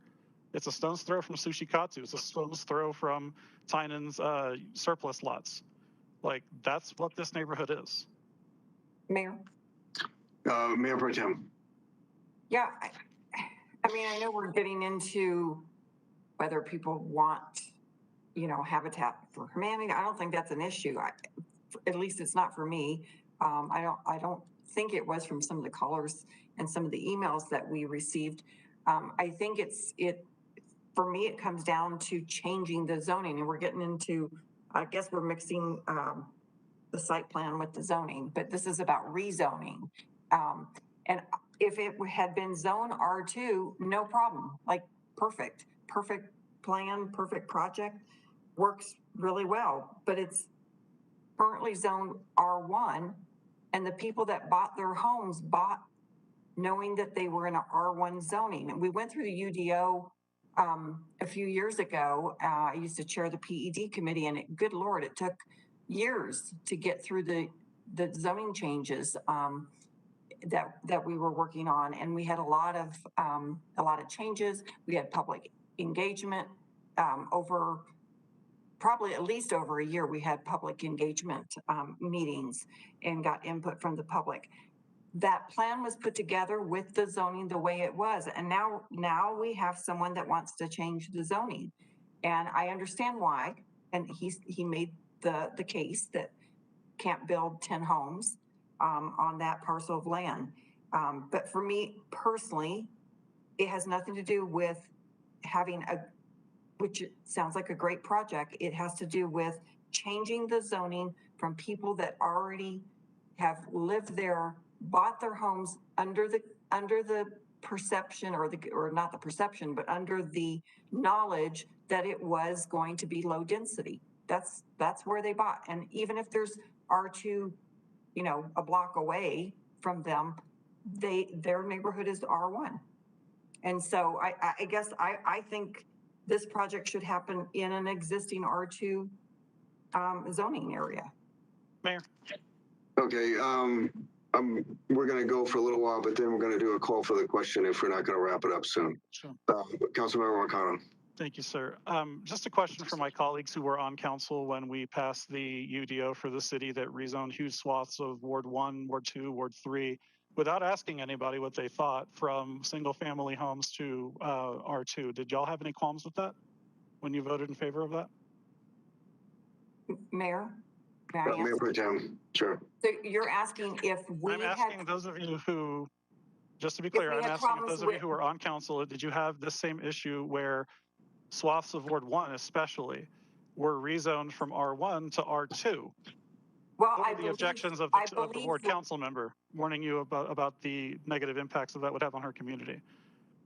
first of all, when that was done, the area A looks a lot different than area B, then looks very different from area C. There's a lot more melanin in area 1, I understand, but melanin. Yeah, that's offensive.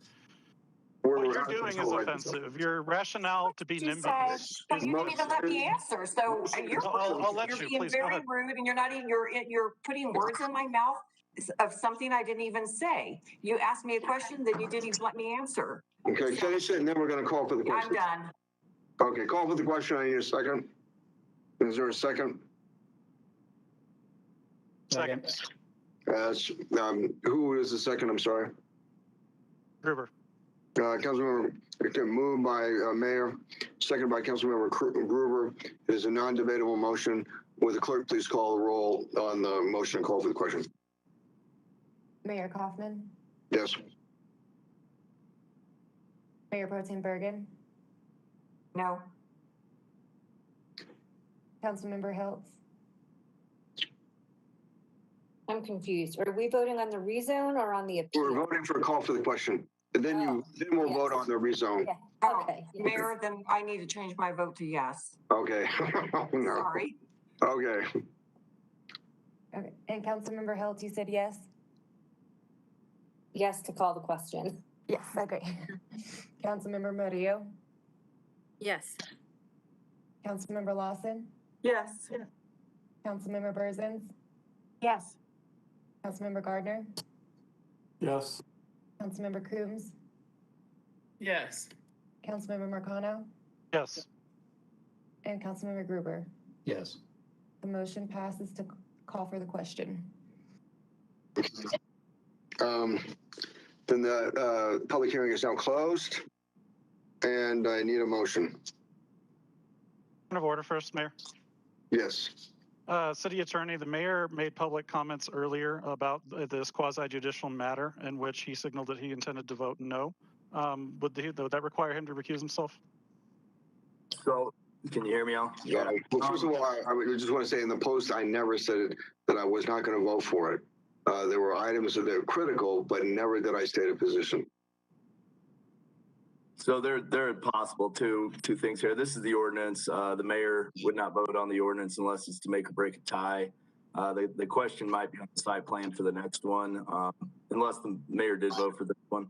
What you're asking is essentially an ex parte question, and whether or not, if ex parte has been communicated to the rest of the council and to the public, meaning that the mayor had discussions outside of, or any other council member had discussions outside of this this public hearing, then it would just need to be told that discussions had been made. In order to cure it, there'd be basically two issues, or two ways to clear it. One is the mayor would have to vote and state that he's voting on the public hearing tonight and not on anything outside of the public hearing. And two, that he could still be fair and impartial to, meaning, take all the record into consideration tonight and anything from planning commission and so forth that came through the packet. And there is a presumption for council members of honesty, integrity, and fairness, and impartiality. So unless that's been, that presumption has been burst, and it has to be substantial prejudice is what case law says, substantial prejudice in order to be able to get through that presumption. So, Mayor, can I just ask you a couple questions? Sure, please. Okay, and you mentioned something about a post, or about the post. Sure. Have you had communication with Vanna Heights neighbors at all on this project? Okay. I did. As far as your prior to the post, I did. Okay. And as far as your vote, if you were to have to vote tonight on the ordinance to either make or break a tie, and I think at this point, maybe making a tie because of the vacancy would be about the only situation you could do. If you had to vote, would you vote off what you heard tonight versus anything outside of the hearing? I admit that, visiting a similar property, certainly did influence me. the property at 44th and Elizabeth, visiting that property, seeing its condition, for which I was able to ask the applicant questions about it. First of all, I think it was important to do that, but certainly that did influence me. Okay, and it influenced you, but if you were to have to vote, would you base your vote on the record tonight? Yes. Okay, and can you be fair and impartial in this vote if you were to vote? Sure. On either this? Okay. Then I think that the mayor can go ahead and vote if he is required to vote. Mayor. Councilmember Mario. Thank you. I have never seen I've never seen that happen before. That's an odd. I don't think. Isn't that up for debate whether or not you're impartial or not? Not for a city attorney to just suddenly absolve somebody of impartiality. I guess I'm really shocked to have just seen that transpire. Like I understand where you're coming from, city attorney money, but I have never seen that happen before. And I mean, I guess we could, even though we just went through that exercise, can't somebody else still come and, can't the applicant still come sue the city because of the posts and the comments that the mayor's made prior to the meeting? Like, I guess I just want to be transparent about like, that doesn't, that exercise doesn't just like definitively, hey, I'm not done, Mayor. That exercise does not definitively just make that go away. Is that correct? I'll recuse myself from the vote on 16A. I've just made that statement. Where are we at right now? Mayor Kaufman. We're to a motion. I need a motion.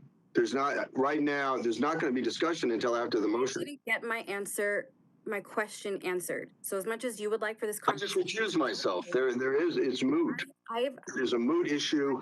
Question to you are out of order. We're going to proceed. I need a motion so that we can go into discussion. City attorney, can I get an answer to my question? I need a motion so we can go into discussion. Once we're in discussion, you can do a point of order. So I'm not allowed to continue the discussion? I need a motion. It's call for the question. Now we're to the motion. And call for the question passed. Councilmember Coombs. Move to approve 16A. Second. Okay. City attorney, it's been moved. I haven't recognized you yet. It's been moved by Councilmember Coombs. And who seconded it? That was also me. Councilmember Mario. Discussion. And do you want me to? So, Councilmember Mario, to answer your question, there can always be a lawsuit brought by either party, and an ex parte is one of those issues that can be brought up. Now, the mayor, there are multiple ways to cure that. The mayor did take one of the routes by recusing himself from the vote. So, recusing himself from the vote is one of the ways to, I guess, a remedy for any ex parte. And that he has done on this. However, if he had not and he decided he wanted to vote, it has to be substantial prejudice.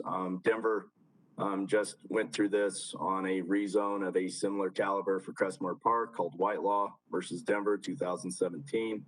Denver City Council, where a city council person had 50 emails of discussions with the developer and the neighborhood. So everybody was reaching out to the council member. It was brought out in the lawsuit, and Denver still, I guess, prevailed in the lawsuit. But can the lawsuit be brought? That lawsuit was brought, obviously. Denver did prevail. Now it's going to be on a case-by-case basis. So you can't say you would prevail, but you also can't say you wouldn't. The recusal, I think, is fine if the mayor decides to recuse.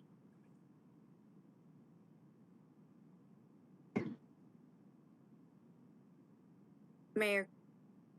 Councilmember Mario.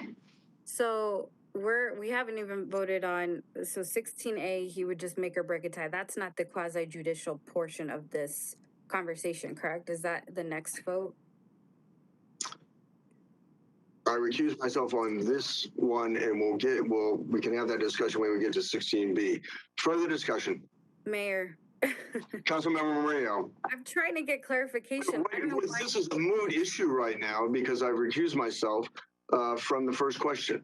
I am trying to get clarification on the second question before I vote on the first one. Is that okay with you? No, it's not. It is not. We are at the first one, and you're wasting time. And is there further discussion to 16A? Is there further discussion to 16A? Yes, I'd like my question answered. Seeing none, will the clerk please call the roll on the adoption of 16A? Councilmember Lawson? Yes. Councilmember Gruber? No. Councilmember Hiltz? Hold on, I'm just reading the title one more time. So we're voting on the actual rezone, not the appeal. That's correct. Okay, then yes. Want to make sure I got that right. Councilmember Murillo? Yes, even though I didn't get all my questions answered. Thank you. Mayor Pro Tem Bergen? No. Councilmember Marcano? Yes. Councilmember Cruz? Yes. Councilmember Gardner? No. And Councilmember Burzins? No. No. The motion passes 5-4 to approve ordinance 16A. Point of order. As an ordinance, didn't we need 6 votes? So, Councilmember, the ordinance needs 6 votes on the final reading. Yeah. So it needs 6 votes in 2 weeks on the final reading. They can pass on 5 votes on the first reading. I'm sorry, it was ordinance 2021-59. Okay. A question. So, a question, City Attorney's Office. So, the arguments on 16A in terms of my voting is the same on 16B, is it not? Possibly. Yeah, I mean, it's the same discussion. You know, it all depends on what was said. It all depends on the discussions had. Now, how that could be, let's say the discussion said, you know, I think this is a great site plan. I just, you know, somebody said, I think this is a great site plan, but I'm not rezone. Well, there is an argument that you could recuse yourself from the rezone and say, you know, the site plan might still be okay to vote on. It all depends on what those discussions were had. So if somebody were to make an argument that the ex parte, you know, substantially prejudiced the vote, they could say that the mayor should recuse themselves. If the mayor said, oh, you know, I wasn't making you know, any type of judgment on the site plan, then possibly there's the argument to say, go ahead and vote. Now that would be up to, I guess, the mayor, you know, the council, and the discussions with that, of course. It's ultimately up to the mayor. If we get the lawsuit, the lawsuit will be the same. It'll be the lawsuit on ex parte. Okay. Well, it was from talking to members of the Havana Heights Homeowners Association that they gave me the information to look at 44th and Elizabeth, which influenced my decision, my opinion here. And so then that would be, how would that be interpreted? I mean, that's, again, you're given a presumption that of integrity, honesty, and partiality. So that presumption for all council members is a very, very strong presumption. So because you saw another site doesn't necessarily mean that you've been substantially prejudiced. It'd be the same type of thing that if you were in a store, you know, and you were in Target and you said this Target is not kept up, a new Target came in, you said, why is this Target going to be different from this other Target? There is an argument there that, you know, you're not prejudiced from them. However, if you feel like you're substantially prejudiced, then I mean that the The most extreme remedy is the recusal. You know, Okay. remedy is putting on the record that Okay. do this, but Well, I'm gonna recuse myself again. okay. Let's see, motion. Oh, I'm sorry. Well, this preliminary. Let's go to the public hearing. Okay, public hearing is open on item number 16B. And so we'll begin the presentation from the Havana Heights homeowners. Yes, my name is Charles Thomas. I now want to share my screen and I will make a presentation related, and I'm told I could not speak about the rezoning. So I've done my best at the last minute to change the slides to where that is not what I'm going to do.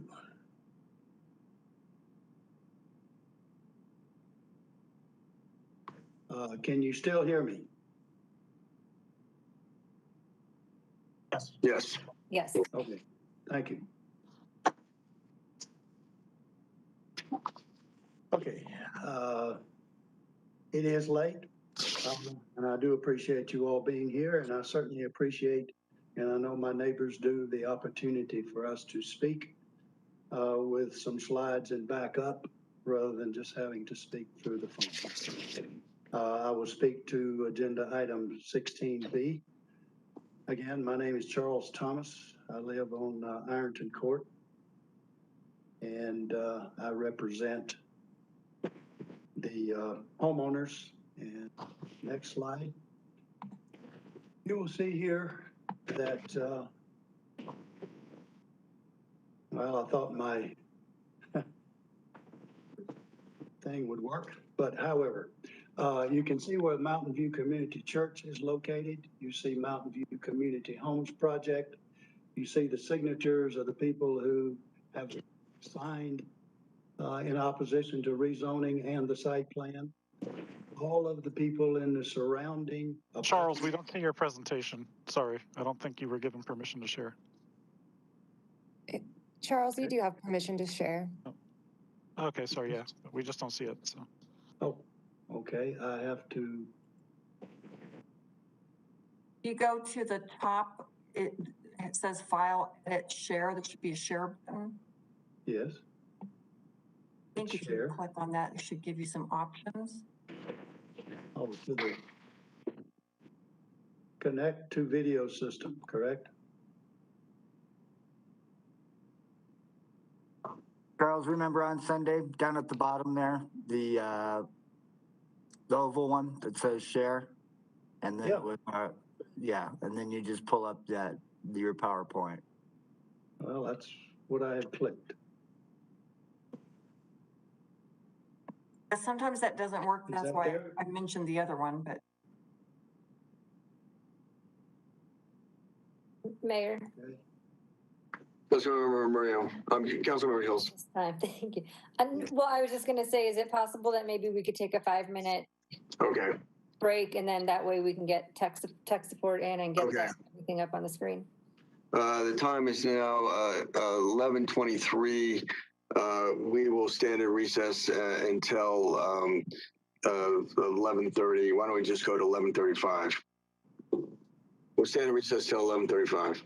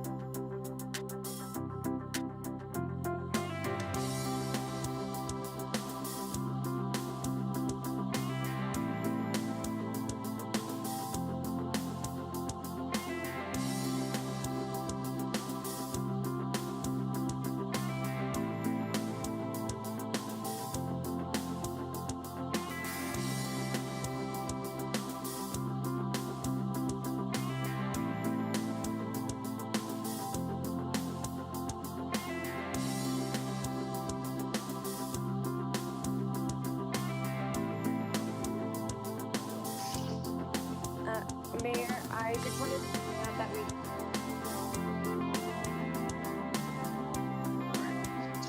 Okay, staff, please proceed.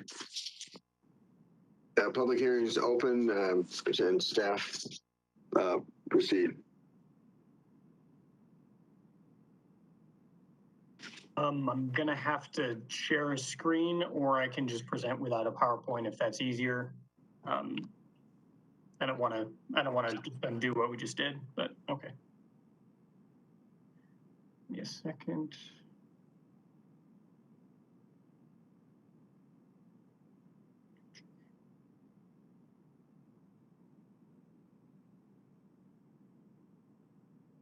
All right. Good evening again, Mayor and City Council members.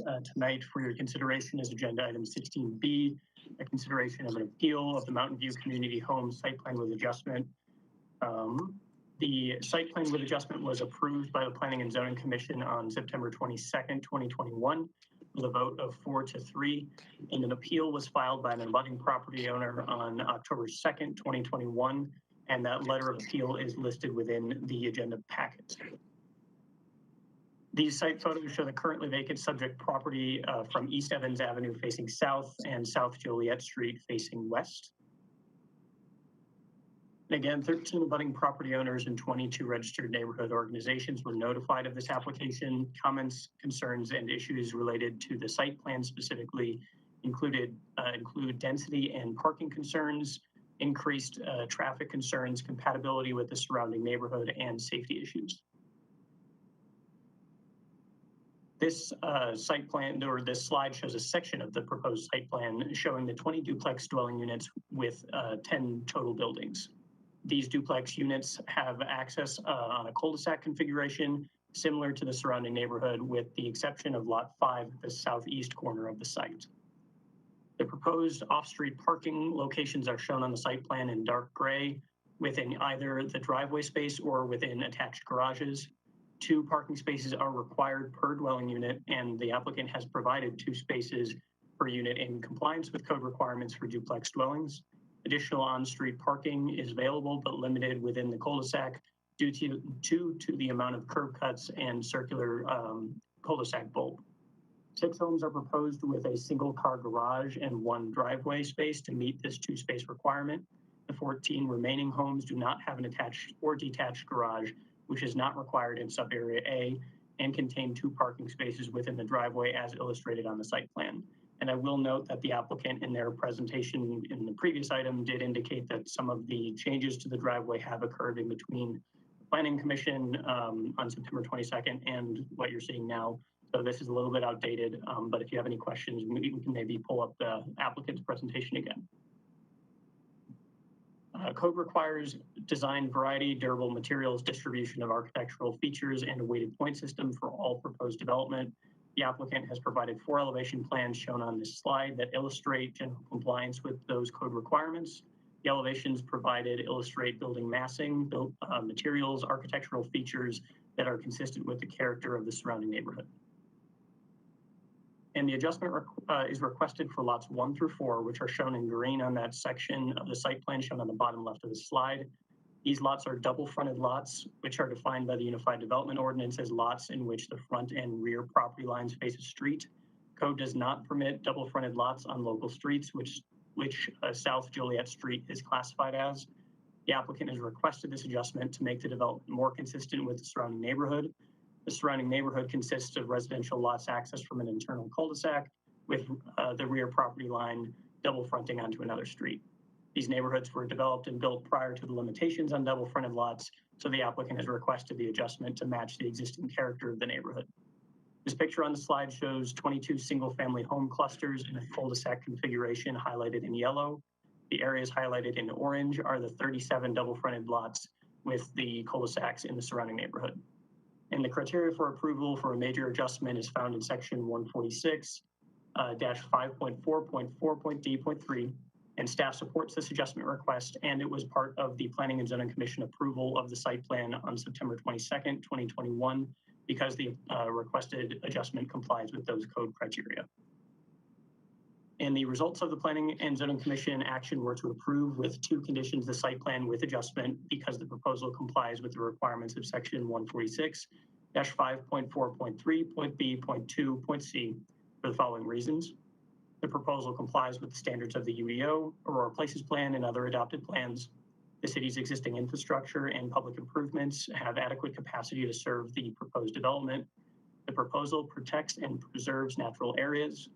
The proposal expands multimodal connections with adjacent sites, and the proposal establishes a high quality of urban design and architecture consistent with the surrounding neighborhood and is compatible with the surrounding uses in terms of size, scale, and building facade materials.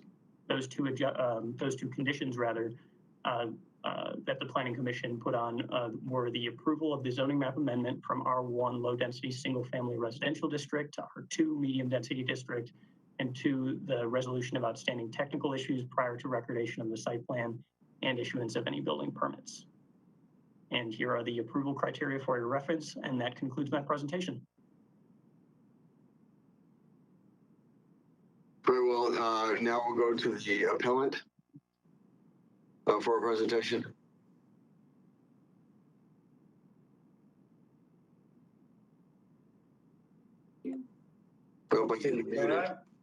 Do you have the presentation in front of you? Yes, now we do. Yes.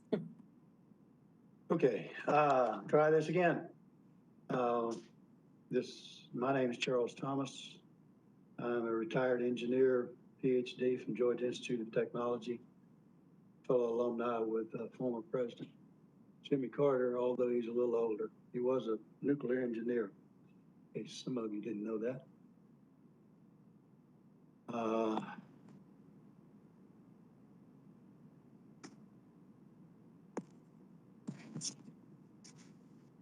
I've got to change something here. It's not on me to do what I have to do. Sorry. No full screen. Just won't come down. Sorry, I apologize, folks. You may want to press the page down button on your keyboard. Okay, thank you. This shows a plat showing where the people are that have signed the opposition back in the beginning for the rezoning and also the site plan. This area here shows the abutting homeowners are all unanimous. There's a considerable number of projects here that have been mentioned. This is the area we're talking about, the Mountain View Church, the car lot over here, but it is fenced off from the street with nice large white fence and nice landscaping, so it does not interfere. The ones mentioned by the councilman, this project back here, I guess one can argue that is in the neighborhood. We all disagree. The other one is here, which has considerable extra parking compared to what is being proposed here.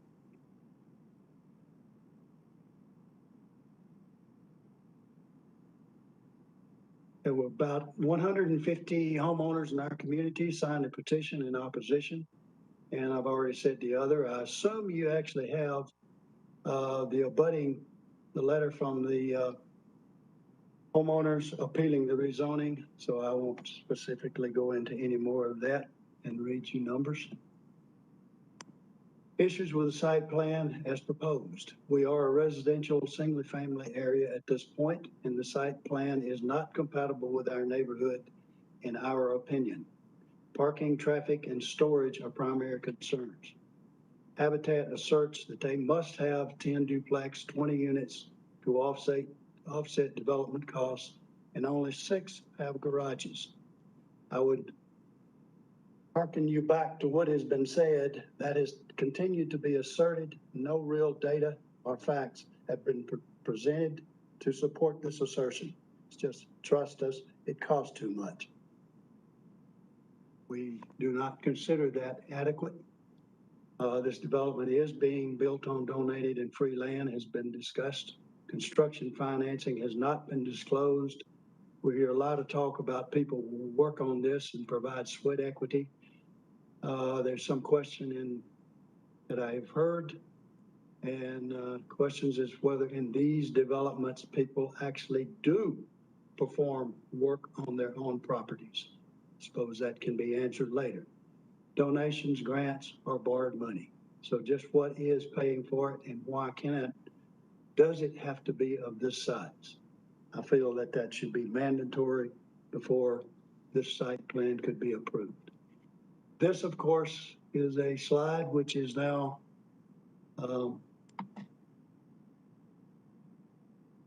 obsolete in that changes have been made to it since I saw this one with some extra, cram another car in here 2 or 3 places.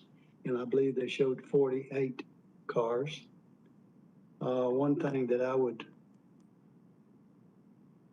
like to point out, there's something here that I suppose is a drainage pond, but that has never been clarified, just that something's going to be designed.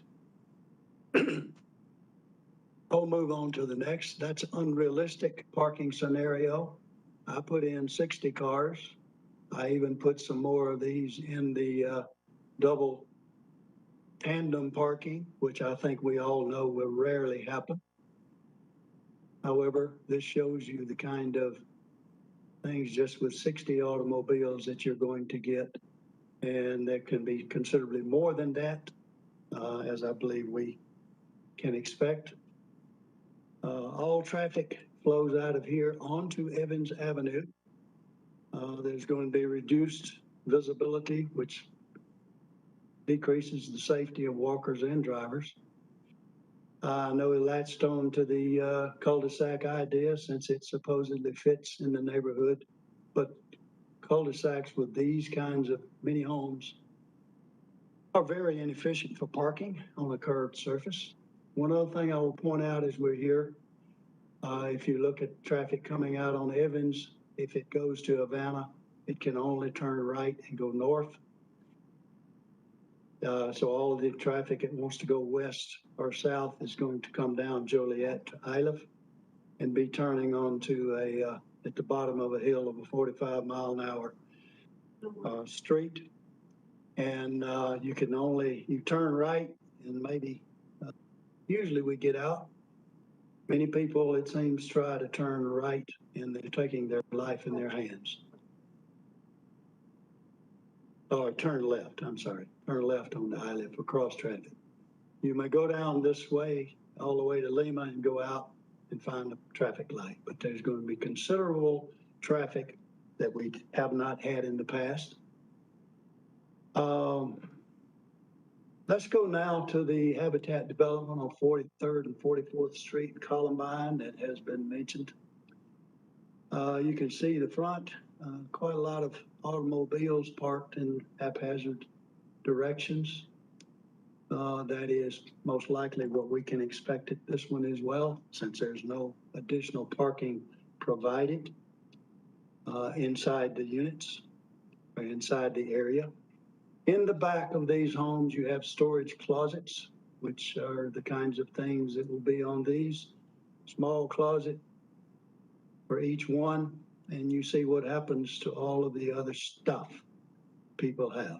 And in this particular one, they're also parked in the back as well as in the front. We think that should be appalling to everyone.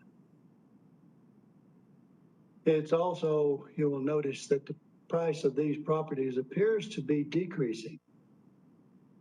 Back in February 21, in February it was 281. It is now gone down to 250. But the slides are not changing. Oh, okay, sorry. Are the slides, am I talking too fast and the slides are not changing? Is that correct? Okay, I'm going to mention this business about the drainage ponds. We hear that going to go to the city, something's going to happen. We don't know whether this is a drainage pond, whether it will be over here on the church property, whether there will be a viaduct, how it will connect. That is considerable concern, as you've heard from the people who live back here. In addition to the questions of who provides maintenance for these areas as well as other common areas, including access to the garden, and the issue of who is liable for flooding if there's not properly done.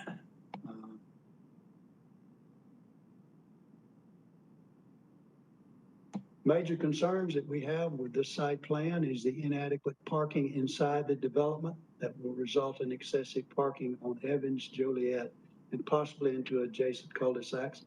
When the church has an event, it already fills up the street.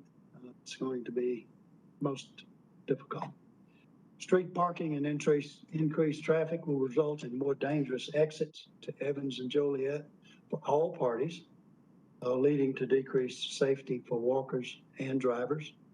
On-street parking will inevitably lead to more vandalism because we won't, as it is now, we know who walks up and down the street. With lots of cars parked, you're going to have more cars, more targets for vandals, and less visibility. That applies mostly to the people who are going to buy these homes, not us. Cul-de-sacs provide inefficient parking, and if people don't park very carefully, trash trucks will not be able to go there. The storage, limited storage for toys, bikes, grills, so forth, we would assert that garages are necessary. The fact that there is no HOA, whether we like them or not, means common area upkeep and maintenance cannot be assured in the long term.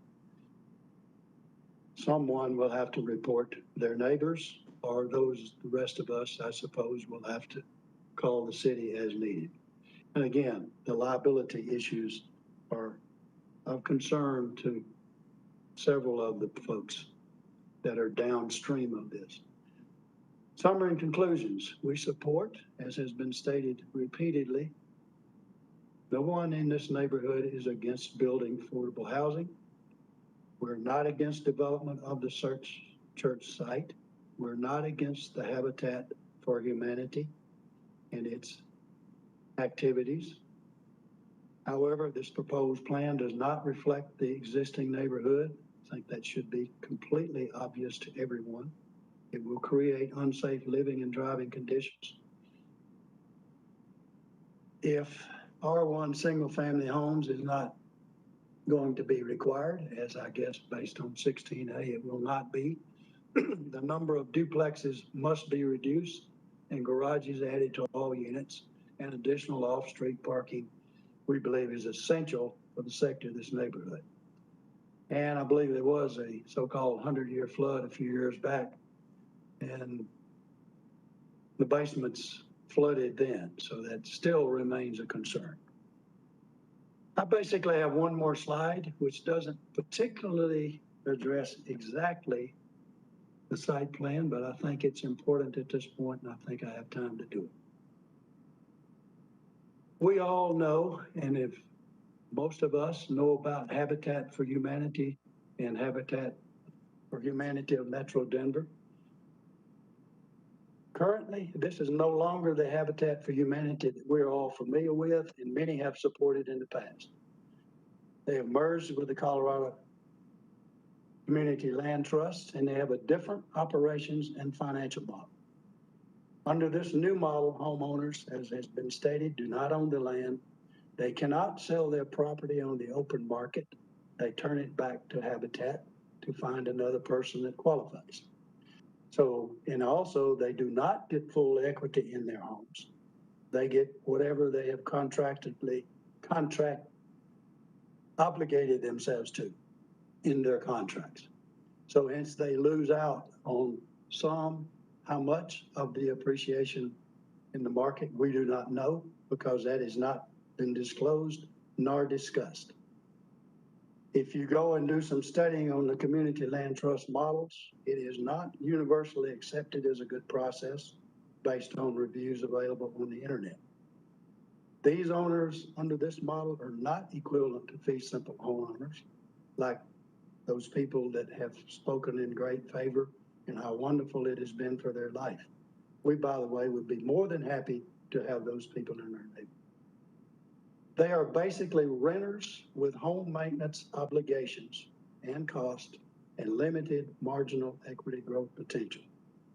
This has always reminded me of the Peanuts cartoon that we all see periodically, where Lucy coaxes Charlie Brown to run and kick the ball, but now when you get to sell your house, oops, the ball's not there. With that, I thank you for your time and appreciate everyone staying up this late. It's pretty late for an 80-year-old man. Thank you. Thank you. Questions of the applicant or the appellant? Dr. Thomas, I have a question. Mayor. Councilmember Gruber. So you're right, Georgia Tech's a very good school. My niece got her PhD there in chemical engineering as well. So it is a good school. The question I have was that we had a council member who said that he spoke with all the people around the this house or this area and that they were in support. So I think there's a disconnect between those people who signed the petition saying no and the people that the council member spoke to. Can you address that? I did not say that, Councilmember Gruber, and you know that. Why are you making crap up? I will address you next. I mean, I will recognize you after Councilman Gruber is done. Councilman Gruber, please proceed. Well, that was my question. Did your ward council member talk to the people who said that they don't want this here? Did the board council member, you're speaking of the mayor? No, Councilmember Marcano. Did he go through and talk to the people? Councilmember Marcano, you are not recognized right now. Councilmember Gruber has the floor. I have not spoken to him. I cannot say who he spoke to. If he was in front of one of the houses out front that had an accident, it's possible those people are still online. I do not know that. I have walked the same area he's talking about. When he mentions the R2 areas, I would suggest he go back and look at the townhomes down the way to the northeast and see what he thinks now. All of those do in fact have garages. They have extra parking around there. The street, Asbury, still remains full even at 11 o'clock in the morning on Monday. The place needs painting terribly. So it is not something that we look forward to having in the middle of what is really our neighborhood. Thank you. Thank you. Councilmember McConnell. Thank you, sir. I just want to state for the record that I didn't say that I talked to people about this. I talked about when I was canvassing, going door to door in 2019 when I was campaigning. This never came up on the doors that I knocked. Further discussion. Further discussion. Councilmember Gruber. So I guess if we could say that Councilmember Marcano has not asked his constituents what they feel about this since that time. Mayor. Councilmember McConnell. I know it's very difficult for you, Councilmember Gruber. Please be honest and please act in good faith if you can. I have talked to folks who've reached out to me about this. As I mentioned when I did speak earlier, we've gone over some of their concerns. We talked about parking. They had to correct them on this is Section 8 housing component, and in general, encouraged them to work with the developers, Habitat, on the process. And like I said, I attended those meetings, so I'm well aware of what was said and how this process has unfolded. Thank you. Further discussion. Mayor. Councilmember Moreno. Hiltz. Oh, Councilmember Hiltz, I'm sorry. It's late. I'll let you have that one. I just wanted to say thank you for putting together this presentation and for bringing it to council. I know this is a deeply personal issue for all involved on all sides. I think you're seeing that also between council members. And I know it's late and you're representing a lot of people who spoke earlier. So I just wanted to say thank you for taking that leadership and doing this presentation.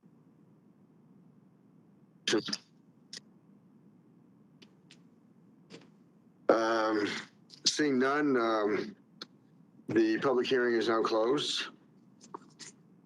Motion? Mayor, I'm sorry. We do have individuals in the public call-in line. Oh, I'm sorry. Okay, very well. I'm not sure if that... I stand corrected. I don't know if the applicant wants to do another presentation as well. Is the, well, the applicant already gave a presentation, I thought. I'm sorry. He did. He gave his presentation on the previous item. And then I believe for this public hearing, he also has the opportunity to give another presentation. I thought he did. To the applicant? I'd like to say a few words, but I will keep it brief. Oh, I'm sorry, the applicant hasn't spoken. Yes, please proceed. If I could be enabled to share my screen, I'd just like to pull up one slide.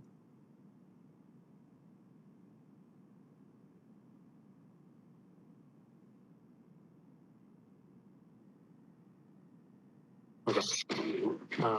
I'd like to just revisit this slide right here, which is the criteria for major site plan approval in the UDO. And there's been a lot of different talking points, different directions this conversation has gone in. In the end, this is the criteria that you as council have to use to approve this. And so I'd like to go through each of these. The first one being that we comply with all applicable standards. You know, we as developers, we look to the city documents to guide our designs. And those documents set out certain standards, and this development meets all of those standards and exceeds some of those standards based on feedback we received from neighbors. The existing infrastructure is adequate. These designs have been reviewed by city engineers, by city planners, and where the infrastructure is not adequate, Habitat on their dollar will be improving that infrastructure. That includes the curb and gutter, as I mentioned earlier, that entire cul-de-sac area. And so we will be ensuring that the infrastructure is adequate. It is designed to protect natural areas. There's an existing urban garden on this property that is a community asset currently. And as we came into this project and as we partnered with Mountain View, we committed to keeping that garden, and that garden will move a bit to the south, but will stay a community garden and a community asset in that neighborhood. We improved that multimodal connections throughout the area. We are constructing over 500 feet of curb, gutter, and sidewalk that will allow residents in that neighborhood to safely walk on streets. That'll safely walk down Joliet to get to the park so that those new residents with kids can walk out the back door of their house, get to that sidewalk, and walk down to that park with their kids on a sidewalk, not on a street. It's compatible with the surrounding uses. As we mentioned earlier, this is part of the established neighborhood place type. And the established neighborhood place type does not just mean single family detached homes. It is a mixture of product types. It includes single family detached, it includes duplex, it includes multifamily, and it includes an assortment of other uses. And we have paid a lot of attention and we have included a lot of feedback in order to incorporate the characteristics of this neighborhood to make sure that this R2 zoning is compatible with the surrounding uses. And it mitigates any adverse impacts on the surrounding area. We are providing over the limit of parking.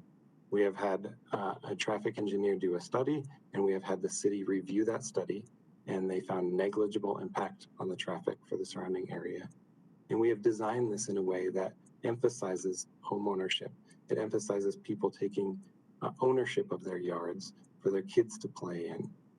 And so we feel like the site plan that we are putting forward for your consideration checks all 6 of these boxes and should be approved tonight.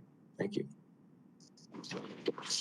Are there questions of the of staff, the appellant, or the applicant by members of council? The public hearing is now closed. Mayor, we have public on the line. Oh, I'm sorry, I did it again. Okay. Oh, gosh. I stand corrected. Are there members of the public that wish to speak on this? Yes. Very well. Please proceed. Hello. First, we have Valerie on the line to speak on 16B. Valerie, go ahead. Good evening. My name is Valerie Marshall, and I am an abutting neighbor directly across the street from the church. I am opposed to the site plan adopted by Mountain View Community Homes. And I realize Aurora has a housing shortage, especially when it comes to affordable housing, and this has become a priority for City Council. I also realize Habitat for Humanity has become well known for providing housing assistance. However, I hope that with the urgency to provide affordable housing, you will not simply approve developments just because they look good on paper, but because they actually work with the existing community and the new residents. There are 5 major reasons why I'm opposing this that basically comes down to having a site plan with too many units, without enough storage, and with too many cost-cutting measures to make this work. First of all, Havana Heights' existing infrastructure and public improvements do not have the adequate capacity. Right? I know you're putting in those sidewalks, but if you look at the rest of the neighborhood, if you look at the sidewalks going down on the south on Joliet between Asbury and Iliff, there are many missing sidewalks. If you head east on both Evans and Warren to Lima, there are many missing sidewalks. As many people have said, people and their dogs walk in the street. Additional 80 people in the neighborhood with cars also is going to pose a major safety hazard. Habitat did do a traffic study in 2019. There's number 2. And what I believe they only looked at Evans and Havana, which is a right turn only now because of past accidents, and Iliff and Havana. The study did not even look at the 3 major intersections leading out of Havana Heights near this development, which are Iliff and Joliet, Havana and Warren, and Iliff and Lima. Joliet and Iliff have no light and limited sight distance onto Iliff. Warren and Havana also have no light and no real ability to make a safe left-hand turn.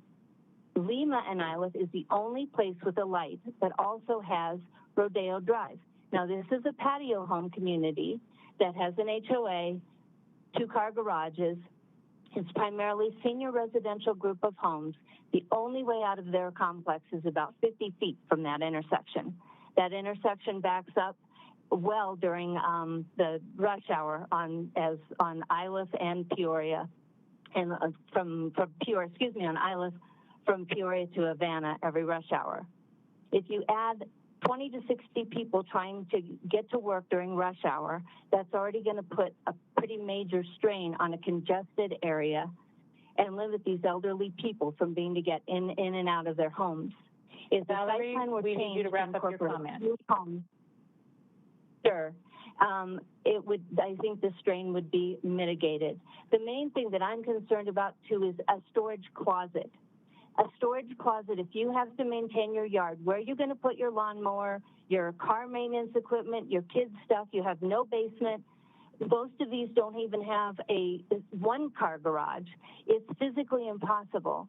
So if you could at least get some garages in there, that would be most helpful, and maybe decrease some of that density and provide a little bit more parking. That would be extremely helpful for this neighborhood. Thank you very much. I appreciate your. Next, we have Wayne. Wayne, go ahead. Yes, thank you. Good evening. I'm Reverend Wayne Laws, Aurora resident, Minister of Social Justice at Mountain View United Church. Thank you, Mayor and Council members, for this opportunity to speak in support of the proposed site plan for 20 owner-occupied affordable homes for working families. Last December, Aurora published the City of Aurora Housing Strategy, a bold vision to, quote, expand the city's effectiveness in ensuring the current and future housing needs of workforce, families, and residents across the age and income spectrum are met, unquote. We commend you for this vision of what can be for Aurora. As detailed in the Planning and Zoning Commission's report, this project and site plan contributes to several of the goals contained in this report. This project is an opportunity for the city to demonstrate that the strategy and goals in this report are more than just mere words on a piece of paper. Just as Mountain View is part of the Havana Heights neighborhood and invested in it, we recognize our neighbors are also invested in this neighborhood, many for years and decades, such as us. Is a place they call home. Thus it is important for us that we do everything we can to fit the development into the current neighborhood context. That is why when we only had a very high level concept, we met with a couple of the immediate neighbors to get their input. We then followed that up with a community-wide meeting attended by over 100 people, followed by a neighborhood walk around on the property. Based on the input we received directly from the Havana Heights neighbors from these 4 meetings, in the fall of 2018, we totally scrapped the original concept.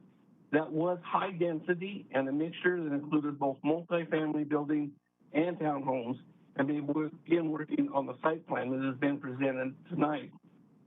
If we aren't putting affordable housing on vacant and underutilized property, where are we going to put it? We need affordable throughout all the city. All neighborhoods should be accessible and inclusive. We can't say we support affordable housing only if we support it elsewhere. We need to embrace it everywhere. This project meets the requirements and in some places exceed from the city. And I have to wonder if it's only because it's affordable that people are questioning it, searching for red herrings like trash pickup difficulties or flooding. The city planning department wouldn't recommend a project if they hadn't looked at these things first. This is not a site plan that was hastily thrown together. Over a year was spent in taking all that we had heard and coming up with a site plan that preserved the community's international garden, provides the best possible fit into the neighborhood context, meets all the city codes and requirements, improves the existing infrastructure, and provides a minimum number of livable homes that meets the goal of affordable to households earning 80% of the AMI. During this design process, we continue to seek and incorporate to the extent possible input from the neighbors. Let us help you, Aurora, meet your stated goals that will help and benefit all of Aurora. I respectfully ask for your affirmative vote on this site plan. Thank you.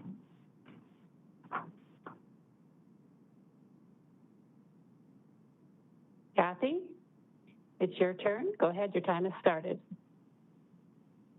My name is Kathy Groth, Groth. I live at 2108 South Joliet Court, one house away from the property. I'm going to discuss this because Mayor Kaufman discussed it when he recused himself from the site plan. There is no overall homeowners association in Havana Heights. The steering committee, which is registered, did not have an election. They only represent themselves.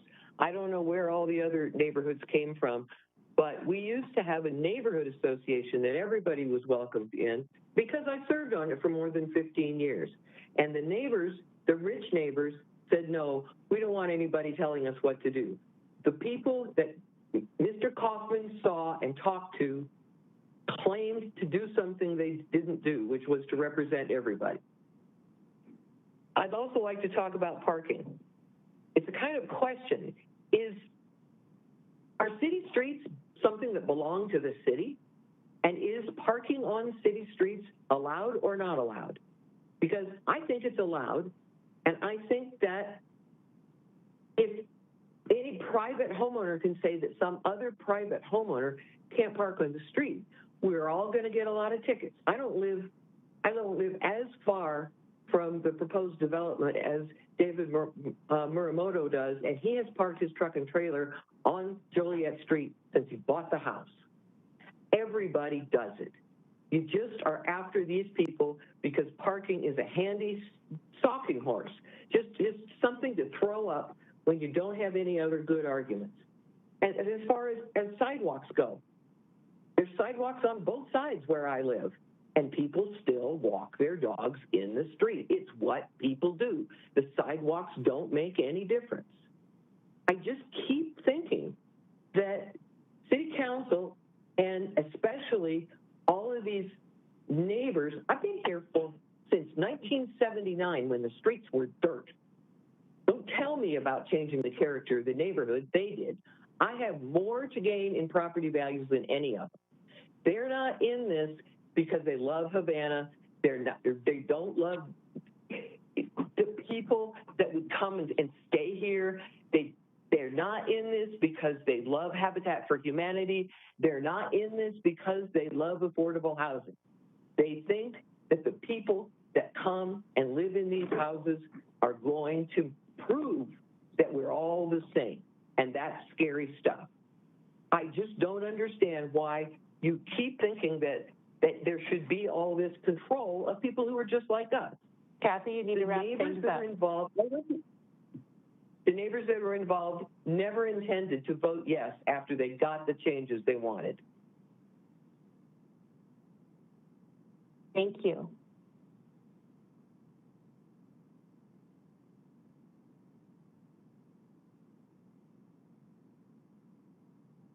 Hi, Zach, you're next. Go ahead.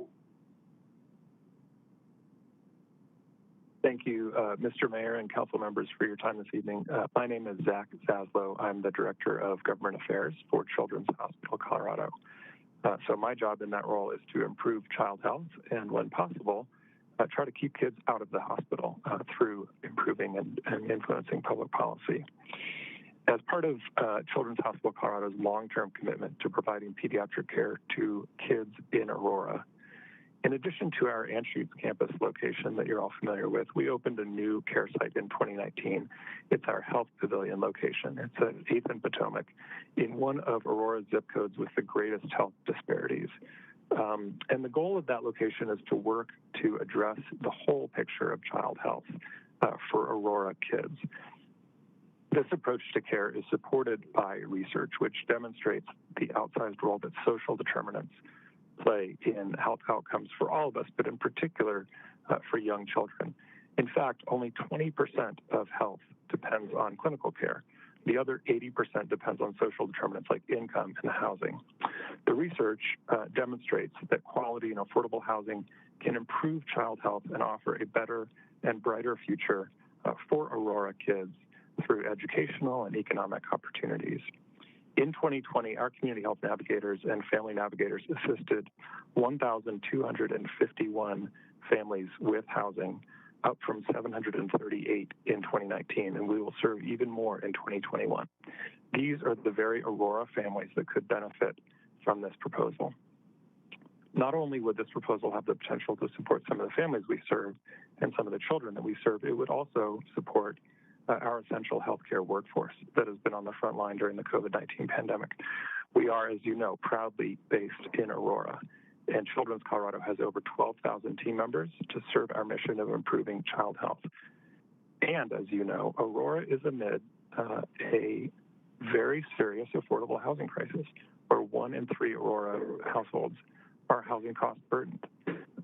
Many of our essential workers cannot afford to live in the communities they serve. And tonight, you have an opportunity to do something about it. So Children's Hospital Colorado and I ask you to vote yes on this proposal from Habitat for Humanity, and thank you for your time.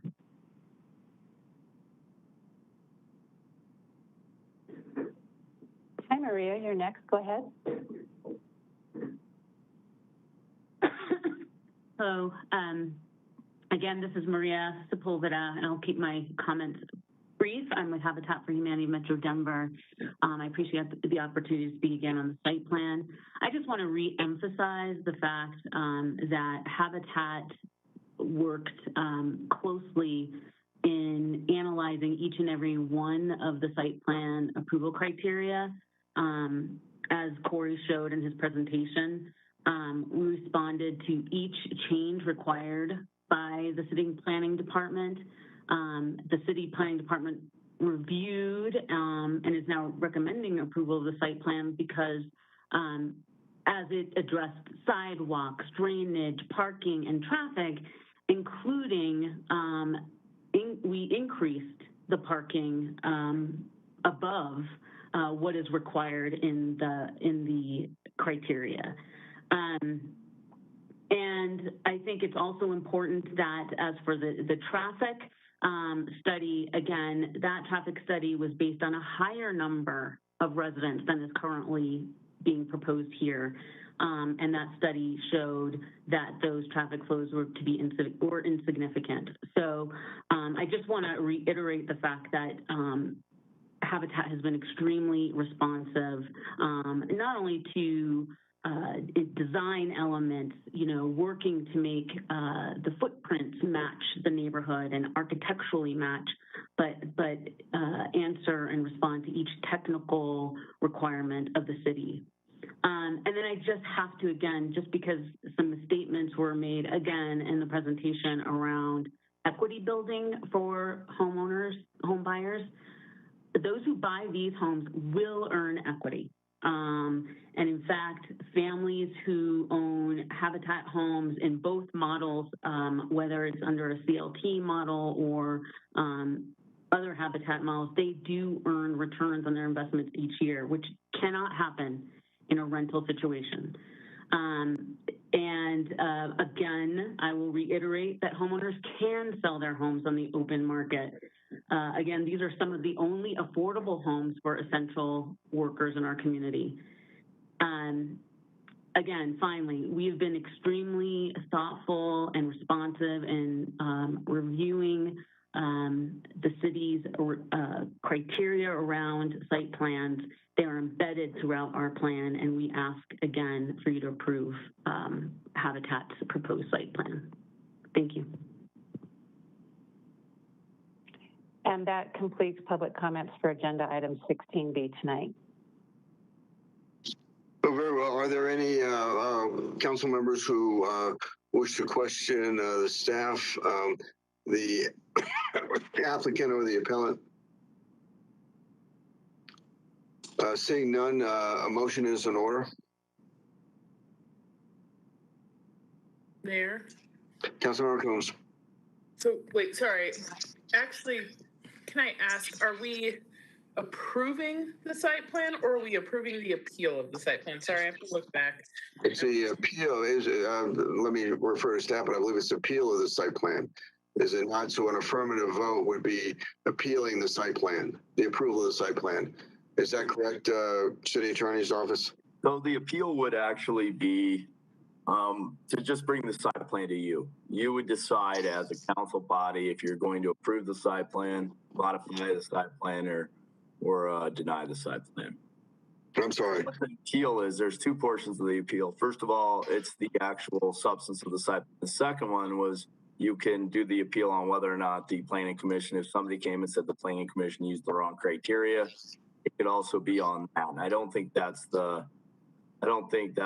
what anybody's alleging. They're actually appealing because they are asking you to make a final decision on the site plan. So an affirmative, a motion, a motion to support the appeal. Well, the motion would be to approve the site plan or deny the site plan. Approve the site plan or deny the site plan. Okay, so we just have one vote that we need. Mayor. Just one vote, correct. Okay, Councilmember Coombs. Move to uphold the decision of the Planning and Zoning Commission to approve the site plan. Okay. It's been moved to approve the site plan. Is there a second? Second. It's been moved by Councilmember Coombs, second by Councilmember Ricano to approve the site plan. Discussion? Mayor? Mayor Pro Tem. How can we approve a site plan if it's not compatible with R1 zoning?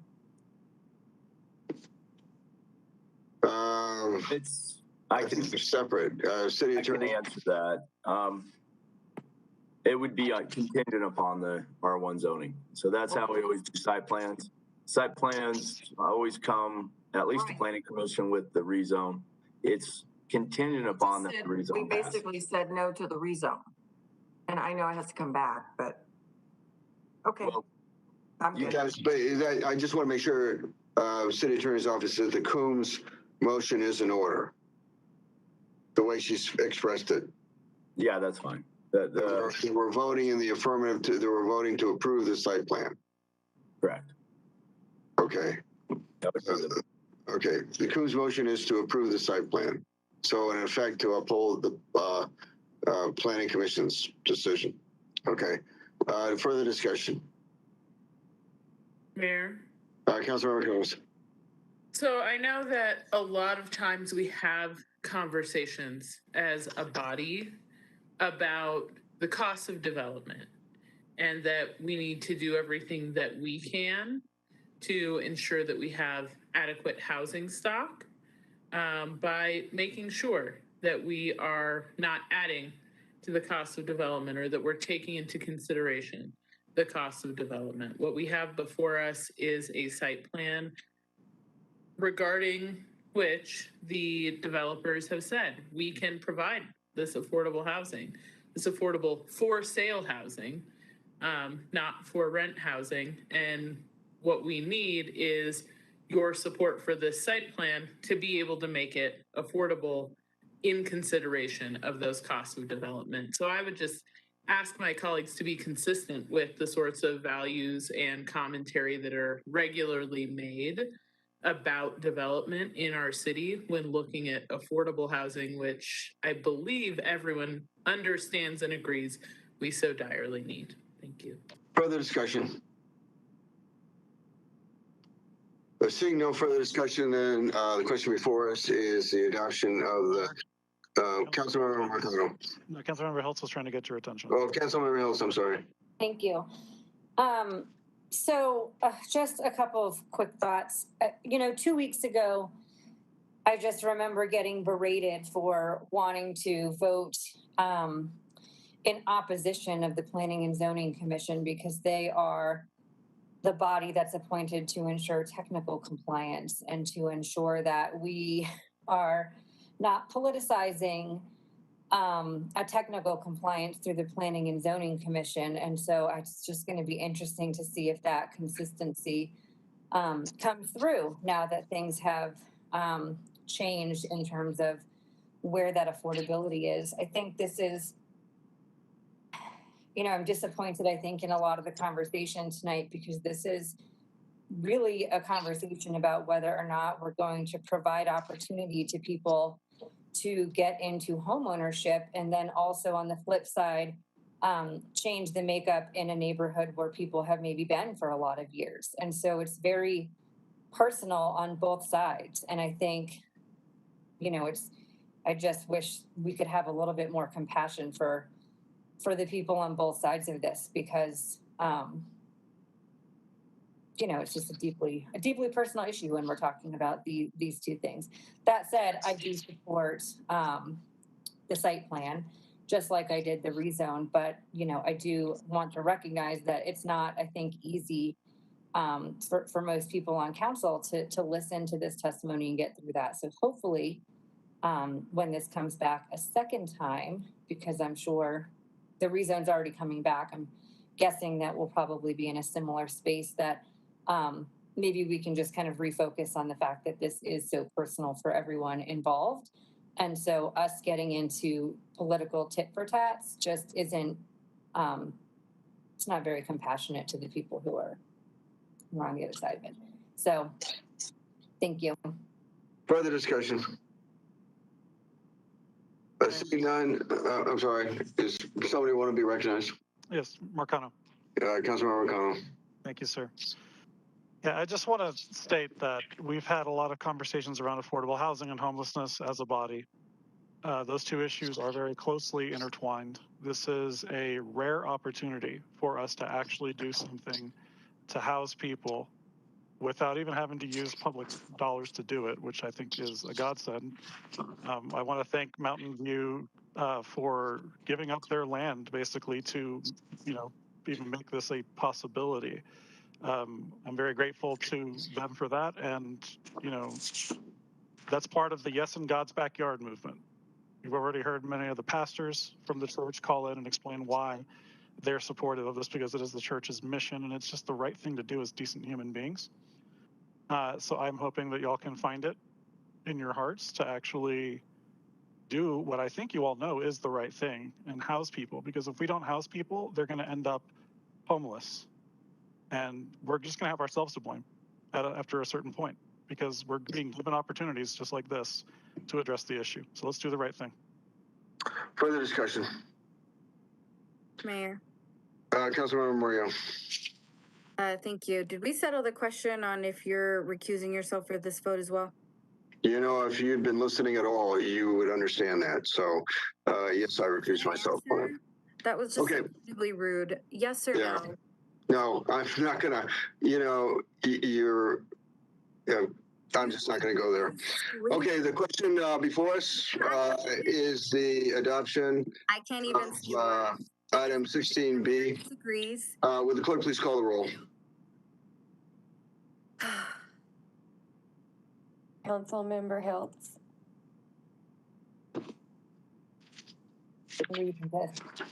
Yes. Councilmember Marcano. Yes. Councilmember Gruber. No, it's not in compliance with R1. Councilmember Gardner. Nope. Councilmember Coombs. Yes. Mayor Pro Tem Bergen. No. Councilmember Murillo. Yes, because it's in compliance with the process that the Planning and Zoning Commission followed. Councilmember Lawson. Yes. And Councilmember Berzins. No. The item passes. The motion passes with 5 votes in the affirmative and 4 no votes. The time is now 12:27. We will stand in recess until 12:32. Council is now in recess.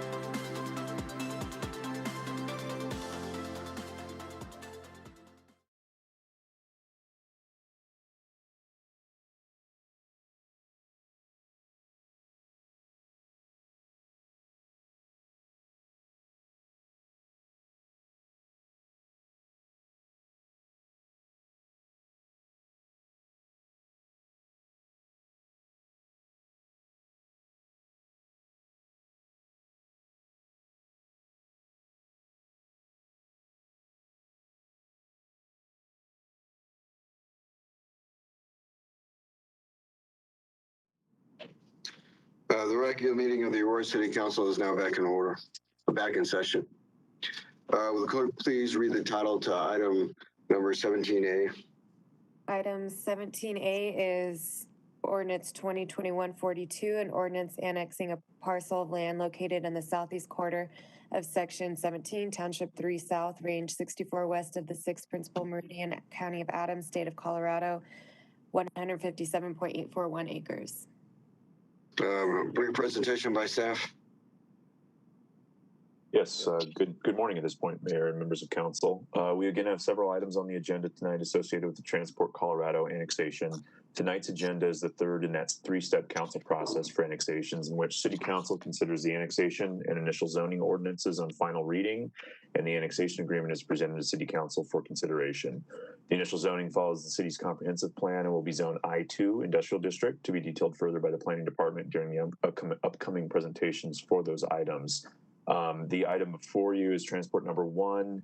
This parcel of land is roughly 157 acre parcel, part of the Transport Colorado Master Plan, generally located at the northeast corner of 48th Avenue and in Bowden Road, per the attached vicinity map.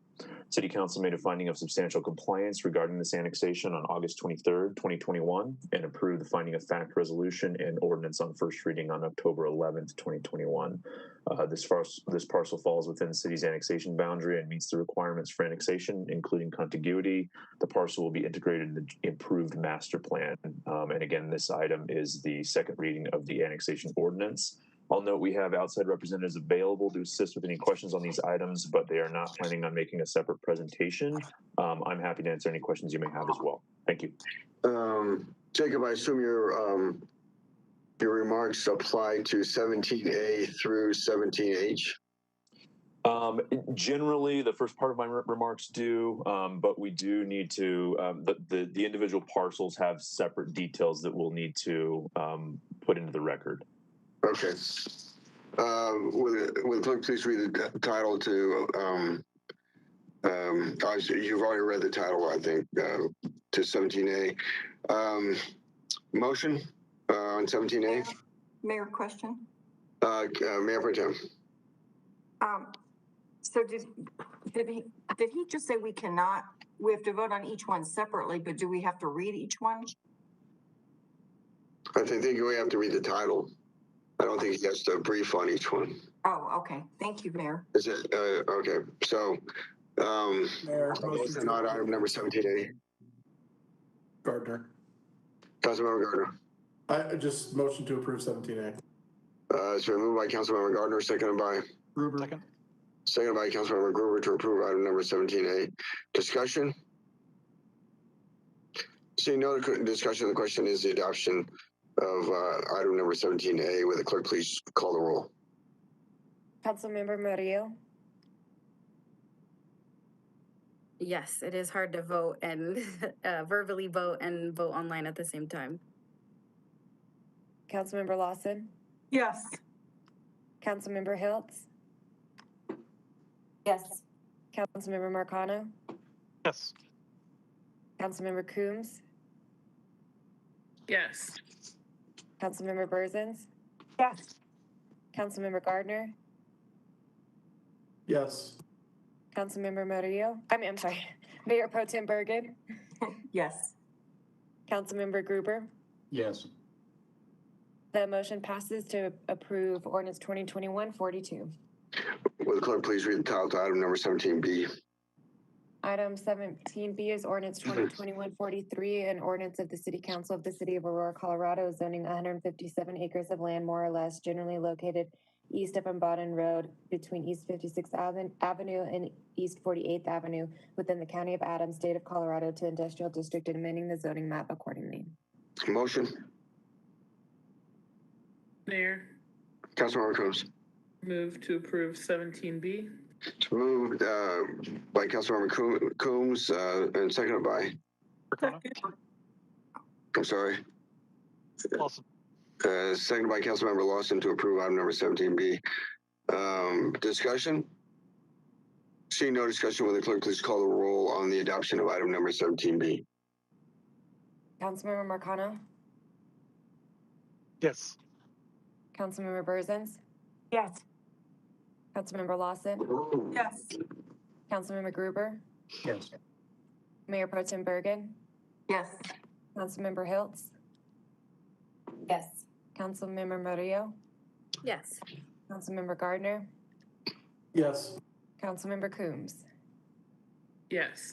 The motion passes to approve ordinance 2021-43. Will the clerk now please read the title to item number 17C? Item 17C is ordinance 2021-44, an ordinance annexing a parcel of land located in the east half of section 20 and the east half of section 29, township 3 south, range 64 west of the 6th principal meridian, county of Adams, state of Colorado, transport Colorado 2, 642.914 acres. Motion. Mayor. Councilmember McConnell. Thank you, sir. Move to approve 17C.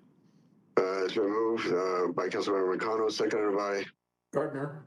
Councilmember Gardner to approve item number 17C. Discussion?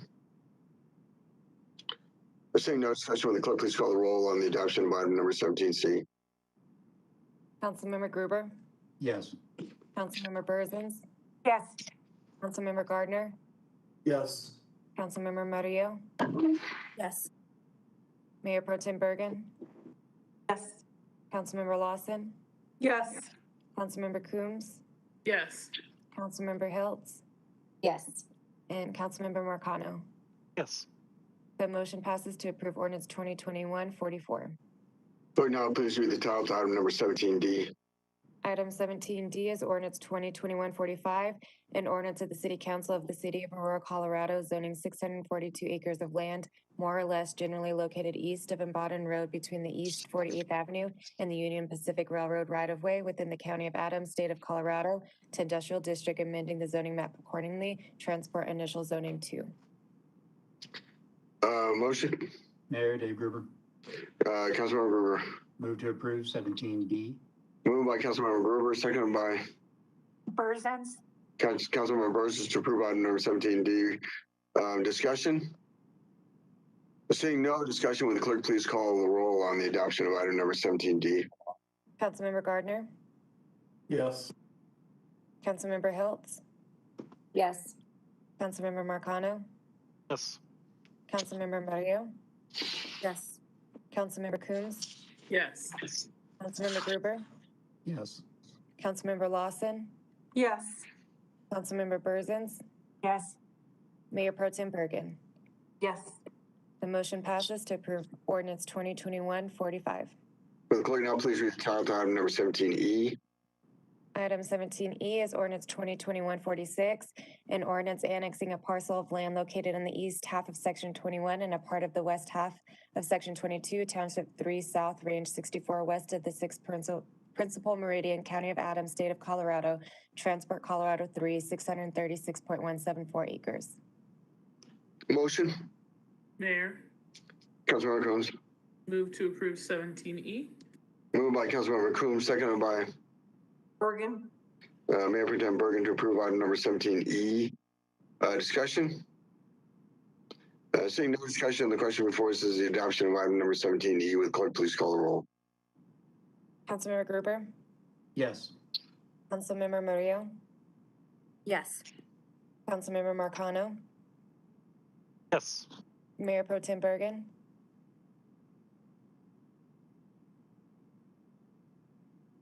Mayor Pro Tem. Sorry. Yes. Thank you. Councilmember Hiltz, Yes. Councilmember Coombs, Yes. Councilmember Lawson, Yes. Councilmember Gardner, Yes. Councilmember Burzins. Yes. The motion passes to approve ordinance 2021-46. Will the clerk now please read the title to item number 17F? Item 17F is ordinance 2021-47, an ordinance of the City Council of the City of Aurora, Colorado, zoning 636 acres of land, more or less, generally located between the Quell Run Road alignment and Manila Road, and between East 48th Avenue and the 38th Avenue alignment within the County of Adams, State of Colorado, to Industrial District, amending the zoning map accordingly, transport initial zoning 3. Motion. Mayor, motion to approve 17F. Moved by Councilmember Gardner, seconded by Burzins. Councilmember Gruber to approve item number 17F. Discussion? Seeing no discussion, the question before us is the adoption of item number 17F. Would the clerk please call the roll? Councilmember Burzins? Yes.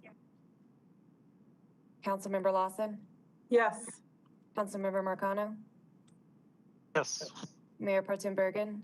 Yes. Councilmember Coombs? Yes. Councilmember Gruber? Yes. Councilmember Gardner? Yes. Councilmember Hiltz? Yes. And Councilmember Murillo? Yes. The motion passes to approve ordinance 2021-47. Will the clerk now please read the title to item number 17G? Item 17G is consideration of a consolidated, amended, and restated annexation agreement between the City of Aurora, Colorado, Western Transport LLC, and Rancho Coachella Properties LLP for the Transport Colorado Logistics and Commerce Park. Motion. Mayor Dave Gruber. Councilmember Gruber. Move to approve 17G. Moved by Councilmember Gruber, seconded by Marcano. Councilmember Marcano to approve item number 17G. Discussion? Seeing none, the question before us is the adoption of item number 17G. Would the clerk please call the roll? Mayor Kaufman? Yes. Go. Do I vote on this? I believe so. It's an approval of an annexation agreement. So it's not an ordinance or resolution. It would be a motion. Okay. Yes. Councilmember Hiltz? Yes. Councilmember Coombs? Yes. Councilmember Gardner? Yes. Councilmember Lawson? Yes. Councilmember Burzins? Yes. Councilmember Marcano? Yes. Mayor Pro Tem Bergen? Yes. Murillo? Yes. Councilmember Gruber? Yes. The motion passes to approve item 17G. Will the clerk now please read the title to item number 17H? Item 17H is ordinance 2021-58, introduction of the ordinance and a public hearing for approving a consolidated, amended, and restated intergovernmental agreement and vested rights development agreement between the City of Aurora, Colorado, Western Transport LLC, Rancho Coachella Properties LP, and Transport Metropolitan District 1, containing provisions for a vested property right pursuant to Article 68 of Title 24 CRS for the Transport Colorado Logistics and Commerce Park. Public hearing is now open. Does the applicant have a presentation? I'm sorry, does staff have a presentation? Yeah, Mayor, I can just give a brief overview. So this is corresponding to the amendment and restatement of the annexation agreement. In conjunction with the annexation, Transport's pursuing an amendment to the existing development agreement to consolidate agreements in conjunction with both annexation and the previously approved interim facilities agreement.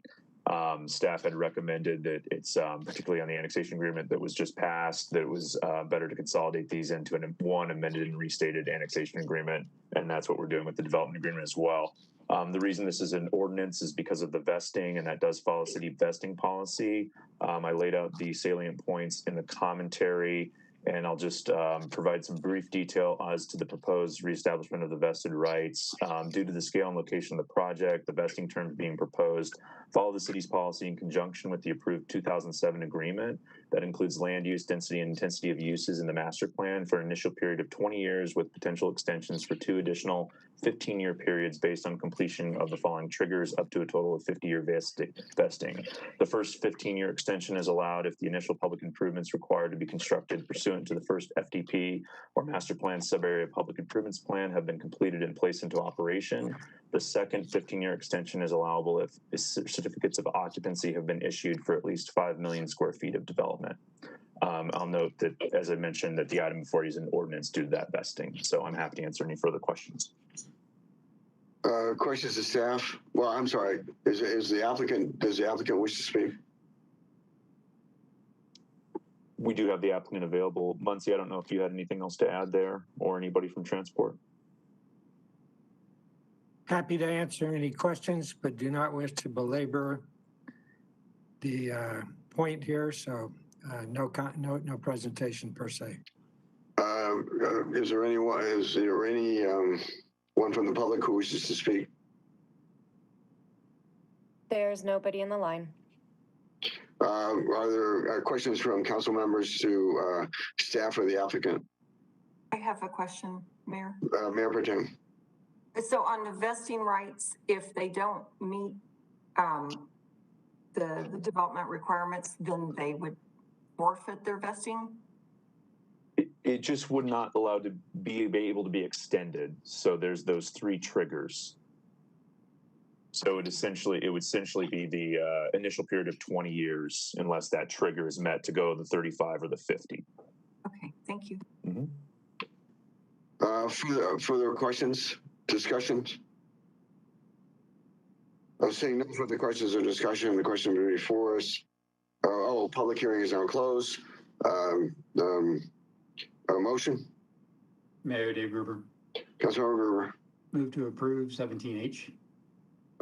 It's been moved by Councilmember Gruber and seconded by Gardner. Councilmember Gardner to approve item number 17H. And discussion? I see no discussion questions before us is the adoption of item 17H. Will the clerk please call the roll?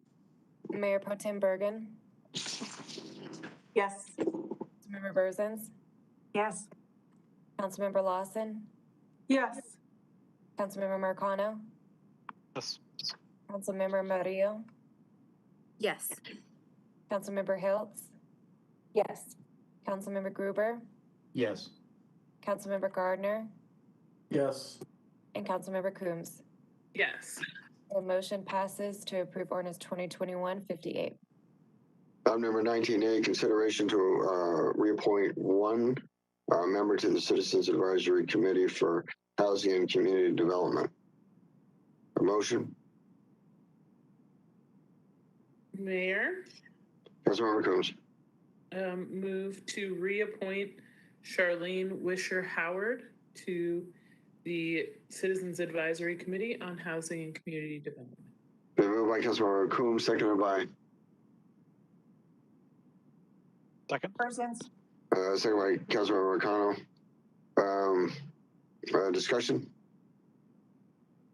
Seeing none, the question before us is the adoption of item number 19A. Will the clerk please call the roll? Mayor Kaufman, Yes. Councilmember Berzins, Yes. Councilmember Lawson, Yes. Councilmember Marcano, Yes. Councilmember Gruber, Yes. Councilmember Hiltz, Yes. Mayor Pro Tem Bergen, Councilmember Gardner, Yes. Councilmember Coombs, Yes. Councilmember Murillo. Yes. The motion passes to appoint Charlene Howard to the Citizens Advisory Committee for Housing and Community Development. 19B, consideration to appoint one member to the Election Commission. Mayor. Councilmember Marcano. Thank you, sir. Move to appoint Arnie Schultz to the Election Commission. It's been moved by Councilmember Marcano, seconded by? Coombs. Seconded by Councilmember Coombs. Discussion? Mayor, Councilmember Berzins. move to appoint Deborah Johnson. Second. She used to be our clerk and recorder for the whole city. Oh, okay. City Attorney, how do I do both motions? That's it. Oh, do that as a substitute. You need to offer that as a substitute. Councilmember Berzins.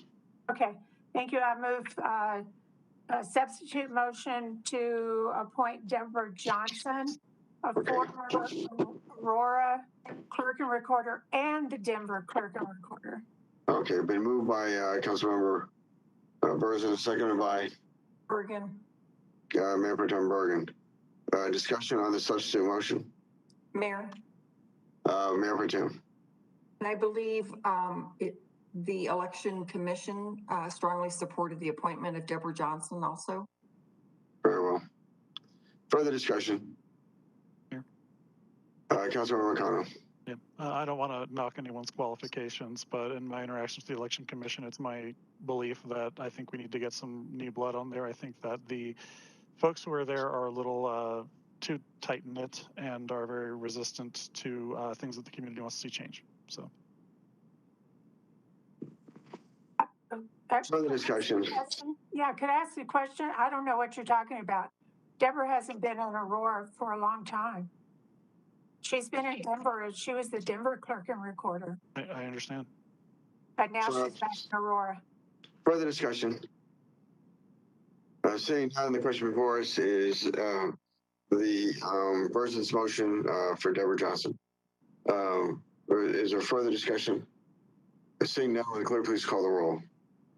Mayor Kaufman, Yes. Councilmember Hiltz, This is on the amendment, right? No. Councilmember Gardner, Yes. Councilmember Berzins, Yes. Mayor Pro Tem Bergen, Yes. Councilmember Coombs, No. Councilmember Gruber, Yes. Councilmember Mario, No. Councilmember Lawson, Yes. and Councilmember Marcano. No. The motion passes to appoint Deborah Johnson to the Election Commission. Does that require 6 votes? It's a motion. So it's right now we have 6 votes in the affirmative and 4 in the negative. Oh, we have 6. I'm sorry. Okay. Okay. Let's see. Reports. No report by the mayor. Councilmember Lawson. Mayor, I know it's late, so I'll just give my Pfizer report and Reimagine Our Community report. I'll forward those to council. But I just wanted to say, is there any, we've had this past weekend and even past this, we've had a lot of youth who have been just from gun violence. And I just wanted to ask if council first give condolences to those families, but also to just see if we could just give just a slight moment of silence for those victims, because I think it's really important. We have a public health crisis, and this weekend was surpassed a lot of deaths that should not have happened. So I just would like to ask if council would just give just a minute of just moment of silence for those victims. Very well. So.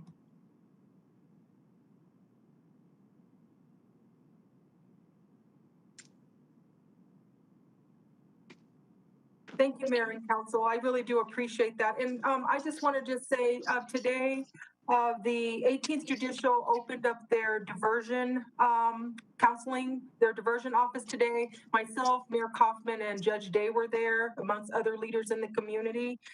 So I'm really glad that they're here in Aurora. They're in Ward 4. They're at 2993 South Peoria Street, Suite 150. So it's a great addition to our community, and I hope with our program that we can work together in collaboration. So that's my report for this morning, Mayor. Thank you. Councilmember Gruber. I want to thank Amazon and Candide. They had a program with Aurora Public Schools where they gave Murphy Creek 6th grade class, each of them a skateboard, and brought in some professional skateboarders to teach them how to ride. It was a delight watching children, many of whom had never held a wrench before, build these skateboards. So I want to thank Amazon for that and Candide for that. Okay, Councilmember Hiltz. Thank you. Saturday, I went to the Faith in Blue event. It was part of several events. I ran into the mayor while I was there, and that was a really great event, really good turnout. Free food, booths, canines. They had like a hockey arena from the Avalanche set up for people to play in, and lots of fun. Took my son. He just yelled that he wanted to pet the doggies more. That's what he was most interested in was the dogs. But it was a really cool event and good for the community. And I think to get out and especially bring together some folks we don't often see,